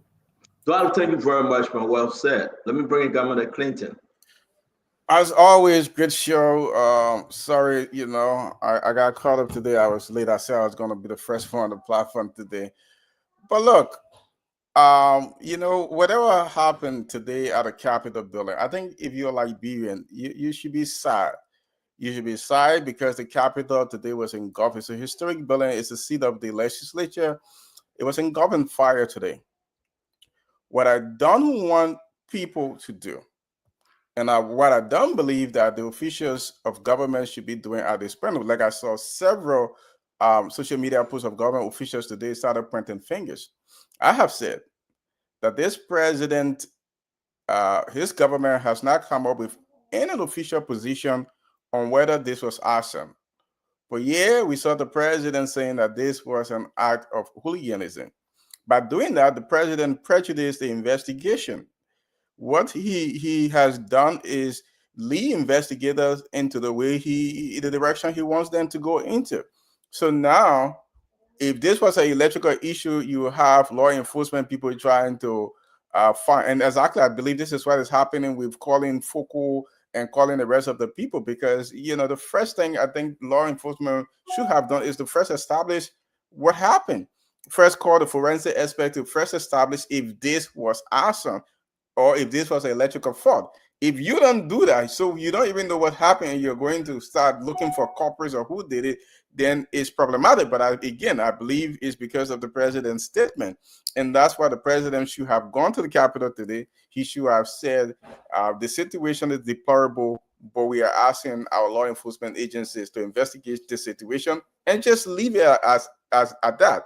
He did not have to say they were hooligans, because the fire service have not said that. The police have not said there's action. We have no witness testimony.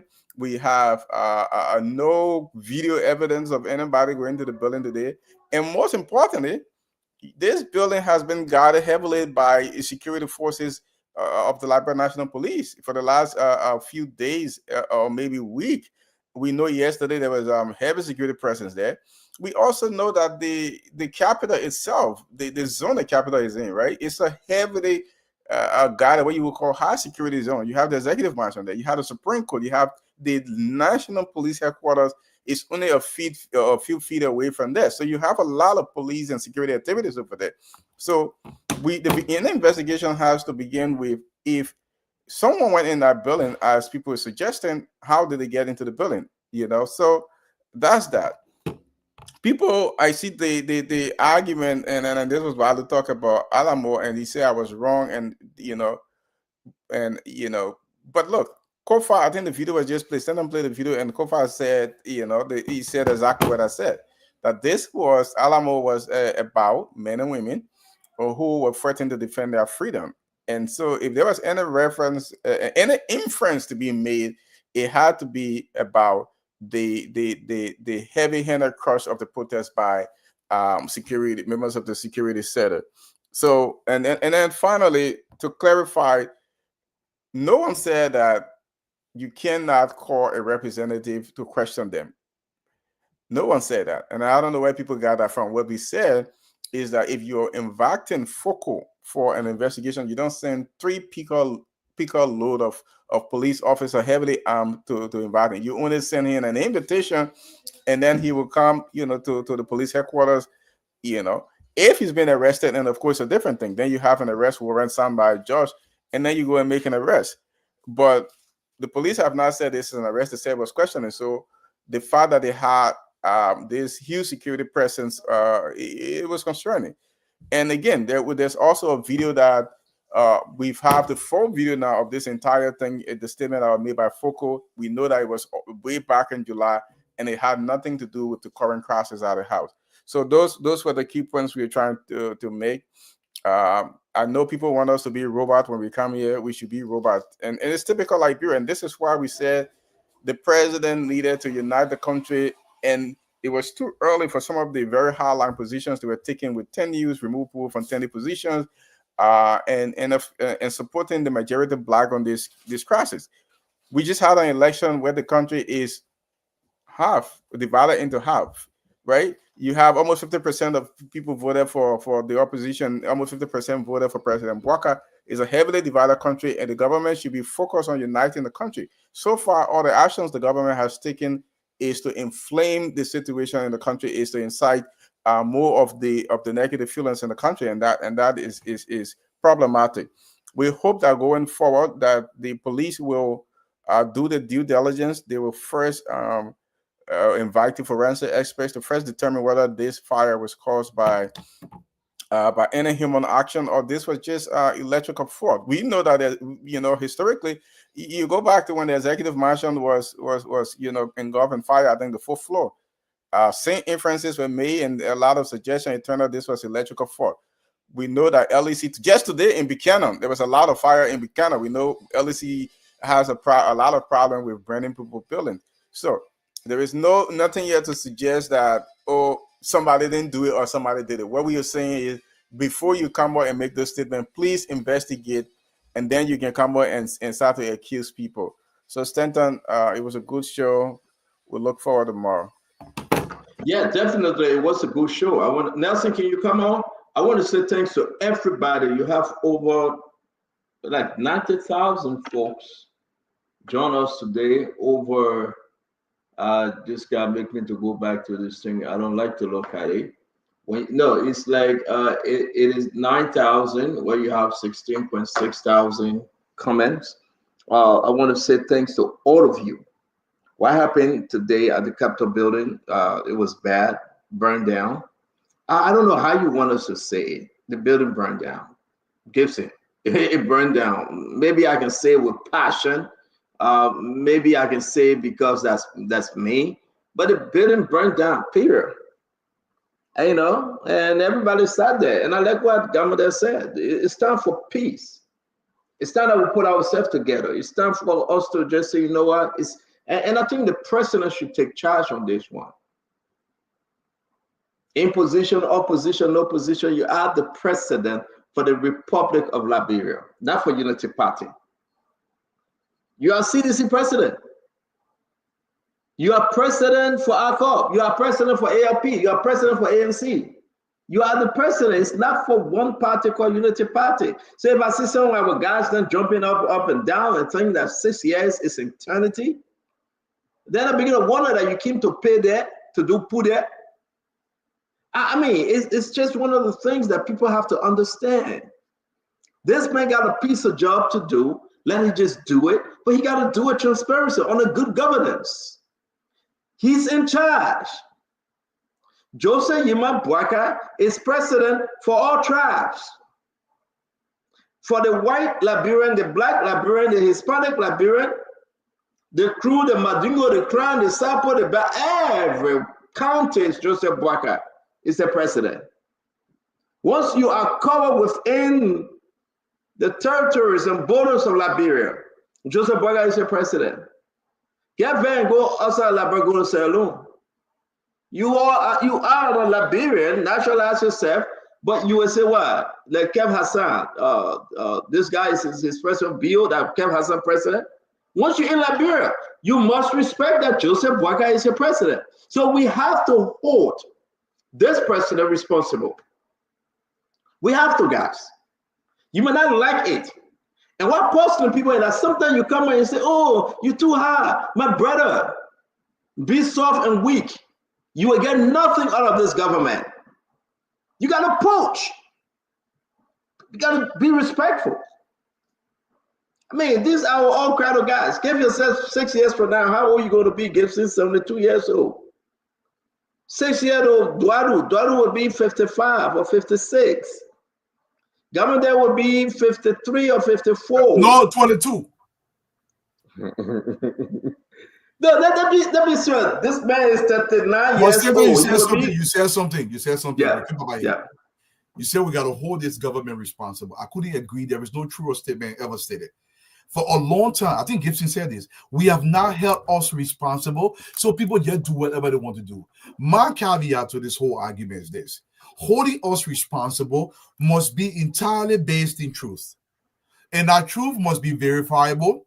It must be something tangible that we can see and realize. Because, I know sometimes people don't understand it. Governor said it yesterday. People have to listen to what Governor said yesterday. We sit on the show. People just say it's just so simple. When you say something, you got 15 quarterbackers, Monday morning quarterbacker. They're trying to scrutinize something that was said in the moment. And we're trying to make sense of issues happening in the country. Sometimes you will say something, I will say, okay, you know what, Gibson? This is not true. Okay, you remember one time Gibson said something, and people are all on Gibson. Gibson said, listen, I'm paraphrasing Gibson. I hope I don't quote you wrong. Gibson said, if you came on my family and I have an AK-47, I wish I joined the war. People took that out of context. You think about it. If somebody came after my family, Gibson was talking about AK-47, I'll be looking for a nuclear weapon. Instead of me, you're going to go ahead and kill somebody. But the problem what Gibson was trying, the point he was trying to make was, you can mess with somebody's family. Look, they're control for all of all. That's why the rule of law, the Clinton said, has to be paramount. It got to say that above all of us. At the end of the day, when me and governor go to court, I'm going to be so sure that governor will win me on the law. That connection, that because you're in Joe Howard Taylor office, you can win me on that one. That because President. Yeah, that's not on the that's not. Picture. You know, people. Don't bring no picture here, the net. Don't bring no picture here. Man, let me tell you something, right? I know, Jason, you're coming. I beg you, Nelson. Can you come, Nelson? Can somebody? Jason, 1 minute. Can somebody call Nelson to come on the show? Maybe he's sleeping. Don't forget the ball. We will have Snow, Senator Snow from Bowman County. You'll be our guest. Let me say this, Jason, before you say this real quick. Everyone that's sitting down and say, well, we'll go ahead and just make fun. We got our 6 years to eat. President Barger going to Lofa for program. President Barger said he coming by, he coming to Shake House, he coming to Sweet. Let's see, let's wait and see. President Barger going to Lofa. The man going for that program. Now he come by, he said, well, after your Christmas, I come to Shake House. We've been hearing about this Shake House. We will believe it. My man, let me say something to you, Gibson. The president needs to choose some people in the government. They tried Arab movement finish. If the president continue with some of the folks in the government that just lying to him and just saying everything, oh, empire, you got clothes on. When you know hell well, he does not have any clothes on. That's a problem. We cannot sit here and allow these guys then to lie. We can go step by step, line by line, and let the Liberian people hear us. Some people gotta go. Amen. Some people, don't let me start calling names. I'm in too deep. Some people that made $5 million in the government in 1 year time. What they taking 4,000 paycheck home, they finish cutting $5 million. Some people gotta go. They are not advising the president well. They were grabbing and say, go to Soliwen, go to Funde, go to that place. Before the president can, he tired. Chief, you gotta sign this thing. You know the thing about the program. Hey, I want me to sign again. Yeah, you gotta sign it to your chief. You know the people coming, right? You gotta go meet the other program about. The higher paying this can be playing this so. But you know the thing, we gotta do it. And all this thing. What? All this thing. Clean. And you get all the people there, man, that lie to the president. The man worker, he want here, the sugar donor, then they come in there. He won't go, then they come in there. Because all the one, they think Joseph Boaga, yes, sir, chief. Oh, yeah, the papa is strong. Oh, papa is super. Oh, yes, sir, chief. They feel that they're okay. They can lie and go to the land ministry and take money in a bank and go home with. Bank, how you call it, central bank. It's a big corruption hack. Cash cow. Joseph Blanca is blind to these things. He's not saying them. Because the person that got in the door, the chief of staff, he's damn corrupt. He's the mastermind. He's not going to tell the president. It's a whole new form of cartel. So who's destroying the government? So when we talk it, they'll say, you insulting. No, you insulting. The president trusted you. No, I'm too tempted to call someone got a name. You insulting. You hanging out because you want to enrich yourself. You insulting. You go in for the president, you lie and say all this well, but you the damn no, Lord hold my tongue. You insulting. No, man. This last thing you can see them talking and say the president insulting violence, they're insulting this. You know what? You know what actually they want for that tear the other people out? You know what? Listen, make Richard Cool the speaker. No problem. He's a smart guy. They end this thing. But you have some guys in the government, and we know them. They are destroying this government. They have destroyed this government. They will destroy this government continuously because they think that they can ride and die with Sylvester Grisby. They can ride and die with Cyril Beslo-Yanti. They can ride and die with some folks around the president, like Samuel Kofi Woods, and they will go and say, Mr. President, you know these things. You know how they got to operate our Aaron Dale Gibson? You want 500,000, right? You really want that money.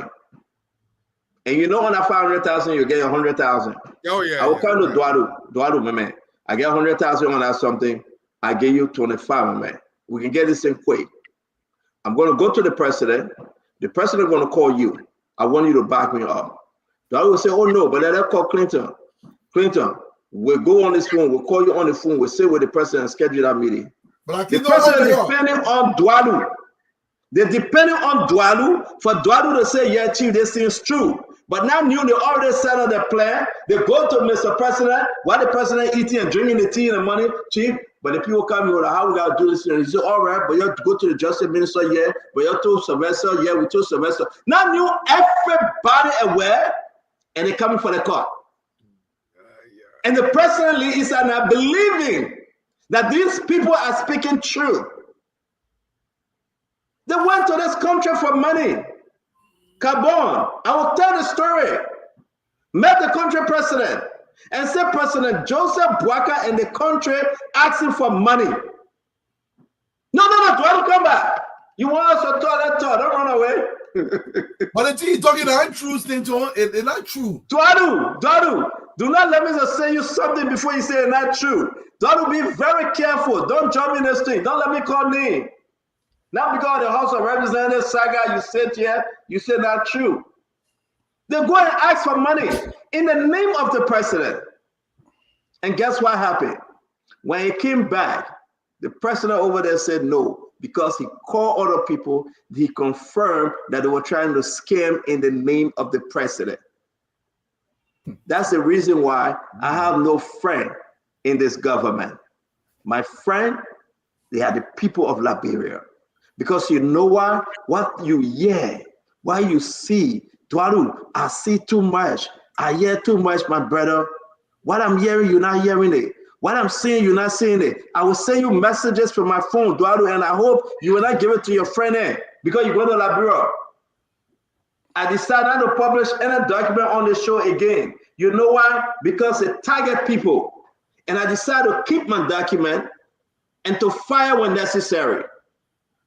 What we see in the country, if President Joseph Boakai cannot make changes in this government to uproot and remove and replace with good people, this will continue forever. And our people will suffer. The burning of the Capitol building, whether it's electrical, whether it's intentional, whoever involved, the investigation should go on. But again, I hold my statement and hold it dear to my heart. Oh my God. Except President Boakai wake up, stand up, and bring the country together and pray to God for the right people to work with him. My friend, our friend, we are on a rough ride. And the president have to address it. On that note, I rise. And I will say, Dwadu, you want the information I can share with you, but you got to promise me that you will not share it. No, don't share with me. Okay, thank you very much for being What I wanted to say was, we need to spotlight the fire service. What I saw this morning was dismal. Fire service go to a fire service chief wearing a coat suit. Yeah, he wear a proper suit. Not that lie again. No, wait, Gibson, wait. Don't lie again. The man wear a proper suit to go turn on fire. Stand up. Okay, let me put a picture. That's how cavalier we are about the people's business. How will you dress like that when the legislature is? No, but I lie. Don't say not true. That lie. The man wearing proper suit to go. No, the man said you're supervising. Are you a super? They put Clinton. They put carry car. cab fire extinguisher, vehicle fire extinguisher that when they carry to a fire that is burning down the dome of the Capitol. And that's the thing. We got so many important things to do. The country has so much need, and we are focused on this thing. Yeah. Very Why would you have a important fire department that it cannot? In fact, the truck that came from water and sewer. We have a fire department that is not equipped, that cannot do its job. They brought vehicle fire extinguisher to a fire that is burning down the Capitol building. I don't understand why these people, and he's standing there, he had a hand at it, walking and looking at the fire. And the guys that came to to quench the fire, he needs to be fired immediately. But I did not take him from there. Yeah. In this place, the fire chief, you're seeing with his whole gear, his helmet and everything. He would be the one driving. He would be the one driving. The man go to fire, hang your pocket, you get proper suit on. Then you say that joke? The man should be good. You're playing around here. The man like big burner. You're playing around here. That Dwalu said that his friend. That man related to Dwalu. That Dwalu friend, that's why he can talk. Man, bye. Where are you from? You know the man. The man I have brother-in-law. I mean, whoever sees he government to jump on with the man. Is he? Yeah, man. No, this is a serious matter, but look, my man. The comment section, not easy. Pressure on the security to investigate that fire. It shouldn't go down like that. That fire incident shouldn't go down like that. Let them remove their eyes from all the political cleavages. Let them blind themselves to all the biases. You know what happened, Gibson? You know what happened? Yeah. That's why it's so different. They got to think about how they will pay that play, how much money each of them will collect. Exactly. That'll be the next thing. I believe you. I believe the man. They got to think about having Cora at RLJ or L.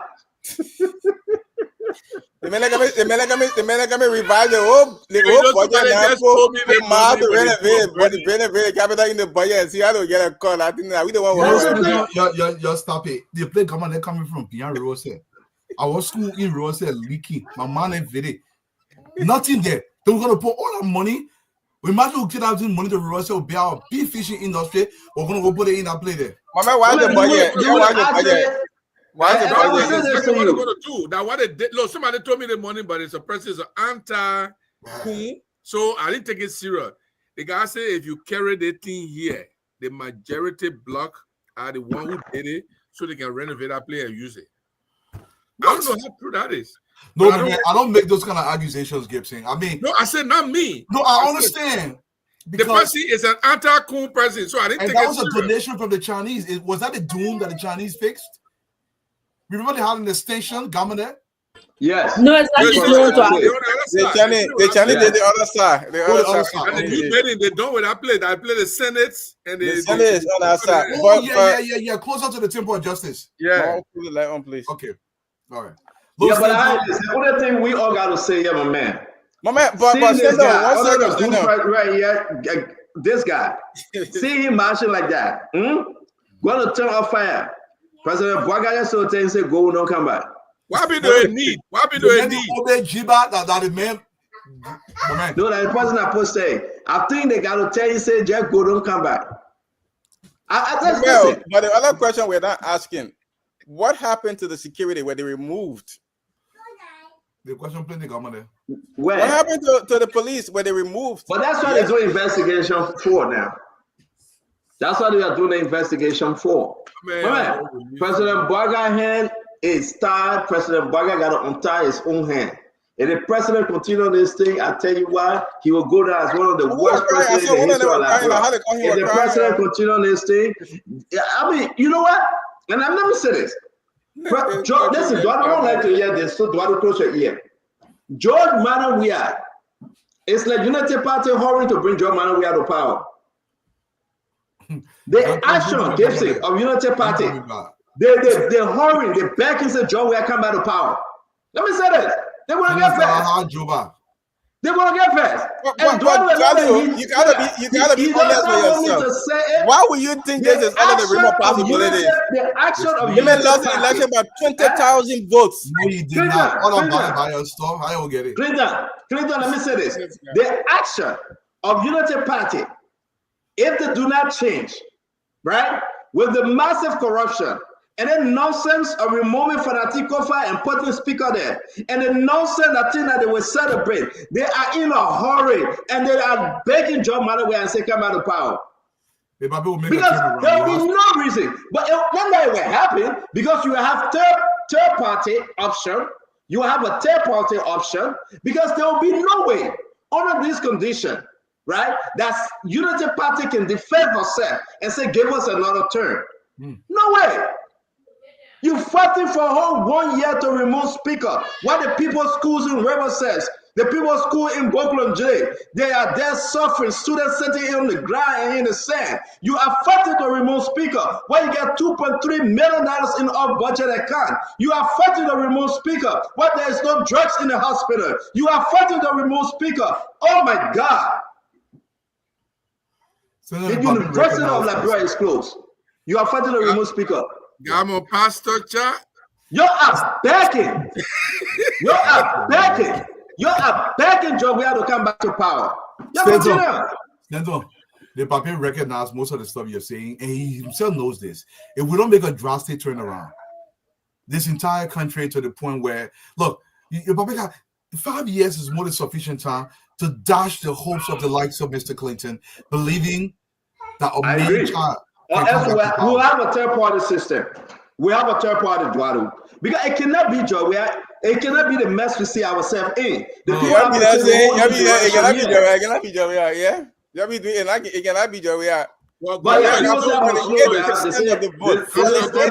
down. Slow down. Let me slow down small. Let me slow down. Because I can say to my brother Clinton, he getting too happy. I don't want to make him happy. He has something to say. And Dwala let her play go so he tell you Dwala like it. No, he let her pass. I'll let her pass. You want to tell me that all this 1 year, it was just a free 1 year? And still, look at the board doing. Yesterday, I couldn't come on the show. Why are you arresting Kalasco? Why are you arresting Kalasco? Wait. But not only that arresting Kalasco, I'm hearing that there's a lot of politics with the bond. The government, there are people within the government who are calling him not to give bonds. So now he's in jail. You see, you can't do that. The thing is, right? Let's think about it. How serious is what he's being accused for? The most is disorderly conduct. Why you get released on personal reconnaissance? What does he even need a bond? Why knowing the country? What does he need a bond? When the more Kalasco stay in jail, the more. Look. If a Leo man want a Kalasco commit a crime, they must deal with him. But let's be frank. Some of the arrests, this is one of the things where Gary Coleman got to come in. Look, don't let him bigger than what it's supposed to be. I mean, is that Gary Coleman called to put Kalasco in jail? It's not Gary Coleman. No, who not Gary Coleman? I had to call the guy, man. I understand he was watching, and he saw Kalasco there, got in the car, went there, and they're telling him he arrested.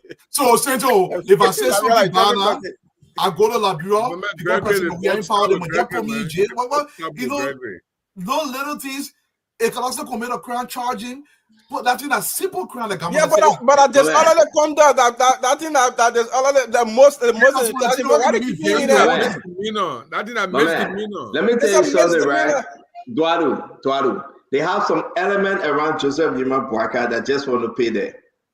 For what? They have some element around Joseph Yima Bouaka that believe that they are still in campaign mode. So they say that element around Joseph Bouaka that believe that through it all, they will have to go after the men and women of Jowia or CDC or opposition to prove a point. And it's wrong. You have won an election. You are for the people. You are not for CDC. You are not for Unity Party. You are for the people of Liberia. You got to lead right. I don't want to believe that's the case. People may have their personal vendetta, but I don't think it's something on a higher level targeting people that belong to the CDC. I don't want to believe that. Kalasco case, our person would not put Kalasco in jail. I would like to arrest Kalasco. let me give you some instances that can give you to believe that these things Go ahead. are intentional act to target people. When the people set up the asset recovery team in a rushed and uncivilized legal manner, they went after Funabondo. Seize of vehicles, 33 vehicles. At the end of the day, what happened? They had to release all of them. They went after Partisan. At the end of the day, they had to release it. And they continue to go on and on and on. People consider these kind of acts as targeting people. As a new government, before you jump, you make sure you consider all the legal parameters. That when you go, the people should be very difficult for them to have a legal way around it. And then when you win the first one, the second one, even if you blunder the third, fourth, people will not mind it. But your first one they're messed up. Second one messed up. Third one messed up. Fourth one messed up. You do the fifth one, they will not believe you. So this government proceeded on the They did the same thing with asset recovery. Where is asset recovery? Did they try to collect asset recovery? No, Gibson, that's what you just said. I understand the legal portion of it, and I believe it was in a rash manner. But the people that they were targeting are the people that just came from government, and they're the people that had government assets they were going after. And I do agree with you in terms of legal approach. It was not done entirely legally, not because they were targeting them. They were not targeting them. No, they look targeting. That's what I'm saying. It looks targeting. Maybe you can say it that way, but I don't think they were being targeted. Because the ordinary people, you and myself, Dwalo, we all are come on the show here. Yeah. We are Irish Tingos. Correct. We are Irish Tingos. Yeah. We're not the best in the world, but we are Irish Tingos. Correct. The rest of the people who are not appearing here, who are only listening to they say, and are only depending on social media or whatever social media put out there. These people don't have the ability to read beyond the ordinary. Correct. You go to Finabono, you succeed, you get a car back. You go to Partisan, you succeed, you get a car back. You go to the person, you succeed. You go to 4-5 point, you succeed. And people are all members of the former government.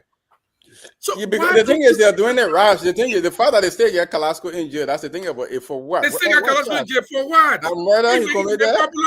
What is it?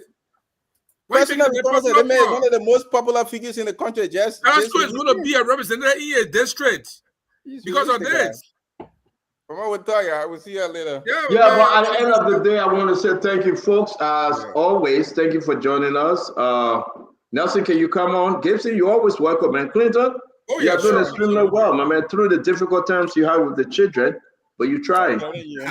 Yeah. But they ain't playing with me, my man. The comment section today, they ain't playing. They crossing me like they call it radio. Take your eyes from the comment section. They call it Nelson? Radio Kigali today. So anytime you disagree with someone, then they don't like you. Yeah. Yeah. All right, guys. Thank you. All right, Gibson. Thank you, man. Nelson, it's always good. Thank you for sleeping on the show, Nelson. Nelson, I take a few calls there. We got time? Yeah. Do we have time, Nelson? Yeah, it's like we have time. Are you sure you want us to take it or no? If you want us to take some calls, we can take calls. All right, man, we'll take all tomorrow. I like your answer up again. We'll take all tomorrow. But thank you very much. Thank you guys for everything. Look, people started to call already. Let's ask this one. Your name and where you joining us from? Yeah, CEO, this George, Korea calling from Atlanta. Georgie, talk to us. CEO, I'm mad at you, to be honest with you. Thank you. What's your madness about? Yeah, well, what's going on yesterday and today? Yes, sir. You should allow people to call on the show because it's very interesting that other people had a view they want to share with the nation. Okay, so now you get a chance. Talk to us, sir. All right. Again, then what's happening in the country, CEO, the president of the people, Joseph Brother said 12 years, but I'm telling you, and they did not happy. And he rested for 6 years, George Weah. That's 18 years. He's one of the more experienced than any other person that can govern that country. That's why we supported him. Okay? But with things going on, Jackie on the show today, if you look in the comment, like you see a lot of people criticize us being on the show.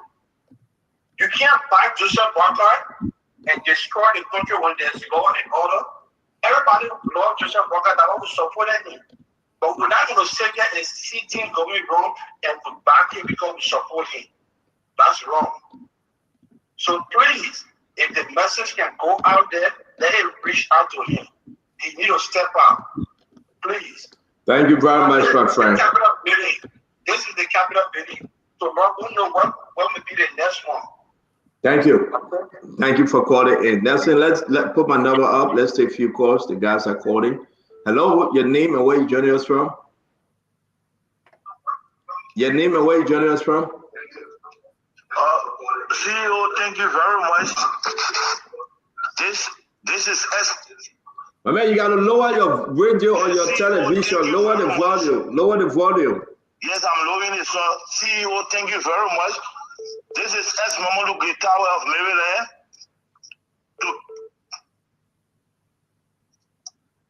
I did already, sir. My name is S. Mamadou Gitawa, calling from Maryland, CEO. Yes, sir. Talk to us. CEO, the optics I saw from my old man, our papi Joseph Boaka. It made me fly out of myself. For him to take sides with the people that are trying to put our law in order in this move. I don't know who advised my old man. Down the old man where Loma Oma, then everybody we talking about. Our papi, we told you, we sorry, you can't face the play. Don't join with the people to make us change, pa. This is S. Mamadou Getawa CEO, the optics that he there sitting down, he can't shake the speaker that the speaker went to room. We beg him, Papi Boaka, please, you must do the right thing so that you the power for the house. Thank you. They must burn it down. Don't take side. Tell your children, say you're wrong. Yeah, let's come together. Let me fix it. All right, Papa. Thank you. See you. Thank you, Mamadou. Thank you. We appreciate your call and thank you. Hello, your name and where you joining us from? Hello. I will come back to you. Hello, your name and where you joining us from? Hello. Yes, sir. Yeah, now be fast. Talk to us. The food is going crazy. Yes, so my name is Thomas Kume and I call you for Kawe. Thomas, talk to us. Yes. So for what is going on, they all have been said. Other people giving a view, and you can say you talk your own, we talk our own. Like the first quarter, I think there should be a portion where we'll have time to call when the panelists are on the show, and so we can share our own ideas. So for what is going on, we've been following and seeing things like for today, it beats our imagination to see that the Capitol building was caught on fire. And we wait for the investigation. We can't say more now. But what the panelists were saying, the police cannot call or focus in for questioning. I think it was wrong. Because if you made a statement, anything you said related to what happened, you can be called for questioning. It's that investigation. If after your questioning, if they will find corporate costs, they will put you on investigation. So they were right. Like you are saying, when the police can go and they carry pickups. I ask a question. Those of you that overseas, when the police come to you, they can leave their guns behind. So it doesn't matter. If you are invited, you are invited. It's not about how many person come to you, whether they come with weapons or not. You are invited. You are not you are not a criminal. Thank you so much. Okay, you are called welcome. Like you say your own and I say my own. If they want you to go to court, they will invite you and say, bring your letter, bring your lawyer rather.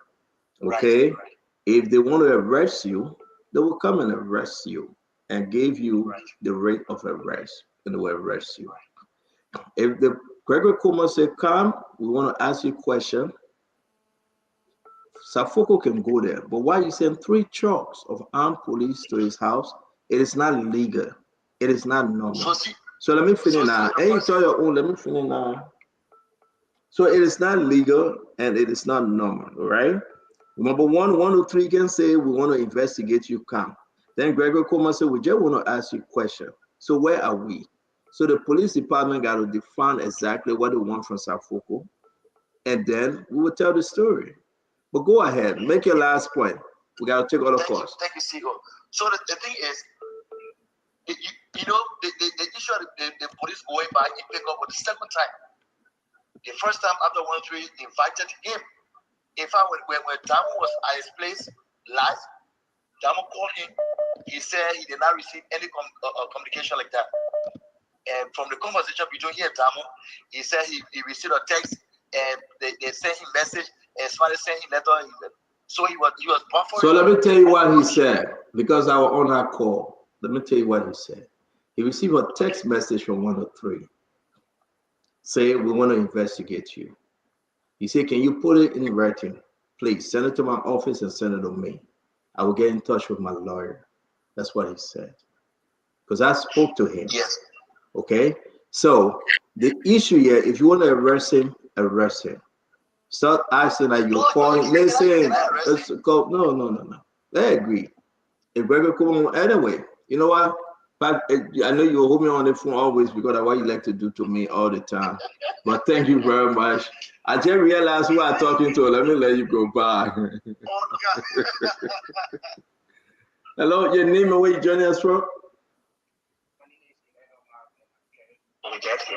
Emmanuel Mark, talk to us, my friend. How you doing, CEO? I'm super, thank God. Well, CEO, let me tell you one thing in the Liberian people. There is no rule of law in Liberia. What exists in Liberia is a coffin with a dead body inside the constitution. There is not one thing you can pinpoint at in our country that is then governed and then enforced like a law enforcement officer is supposed to do. You cannot find it in Liberia. The mistake that we have made in our country, that several people corrected their own mistake. Now, what government official that ever fought war in several people, they allow them to work in the government. We refuse to do those things. That's why no one is afraid to even put fire on our building. Let me tell you, there are two things I will end with. Number one, that case is done. Done. You will never find the owner of it. And the last thing I want to pinpoint at, Liberians leaders will look like a monkey. When it is raining, everybody, the monkey will say, don't worry. As soon as the rain stops, I will build your house. As soon as the rain stops, everybody join in the street. I went on the post of my favorite Senator Abraham Darrell Dillon, and he said, I mean, I quote everything. An investigation should go on. A forensic audit should be done. Has the legislature created one in Liberia? And anything that happened, they will never see it as an opportunity to put things in place. But as soon as it happened, we want investigation, and which, of course, they have never put anything in our country. It's a shame on Liberian people. It's a shame on our legislature, and the country they will never allow for Liberia to go anywhere. Thank you. Thank you very much, my friend. Your name and where you joining us from? State from Samuel Arnold from Iowa. How you doing, sir? I'm doing good. How are you? We are blessed. Thank God. Yeah, thank God. So I got couples of things that I want to lay out, and then maybe it might help the situation that we're looking at. In the Ellen Johnson led government, the executive mansion burned, and Ellen Johnson removed a speaker. In the Joseph Boaga-led government, the Capitol building burning, and they're also removing a speaker. But I believe the day of true reckoning is coming to Liberia sooner than we all think. Why do I say that? When the American Liberian were ruling Liberia, we said the Congo people ruled Liberia while Liberia wasn't developed. When the country making impact, we say, so your woman, I mean, Congo woman born, I mean, didn't woman born though. We saw what we went through. We went through a daily civil war. But the Constitution of Liberia, I think it needs to be looked at technically. Because since 1986, when that Constitution was amended, If you look at all these years, I don't think the Constitution is suitable for this generation. And if we think the lawmakers will go there to fix it right, I don't think so. But I pray that God will give us a good day of reckoning, that the true sons and daughters of Liberia will stand up. And no matter what it is, that country will rise again. And thank you. And have a good night. Thank you very much, my friend. Thanks for calling in. Your name and where you joining us from? Your name, where you joining us from? This is James calling from Harrisburg, Pennsylvania. James, talk to us, sir. Yeah, what really happened today, everybody should condemn it in the first place. And the matter of fact here in Liberia, we are now holding all our lawmakers responsible. Whether the minority, the majority, both of them, they are not behaving right to the Liberian people. I see other lawmakers pushing, they say, we are fighting for the Liberian people, but the Yaga Kolba our own soul tonight, he told $30,000. You never say no, you don't want it. He take $45,000 to buy a car for 3 years. So he be there for 2 years, so you're going to get how many cars? 2, 1, 2, 3, 4 cars. He's not rejecting it. They are not refusing it. That all in my district, they think that they will not need to tell them money. Not just take 1 car for 6 years. They are not doing it. It's wrong. So who are they fighting for? They're fighting for themselves. Why other Liberian people joining there and say they're going to fight? Nobody fighting for any Liberian people. Those lawmakers fighting for themselves. They always go, they will bring the law, they come out and say, you know what I mean? The extra seating. When they get in the extra seating, even the people that are working with them, they cannot even get some of the extra seating. So who are they really fighting for? I don't know why Liberian people get on the street, but even take part inside our program. They sort of take part inside. That whole money is scary in the extra way. Thank you.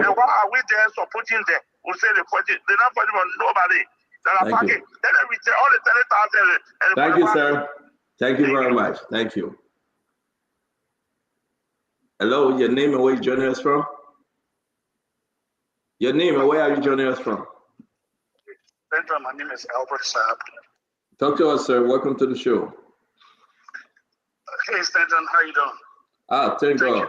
Thank you for the opportunity. My name is Albert Saab, and I'm calling from Tennessee. I'm kind of disappointed in what's going on in our country, Liberia. We've fought years of war, and being the oldest country on the continent, we're supposed to be examples to the other countries around us. Unfortunately, we have a group of guys, I call them guys because I personally do not feel that they are honorable people. Honorable people are those people that you look up to see, to learn from. But instead, these guys are holding our country hostage.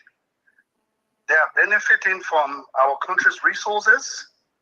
And the real Liberians, the people who are supposed to be taken care of from our country resources, are there languishing in poverty, dying in the hospitals.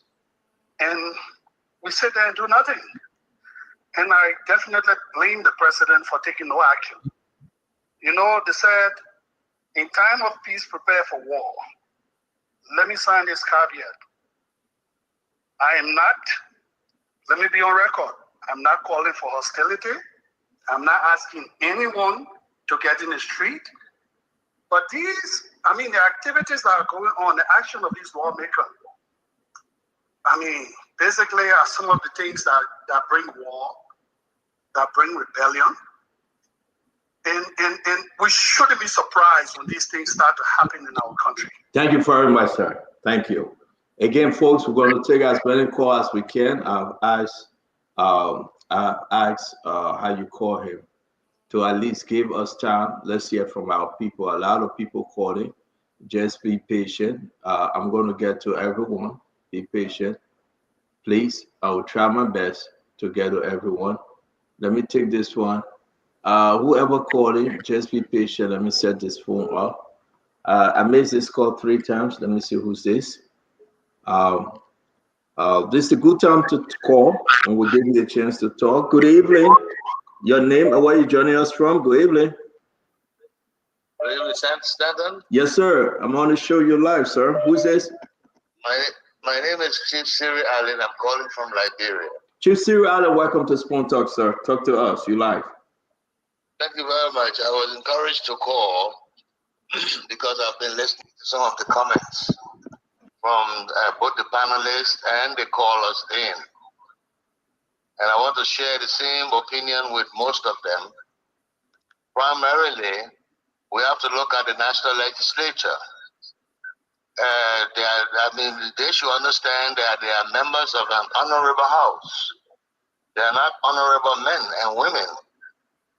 To be able to be a member of an honorable house, you have to act responsibly and you have to be honored. That's one line. I want to take the second line on the Supreme Court. Liberia is one of the only countries where you can only practice law as a Liberian citizen. The legal profession is paramount among our national professionals. Therefore, we expect that the judicial branch of government will dispense justice in the proper manner, clear and distinct, where there's no controversy or misunderstanding. The legislature failed to do that.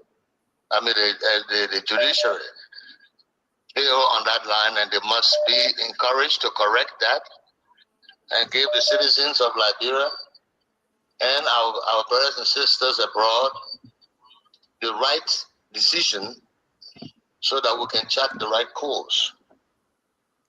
The president himself must be stronger. I agree with most of the callers. He must understand that we being a country, we have traditional values. And he, as a father who has won the election, we all support constituted authorities. But the constituted authorities must be also responsible to the citizenry and to build up unity between and amongst all the different groups of people in the country. When you do not adapt that posture as a national leader, there's a tendency for things to erode under you. And you have to take responsibility whenever there is a flaw. Regarding the burning of the Capitol building, this is an anachronization of any contemporary Liberian's aspiration to burn down a state building simply because of emotional values or view. If that was the case, the investigation should prove that.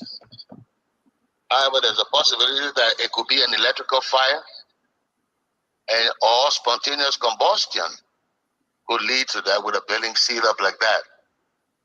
They have to look at the debris from the fire and make a determination whether it was done by benzene or inflammable material, or whether it was an electrical fire. These things are very important so that we can move forward. Our national legislature, you people have to keep talking to them. Their attitude is unbecoming, and they are creating dissension and division in the country. And their only intention is for their own personal views and values, as many of the callers have said.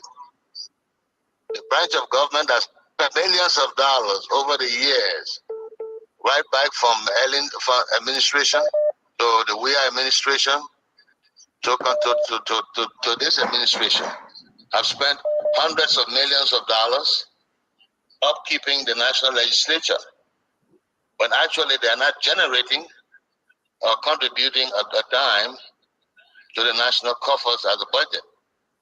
They have to also be called to caution, to stop spending government money, taxpayers' money on themselves, increasing their salaries, increasing their benefits, buying vehicles, dictating to the executive on what volume of money will go into the budget for them and for themselves and their families. It's unfortunate that they will conduct themselves in that manner. It has to cease in our country. It's been going on not this group, but from other groups, other legislators. They have to understand that the funds of government should be allocated and utilized effectively for the development and the upliftment of the citizenry of our country. The health sector, the education sector, they must focus on these areas. Teachers, nurses, and doctors. We have to focus on these things. If you want the election to ensure that Liberia is better. Like someone said tonight, it makes former President we look like an angel because of the manner in which they have conducted themselves. The legislature is degenerating. They are divided, fighting, taking government money, going to stay in a hotel, hundreds of thousands of dollars, and moving around like gangs in convo. Those are things. Those are necessary for responsible people, and that has led to the destruction of that building because maybe their staffers and other people who work with them are despondent and disillusioned. I just made these comments. I just wanted to make these comments as my contribution and to call on our president to act like he's the president of Liberia. Stop acting like he's the president of a few people. And punish those handful of conventional bureaucrats around him who are in the habit of misleading and misguiding leaders and directing them down a slippery path for their own selfish reasons and desires, leading the country into a state of pandemonium. It has happened several times in our country. It might continue to happen if we do not checkmate that. The president has a direct responsibility to act like the president of Liberia, broadening his scope, expanding tentacles in the leadership of each sector of the country, and make sure that he has a hands-on these areas, and make sure that the leaders, those people he has put in positions, are responsible and directly responsible for the outcome from those ministries and agencies. The national security also, they are overzealous. A group of young, dynamic people who are overzealous and trying to overdo things. It can lead to dissension, confrontation, that will lead to this kind of thing that's happening in the country. Those things must be checkmated too. Security people are professionals. They must act as professionals. You don't start witch hunting and all that, dragging people out of places. You could be suspecting the wrong person, and if whoever did whatever they did, who will be smiling. So you have to look at these things. Stanton, I'm happy that you gave me the opportunity to call, and I wanted to mention some of these things because that's the only way we'll move forward. A united country, and the president has a responsibility to do that. Repeat that. National anthem says, "In union strong, success is sure. We cannot fail." So Thank you very much. That, and I'm encouraging you. Thank you very much. Thank you very much, Chief Cyril Allen. Again, we got to talk to see when you will come on the show. We appreciate you, sir. Okay, let's take a few other calls. Are we still taking calls, Nelson?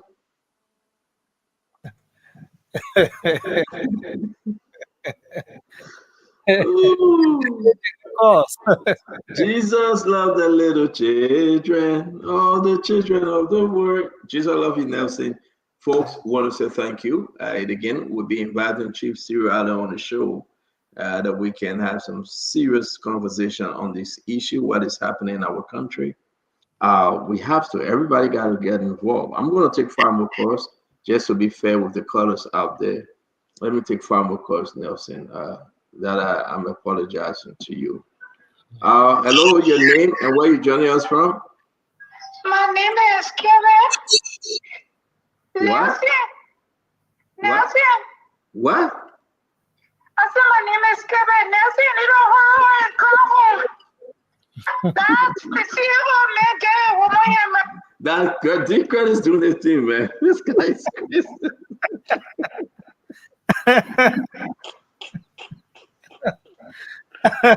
This guy is crazy, man. Come on. I'm like, what? So that's the end of the show. This guy is really crazy. That's how I want to say thank you. So don't forget, the more we take more calls. Somebody try to call me all the name is, and I try to find a name. I promise to call the person back, but AMA, I think that's the name. But I hope you can call back, whoever you are. Dick Curtis is crazy. Hello? Good morning, Mr. Waters. Good morning. Who's this, please? This is Emmanuel Dumbo, and I call you from the Hotel Africa. Talk to us, Mr. Emmanuel Dumbo. I want to condemn in the strongest possible term those whatsoever happened to that Capitol building. It's highly regrettable. In countries like this, where to get end meet is difficult, and you see things going the wrong way, and you're not seeing 20 worker century, you're not seeing anything improving. Everything seems to be like blind people leading blind people. You got people who thousands of people elected, hoping that they will go and enact law that will benefit the country, but they're making fun as 2 years or 3 years of children playing who are slipper. So it confused me. And the worst part of the situation, making fun of the situation, or permanent solution making fun of the situation, I have to say they are happy for what happened in time like this. So I don't know what type of life we're going to live, or what type of legacy we're going to leave for our children to come. But I can tell somebody, no sin go unpunished. What are you brand new, or a God let it go short? Whatsoever happened there, only God can judge. Because I feel that this is the end of the whole thing. Because Liberia is just after 1 day, 2 days. But I regretted one former still was not here. Because it was here today. By this time, people have account for this thing. I rest my case. Thank you. Thank you very much. Thank you very much.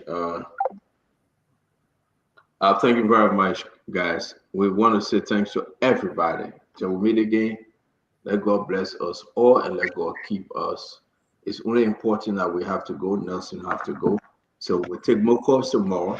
Don't forget, we'll keep time to at least 1 hour to hear from our people. Let's see what's going to happen between now and then, between now and tomorrow. But we pray that God save our state. Nelson, thank you very much. Don't forget, apply in due course, Nelson. Don't forget, apply in due course, please. Copy. Good night. Well, folks, we appreciate you for. Well, we appreciate you for being here tonight. Thanks to everyone for your calls, your contributions, your input. Thanks to the many of you who always join us via radio. We appreciate the fact that you're tuned to the different frequencies across which we broadcast to you. Whether on Spoon FM 107.5, Fabric Radio 101.1, or our affiliate radio stations, Trust FM in Bowman County, Premier FM in Bong, Trend Radio in Grand Crew, Radio Yalamani, Seklipi in Nimba County, and a host of other radio stations across the country that are always relaying the program. Say thanks to the management of those stations and the Liberians as well, who are always tuned in from there. Thanks to our folks online as well, always joining us across Radio Land on across the social media. As you know, we are always streaming live on Facebook, Spoon TV, Fabric TV, and Super TV. Thanks to our YouTube audience, Spoon Talk Live. We appreciate all of you on YouTube for joining us as well. To all of you who have been here with us from the very start up to now, I see James Colley. Thanks for being here tonight. T-Max Zuckerberg. That's Wule. Thanks for being here. Philip Bala, Mr. Bala, we appreciate you. Yes, and I always appreciate the fact that you would do the countdown for the entire time on the show. You said 5 hours and 15 minutes. Yes, thanks for being here for 5 hours and 15 minutes. We appreciate you as well. Nana Queen, thanks for joining us. Per Kimber, thanks for joining us as well. We appreciate you. Noosh, thanks for joining us tonight. Achi M. Kopo Jr., Abraham Amaradunor, thanks for joining us tonight. Evangeline Waters, Elijah Koti, Nana Queen, Tasha Bashir, Marima Bimba, C.A. Dennis, Jay Carter, we appreciate you. Tafa Doya, Tafa H. Doya, thanks for being here. J. Tazo Robert, my own senior brother, thanks for joining us tonight. Is it no station relaying in Lofa? No station relaying from Lofa. Yes, I will hope to have a station from Lofa that will get to relay the program. But we appreciate you for joining us tonight, sir. Sam Rennie Siafa, and May Carter, Honorable Doe, and everyone just can call all of the names. Joseph Kapu, that's Lamira D. Zion, George Morris Jr., Miata Griffiths, thanks for coming on tonight. Thanks to everyone, Sir Johnson, and all of you joining us tonight. We appreciate the fact that you make up time to be here. Spoon Talk will be back on the radio tomorrow. As you know, this is where you get the news. This is where you get authentic information about the happenings across Liberia. Maruf Goba said, do we have late night show? No, we don't have late night show tonight. Late night show will be on tomorrow. And from tomorrow and the rest of the week, in the rest of the days in the week. But we're off for tonight for the late night show. And we appreciate all of you for joining us on Spoon Talk tonight. Till we come back, stay safe, and let's remember to keep the peace alive, as Liberia is the only country that Liberia is the only country that holds all of us together. So regardless of who you are, where you are, and what your respective positions are in society, let's do all we can to keep the peace alive. And we appreciate you for being on here again.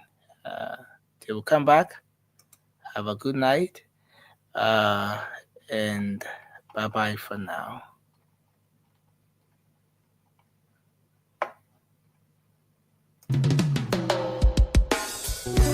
Yes, a special one from the CEO, stand coming with the spoon. And your boy, Friday the South and Band, Charges on the beat. To the spoon to get your information. To the spoon to be part of our discussion. Spoon, spoon, spoon television. Spoon, spoon, spoon radio station. Spoon gonna tell you what is happening in Liberia. Spoon gonna tell you what is happening in Monrovia. Spoon gonna tell you what is happening in Africa. Just to spoon you and